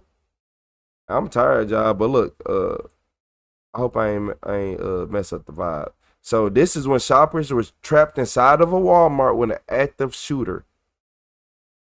They would have been trapped in there with me. I ain't gonna lie to y'all. Come over there by the right. Nate, stay up, Nate. Nate, come on. ¿Dónde están? No sé. Salió corriendo. I'm gonna put your handcuff for now. Who else was shooting? Just you? Wednesday, July 19th, 2023, Miami-Dade County, Florida. Camisa negra y otro muchacho que me parece es el hermano. See, look. Okay, I ain't tripping. Y'all see I was just leaning back, right? Okay, I ain't tripping. I'm like, stop playing with me. An ordinary shopping afternoon. What began as a dispute between two groups of men inside the store ended with a 23-year-old man critically wounded, a 72-year-old bystander struck by a stray bullet, and dozens of customers running towards the exits, not knowing whether the shooter was still inside. The suspect did not flee. When the first officer arrived, he was still armed and inside the store. I'm Tyler, and this is your daily dose of crime. He waiting on you right here. He waiting on you. All right. He waiting on you. Where's your gun? All right. Step away from me. What happened? Make emergency USA entrance in the car. He's like, some boys in here trying to jump him, so I came in the stove. Okay. And them boys tried to, like, I'm gonna put your handcuff for now. Okay, until I find out what's going on. Who else was shooting? Just you? Come on, man. Let's go. All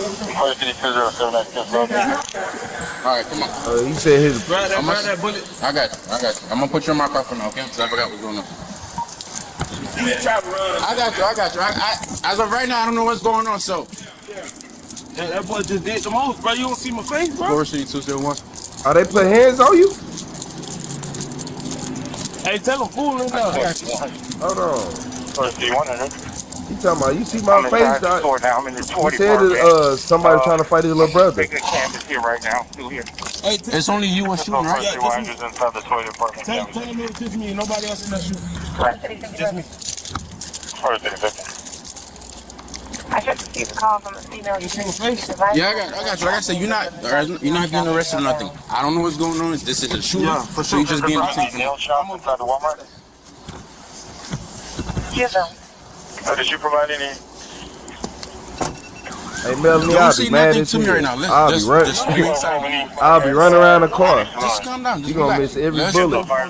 Boy, headbutt the shit out you. The first officer to arrive at the Walmart receives critical information from witnesses outside before even entering. The suspect is still inside the store, and he's armed. That detail immediately transforms the nature of the response. What could have been a post-shooting scene procedure becomes an active threat intervention inside a closed commercial space still populated with civilians. The suspect is Steve Leston, age 25, and officers soon locate him inside the store. They then execute an investigative detention, handcuffing him and walking him to the patrol vehicle, but they make it clear he is not formally under arrest. That distinction carries concrete procedural weight. There is sufficient cause to secure him and prevent access to the weapon or departure from the scene, but the full picture has not yet been established. What Leston offers at that moment is a preemptive framing. He arrived armed because his brother warned him that a group was planning to attack him. It's a version that positions him as someone who responded to a pre-existing threat. Whether that account holds will depend entirely on what the evidence and witness testimonies reveal next. Man,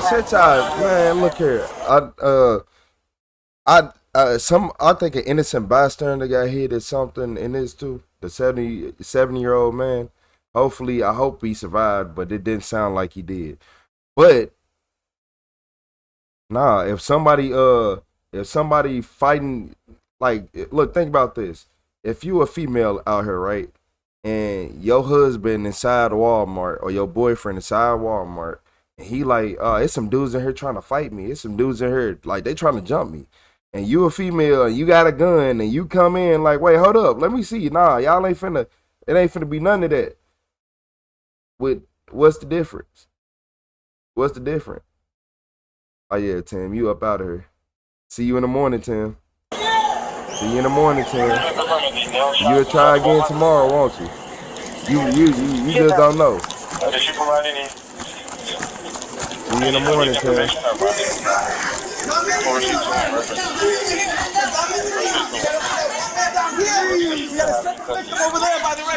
No, don't block Tim. Don't block Tim. Nate, stay up, Nate. Nate, come on.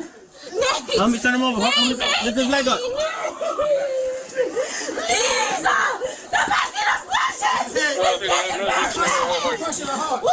All right, Tim, say something now. Say something now, Tim.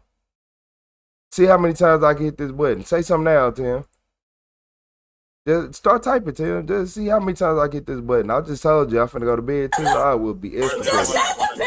Hey, shout out to Cash Bender Light with the flow state.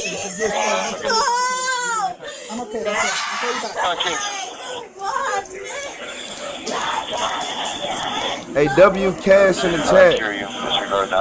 Bathroom clear? Yeah, Bobby said I was. Disregard the subject in the rear of the Walmart tree for now. Huh? Is there any bolo or description? Yeah, he just muted it to the end of the video, y'all. 3 Latin males or Hispanic males. Alright, did somebody see if they flat out Walmart or they think they're still out?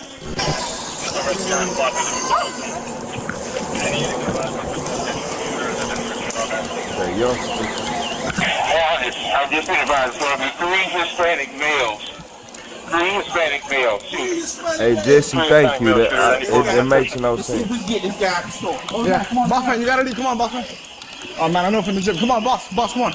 Come on, you good. Right, man, I gotta get my prescription. It's a holding hands and any additional 14 units that can make entrance to the beauty salon. Sure, I'm here. Just firing down the back on the vehicle. Lid. Hey, I'm getting a description of a ¿Dónde están? No sé. Salió corriendo. Sal. Salió corriendo. Sal. Me corrió, Disparó un muchacho. Sal.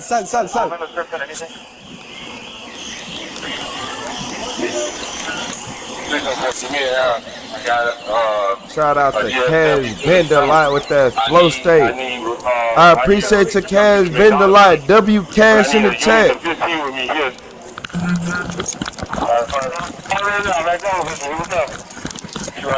Man, where are these invisible people at? Got you. Anybody? You guys injured at all? No, they with us. What happened? Bruh, a Walmart employee, he walked up to us. His name Tito on his tag. He walked up to us and was right here paying for our food. He came with 2 individuals. And they walked up to us, and I'm with my baby, bro. I get you. And they walked up to him with my baby in my hand. And they was like, what's up, you trying to jump us? I'm like, bro, we don't even know you, bro. He came, bro, he attacked me first. They attacked us first. We have customers want to make sure they can leave the building. So they can leave that way. The police are like, they can leave that way. So wait, you telling me that, wait. You're telling me that these are the people that jumped, said y'all was jumping and had a baby? This better be a different group. This better be a different group of people. Cause how they was gonna jump you, they had a baby with them.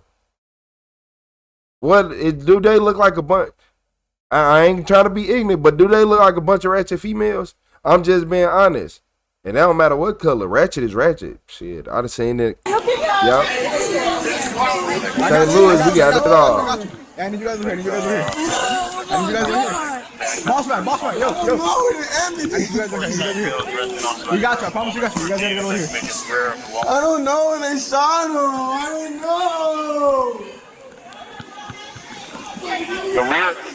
On the side. Back up. You guys need to back up. Radio communication confirms that 3 suspects are involved, a detail that redefines the operational scope of the response because this is no longer about containing a single individual. He just said my brother said that he was in there and some people was trying to jump him. And so I knew it was at least one other suspect, but the other one I didn't know about. Shout out to Cash. But about locating 2 additional people inside a large-scale establishment with multiple access points and restricted areas. Simultaneously, another officer encounters 2 witnesses who belong to the victim's group, accompanied by 2 minors. One of them provides an account that points into a different direction from what Leston offered minutes earlier. It was the 3 men from the opposing group who approached first and who initiated the physical aggression. That testimony gains additional weight when the physical context of the incident is considered. The confrontation took place near a nail salon located inside the store, in an interior area surrounded by customers with no immediate exit. With 2 directly conflicting accounts and 2 suspects still unlocated, the immediate priority is securing the rest of the establishment before the scene becomes harder to control.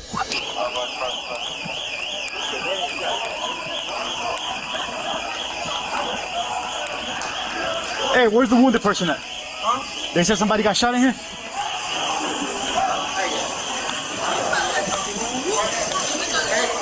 Why are so many people still in the store? 5 discount. I wonder how many of them stealing.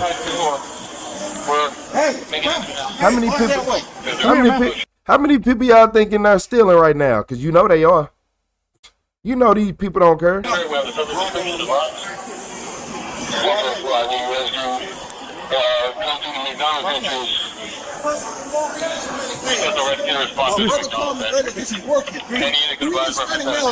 Which way did they go? I don't know. He called. All right, let's get out this way. Come on.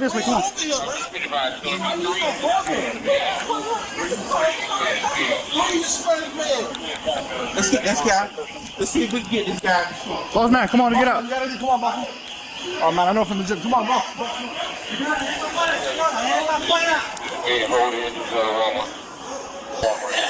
Contact.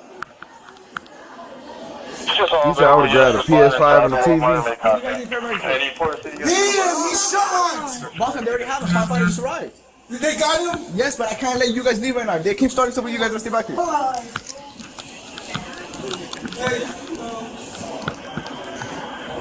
He said the situational awareness of those people is pathetic.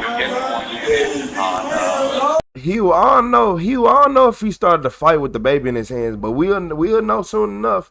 Hey, shout out to Stacy. Shout out to Stacy. Is that Chris or Crace? I think it's Stacy. Stacy K. I appreciate you for the GG.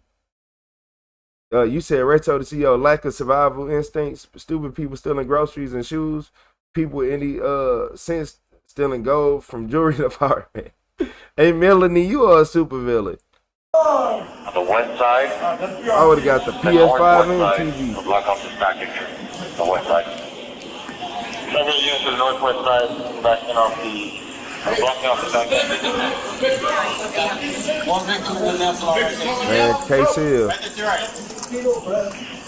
Nah, I don't know. Ain't nobody watching them cameras right now. You'll be good. You better come back next year. Looks like you got a team of 5 cops on the northwest side making entries into the mechanic area.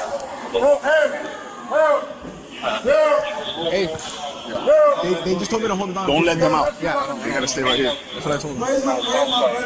If I send you these 20 units, you're gonna have a team holding at the entrance. What's up, Soul Too Fast? Being fired inside Walmart at this time. How you doing, Sarge? How you doing, Sarge? Come on, PC, PS5, Xboxes, Switches. Hey, y'all hilarious. You said they ain't trying to leave without them cherry pop tarts and Windex.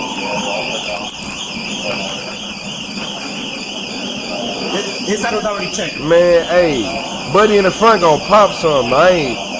You see the way Buddy in the front moving? He ain't falling back. He shooting. Watch out for him. He ain't got the lateral quickening to do all that. He gonna let it blow. You better make yourself known. I don't miss them break rooms though. I ain't gonna lie to y'all. I wonder if they still got the benches in there.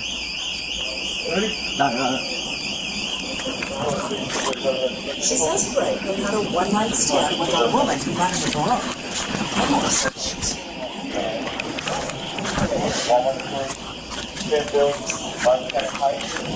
Nah, they still got that same little weak counters in the back, dog. Look. Yeah.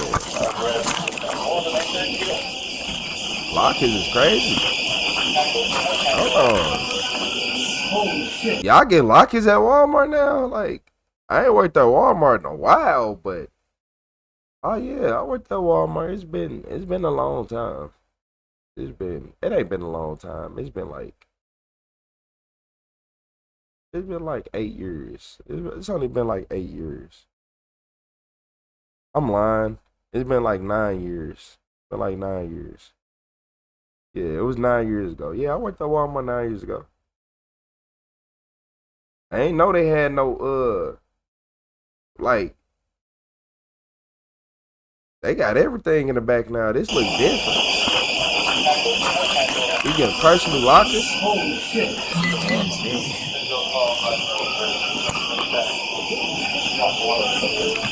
They must be back there where Camp 2 go. They tell me can't leave. Melanie, that was involved in shooting. That's the only reason they can't leave.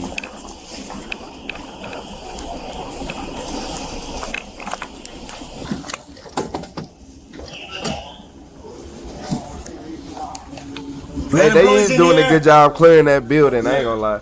I like the way. Let's go. I like the way the bald head man moves. We got 4.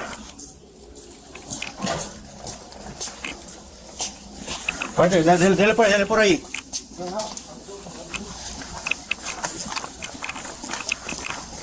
Por acá, por enfrente, We got 4. They was just hiding in the back. Boy, y'all got the survival skills of a straight marble. I'm not gonna lie to you. The survival skills of a straight marble. Cause it's no way I'm Retro sitting in this room, in this building, with these sirens going off, alarms going off. Man, okay. Yeah. That was not Walmart employees. It ain't no Walmart employees at the customer service. Them was the civilians they put behind the desk. They went that way. So as I called out 4, they kept on going to the side.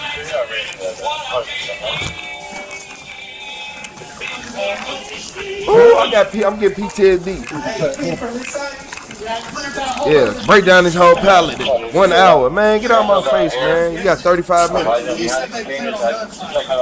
Nah, put blue shirt back in lead. I want to. Man, catch up. Man, hey, blue shirt was clearing.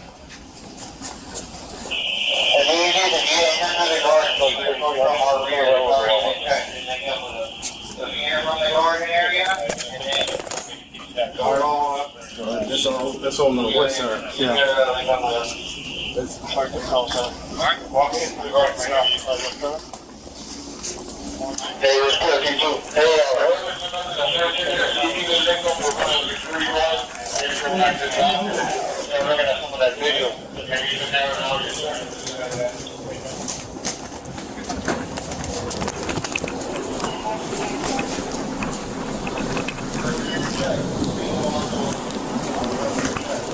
Never seen it. A room like this. Yeah. Oh, this is where the alcohol and stuff is. Oh, this is the alcohol.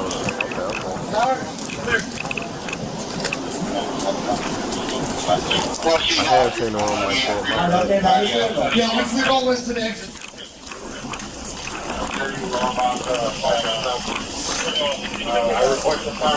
Man, to be honest with y'all, the suspects ain't even had to leave. All they had to do was just climb hella high on one of these shelves and just lay down and be still.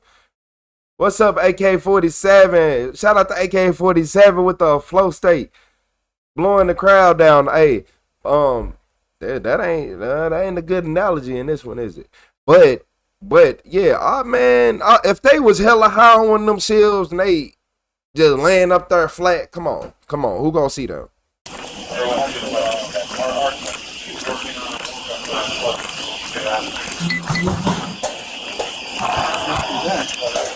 Okay, that's the kid cell. I got the rear stand right here. You checked that already. Even if you was all the way up there, you would never take it. Man, I could be all the way up there on top of this shelf. They stand next. They'd never see you. Oh, lay down. You up there laying down.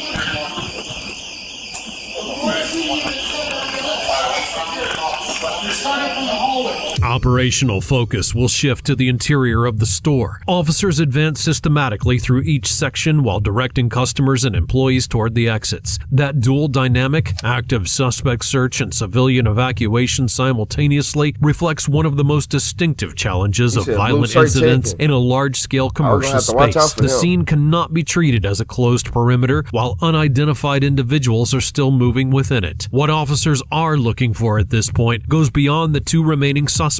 During the shooting, several customers were injured while trying to escape. A woman suffered a head injury, and 5 other people were treated for cuts and scrapes outside of the store. That indicates the violence generated a secondary wave of harm among civilians with no connection to the conflict whatsoever. Every person officers find sheltering inside the store is a potential witness, but also someone whose safety and physical condition must be verified before they can leave the scene. If you were shooting, you want everybody to be cool? That side on there was already checked. That side on there. Man, shout out to AK-47 with the let 'em cook. Shout out to AK-47 with that let 'em cook. I appreciate your AK.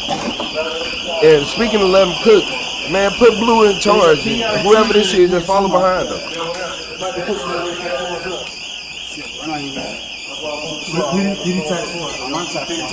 Hey, any supervisors that are heading to the scene, go ahead and make it the command post over there behind Sonny. Any supervisors or any other agents, go ahead and make it the command post. Hey, you want to see if you can get with the PR? Exactly. They don't know where he went because they ain't looking at cameras. I appreciate your AK-47 with that let 'em cook.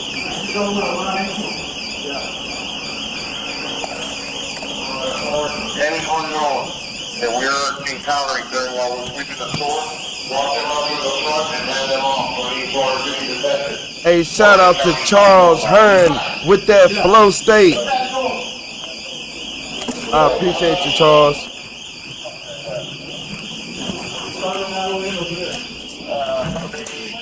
Man, I ain't hiding no circle racket clothes she made me. Not with blue shirt around. No. That was Mr. Blue Shirt right there, I'm not. He gonna check between these 9 live bags. Hey, Pet Owl used to be my favorite owl. I ain't gonna lie to you. Yeah, when I worked at Walmart, Pet Owl was my favorite owl.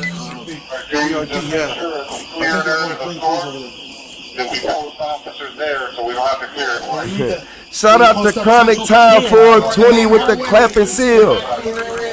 I appreciate your Chronic Time 420 with that clapping seal.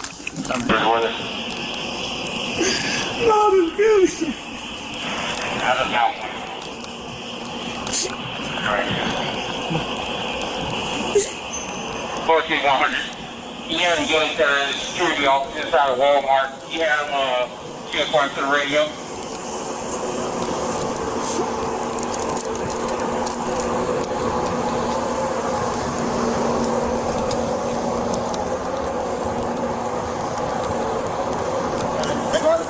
No. Phone is working. Take it to the car. Don't take it. We just can't go walk around the parking lot.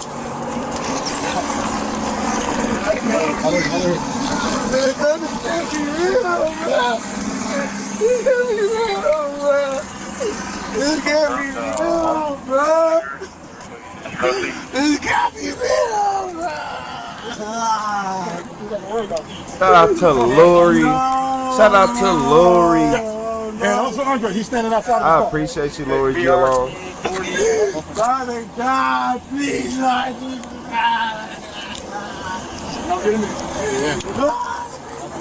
Boss one. So you gotta go in the car.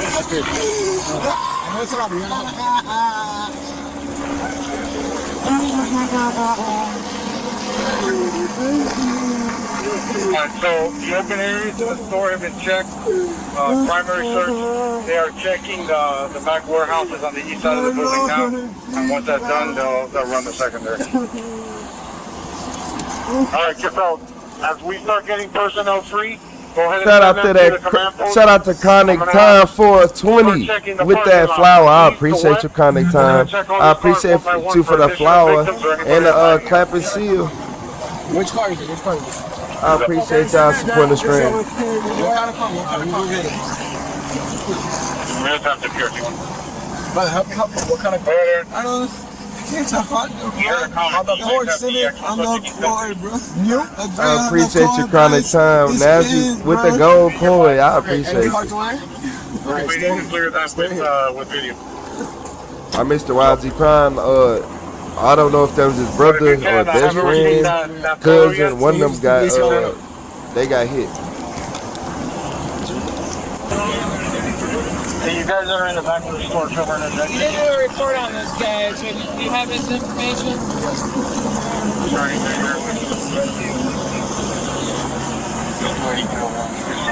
I need to do vitals on him again, sorry, because this is like total chaos now.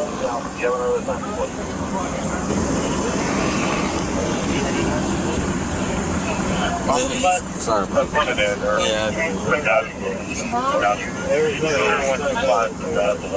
let me see this guy again because you didn't do a report on him. I gotta check him out myself. I'm gonna go ahead and report him. 786-312. Hey buddy, can you swing out here? On the rear by the cargo area, those are the Walmart have really back here that was also a witness. You might get information. Cargo area? Yeah, on the north side of the Walmart by the cargo area. I got a witness and employee. What is maybe my body chance? No, it's a female. Irene.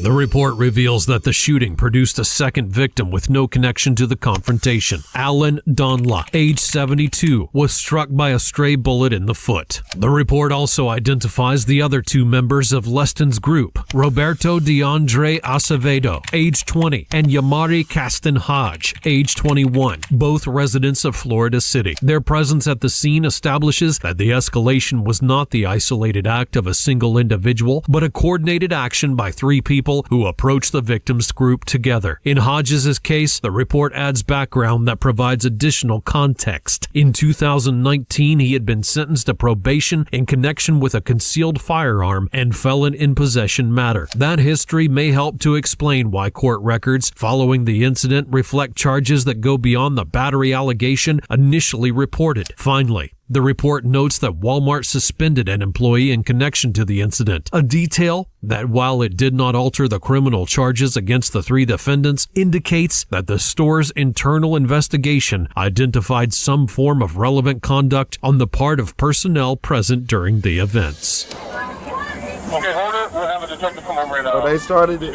So basically, y'all started it. So basically, y'all started it, right?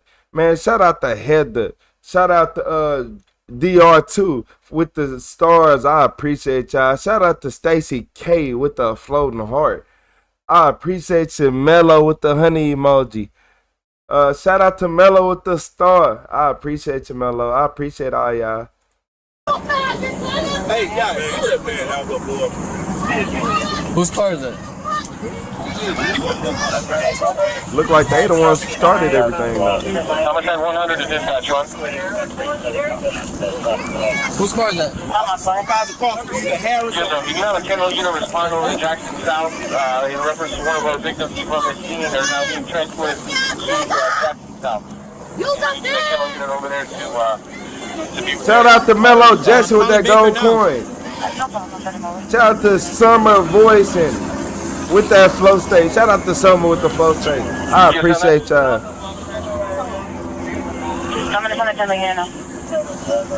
Yeah, I need rescue 3 behind the cargo area, north side. I got a patient that's on down, he's not responding.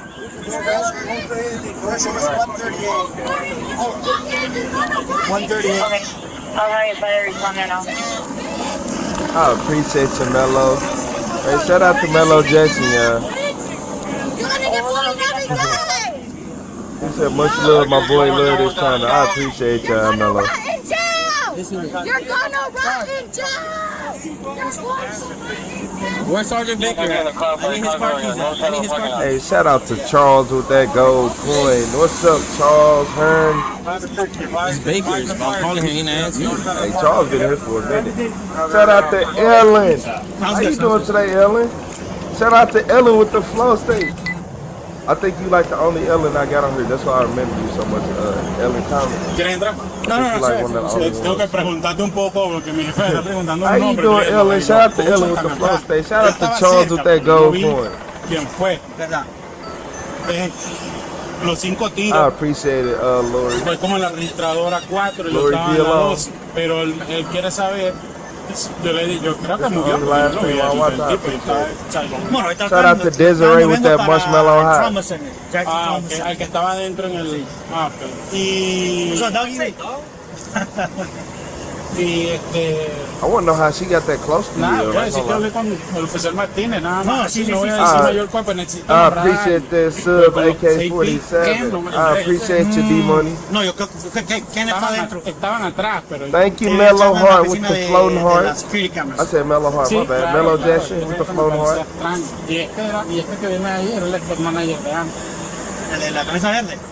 You said, what is homegirl? I guess she was talking to the dude who was getting double cuffed, the ones that started it and shot the boy.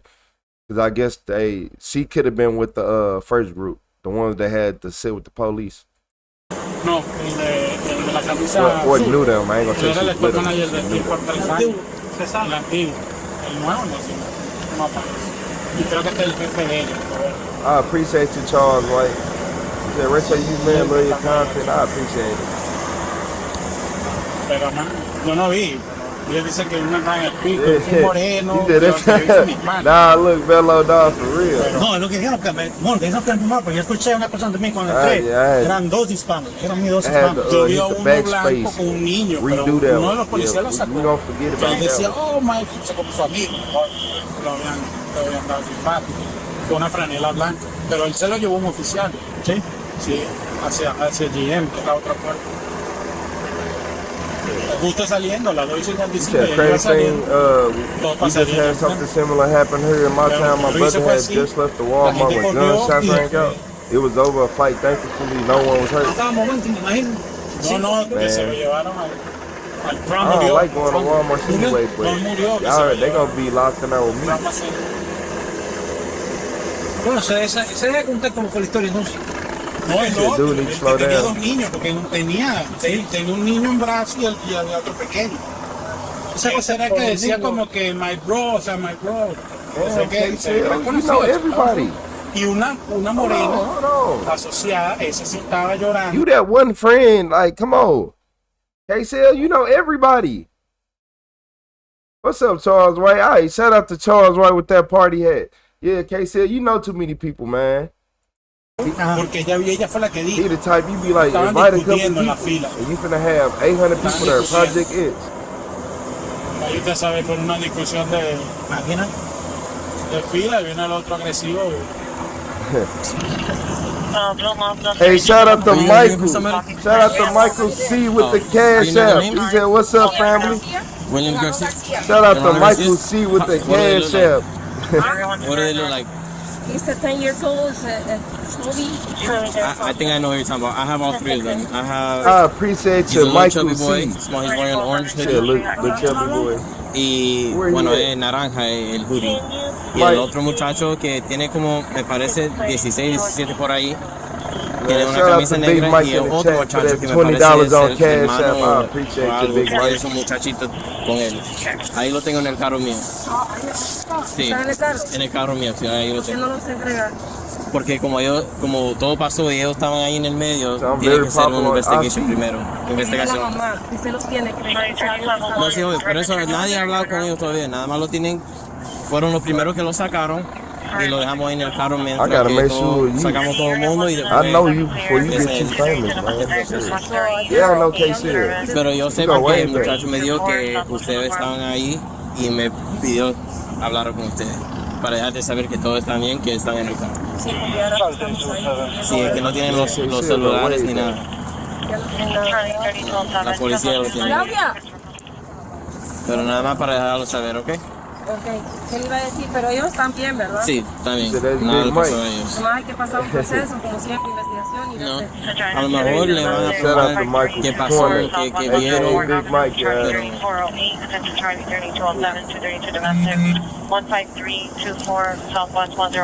yeah, Michael, I think you be confusing when you say Big Mike. Everybody hear Big Mike. Hey, shout out to Michael Corner, aka Big Mike. I don't know, I think I'll be doing that on purpose sometimes. You have 341. Thank God he didn't get hurt. 730 Northwest 130. Reference 24-year-old female. Hey, there go D. Contraction, pregnant, unknown. Oh man, why you gotta control at the end of the live, Diesel? You should have been here about 2 hours ago. You said fire advice? Oh dang, what we doing here? Oh, they still there. I appreciate you for hitting that sub, Ellen. I appreciate the subscription. I appreciate y'all hitting that subscribe button. Subscription sound like that sounds too Netflix. Yeah, I appreciate y'all hitting that subscribe button. I don't want to make y'all the line, bro. Paying for we're about to do us a line, but paying for our food. You said I can't imagine being separated from your child in a situation like this. Not for real. Shout out to Mello Jackson with that silver star. Shout out to Charles White with the thumbs up. You're all 6. Oh, what's up? 1615. Any units for 33 in progress, area 3, 127. July 19th, 2023. Punched me dead in my face. Started taking life on me. Next to him, started hitting me too. Are there any park units working? Reference 33 in progress. Shout out to Charles White with that gold coin. Hey, the third person that was with him went and shot him, bro. I appreciate you, Ellen. I need to further reference that's calling.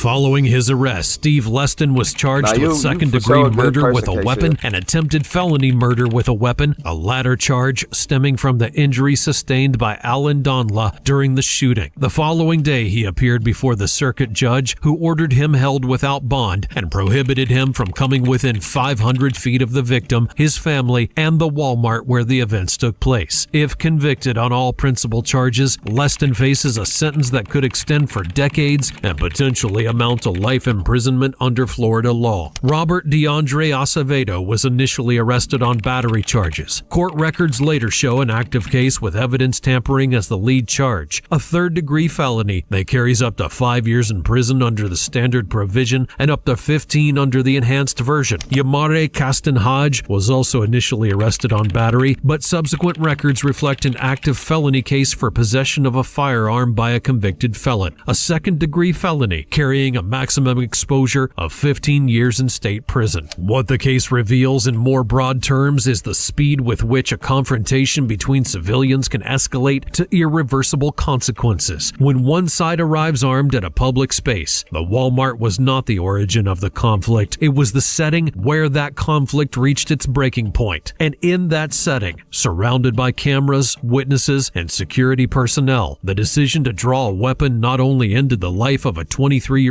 man, but also placed a 72-year-old in the path of a bullet that had no reason to exist in that aisle.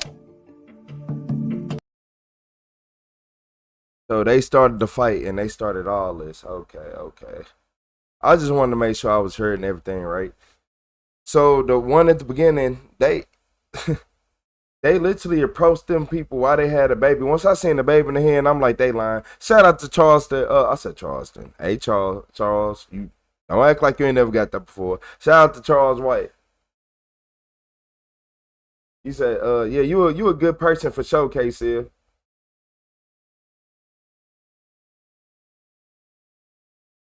He said, for a gunshot, just heard in my hood, I'm used to it.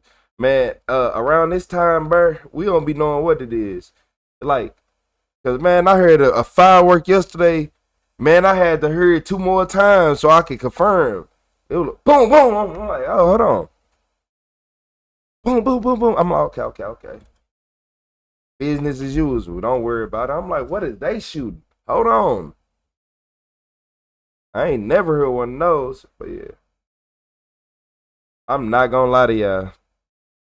I appreciate y'all stopping by. But I'm cut. I've been woke for 21 hours, I ain't gonna lie.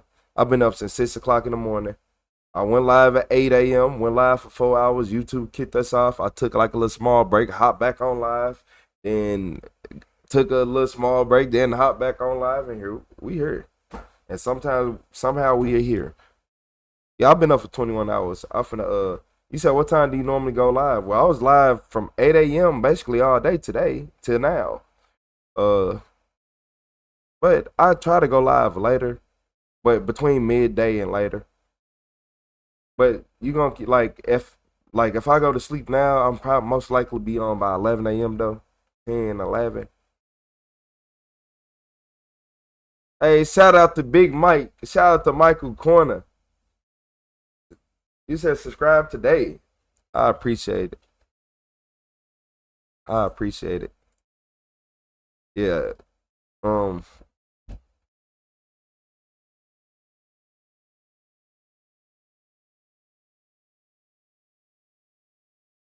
You said they've been crazy around out of fireworks. I know, right?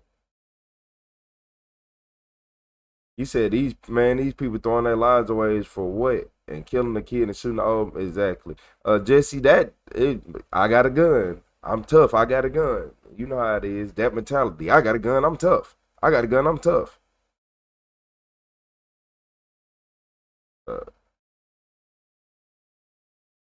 You said we live in a scary world. Yeah. You said where everybody from? I'm from St. Louis, Missouri. You said peace out, bro. Yeah, y'all know I'm finna be out. I ain't gonna lie. I'm finna be out. I woke up at 6 a.m. yesterday.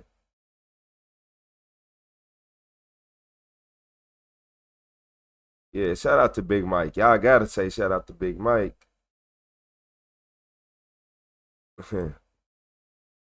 Hey, Crystal Dawn, I was hoping we can get there, but I can't do it. I done went live for, what was it, 4, 9, 10, 11, 12, 13. Probably like 14 hours.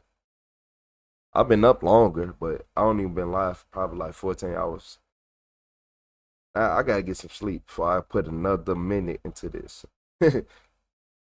I gotta get some sleep before I put another minute into this. There was another guy last year bought like 30K of fireworks, and it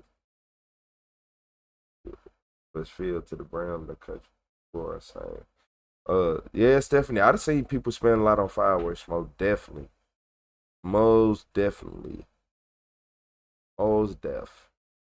I probably got some firework videos that make y'all look like, bro, y'all did this. Y'all wait, you did this at home? Y'all in the street? Y'all did this in the street? Yeah. So every year we do finales, and the finale used to go so crazy. I'm talking about it's got to be at least 20 things getting lit up at once and everything going crazy. I'm talking about 2,000, 3,000, 4,000, 10,000 shot things just flying out. Man, shout out to Gilbert Perales.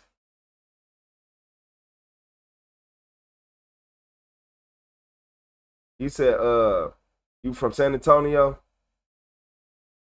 Can I have a shout out to San Antonio? Just got back. Hey, shout out to San Antonio. You got black marks under your eyes. I told you I've been up for 21 hours. I've been, yeah. Yeah. I've been up about 21, 22 hours, going on 22 hours. I'll see y'all next time.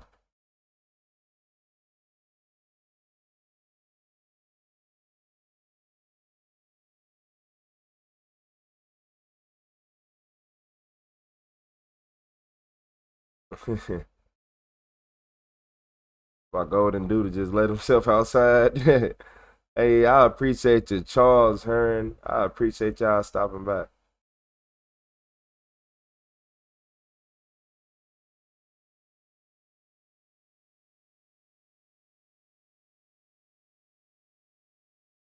I thought I had some water in here. I think the orange cat stole it. I don't know how. I don't care. I don't care. I don't know how he did it. I don't know how he did it, but I know he did it. I know he did it. No, he did it. An orange cat is the only one I believe. If my keys came up missing, and it's just a house full of animals, where my keys at? Like an orange cat to come move your car. I was just. Let me tell you something. Yeah, let me go to sleep before these cats get up. I ain't got time for them today. I'll see everybody later. Let me get my tablet. Let me let my computer sleep. Let my computer sleep. It's on 42. I'll see y'all later. I'm finna go watch YouTube. I'm finna go watch conspiracy videos. Yeah, Retro watch YouTube too. But I watch conspiracy videos. And anything to do with like what's going on in the world right now that they don't want us to know. And then I just put my 2 and 2 together, especially now that I done read a lot of them Department of War UFO like the UFO documents. And it ain't the documents itself, it's what they describe in the document. And yeah. I've been putting 2 and 2 together. Yeah, I know Retro good at seeing patterns of recognitions, especially in stories. Good morning, good night. I'll catch you next live. I'll see y'all in a little bit. More than likely, it's 3 o'clock, it's 4 o'clock. Hey, I'll see y'all before noon. Don't worry about it. My body won't let me go to sleep that long. Seeing the ocean floor splitting. Switch it up. I'm down. Oh yeah, one day I'm gonna have to get y'all on some crazy stuff. Nah, I ain't gonna lie. My Retro Villain page, I used to do good on my paranormal videos too. Yes, Retro Watch paranormal videos. And if they fake, don't worry about it. You think you finna fool me, bamboozle me? Nah. You think I'm finna be like, oh my gosh, that's so real? No, that's garbage. This video trash.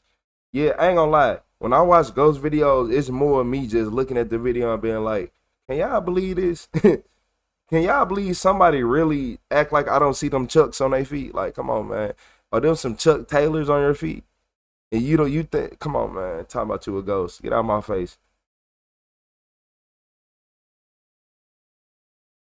And I appreciate all the support, y'all. I'm gonna be here regardless, K-Seal. I'm gonna be here regardless. Paranormal go hard. You said I'm wide awake with insomnia day too?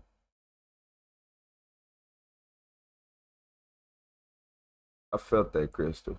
I felt that. Man, I was thinking about doing that. Mello, I was thinking about doing that. Man, some jump in this car, boy. What? I'm gonna see if they can self-drive. Shit. Boy, I wish I would be driving through a cemetery and I feel, man, what? Feel like somebody sitting in a passenger seat now. Like, come on, man. I'm ready to see people get, nah. You go to police activity page for that, man.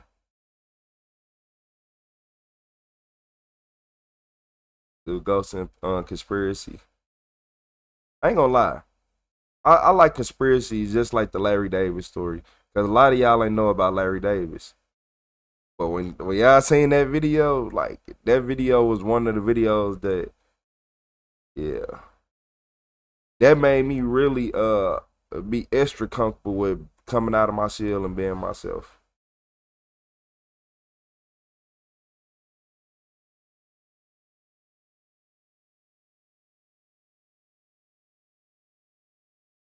Man, hey, I appreciate all y'all. I finna lay down. Yeah. We about 22 hours. I'm about up for 22 hours. I can't do it no more, y'all. I mean, I could if I had to get up, I most definitely could go do something. But I'm gonna force myself to go to sleep so I can get back up.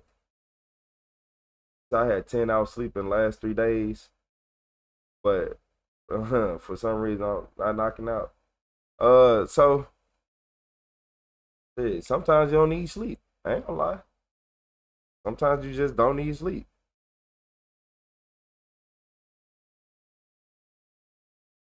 You just don't. Like, have y'all never noticed how much I be up? I be up like, that's why I start taking breaks. Cause I'm like, man, hold up. Let me try to go to sleep. And most time I'll be off, I don't be asleep. I usually wake up around 9. Like, if I go to sleep, and say we get off around 4 or 5, I usually get up around 9, 9:30. And then probably still don't get on live till like 2 to 4, 1 o'clock. If I get on like real early, it's because I feel good though. You said the body only need 4 hours? Pretty much. Yeah. Well, how many hours I say? 4. Yeah, exactly. Yeah, about 4 hours. Hey, I'm up more than I sleep. That's why I be sitting in this room all day. I'm just glad I don't have to see this room when I walk out of it. Yeah. I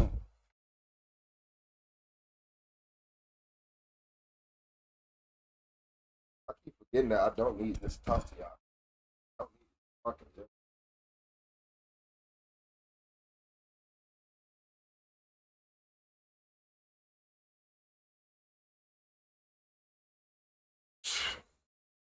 Hey, look, y'all.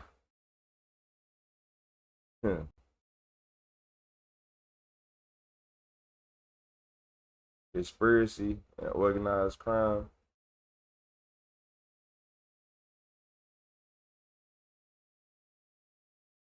Oh, Mello. I don't. Anybody who want to do all that arguing, you gotta stay away from me. Yeah, I refuse to argue with people. I done already dealt with enough bad people in my life. I ain't nah. You either want to get far in life or you want to be in the same position every day. You better pick one. You want to be far in life, you want to be in the same position.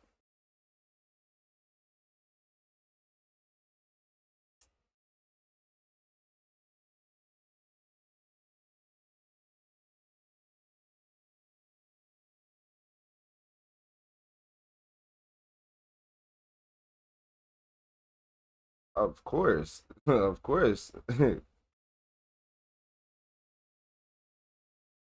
Stephanie, of course. That my videos. I'm gonna look through. I'm gonna look through and see what I can get. I'm gonna have to get the ones I can get. Cause some people will be lame and just wanna copyright our videos. Some people, yeah. Depending on how good our live is, they'll literally either copyright while we live or wait till right after we get done and hit us for one. But I'm most definitely gonna look into them.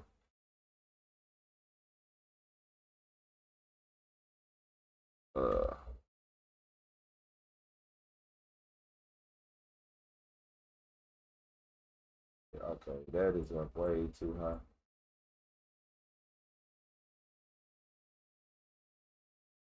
That is up way too high.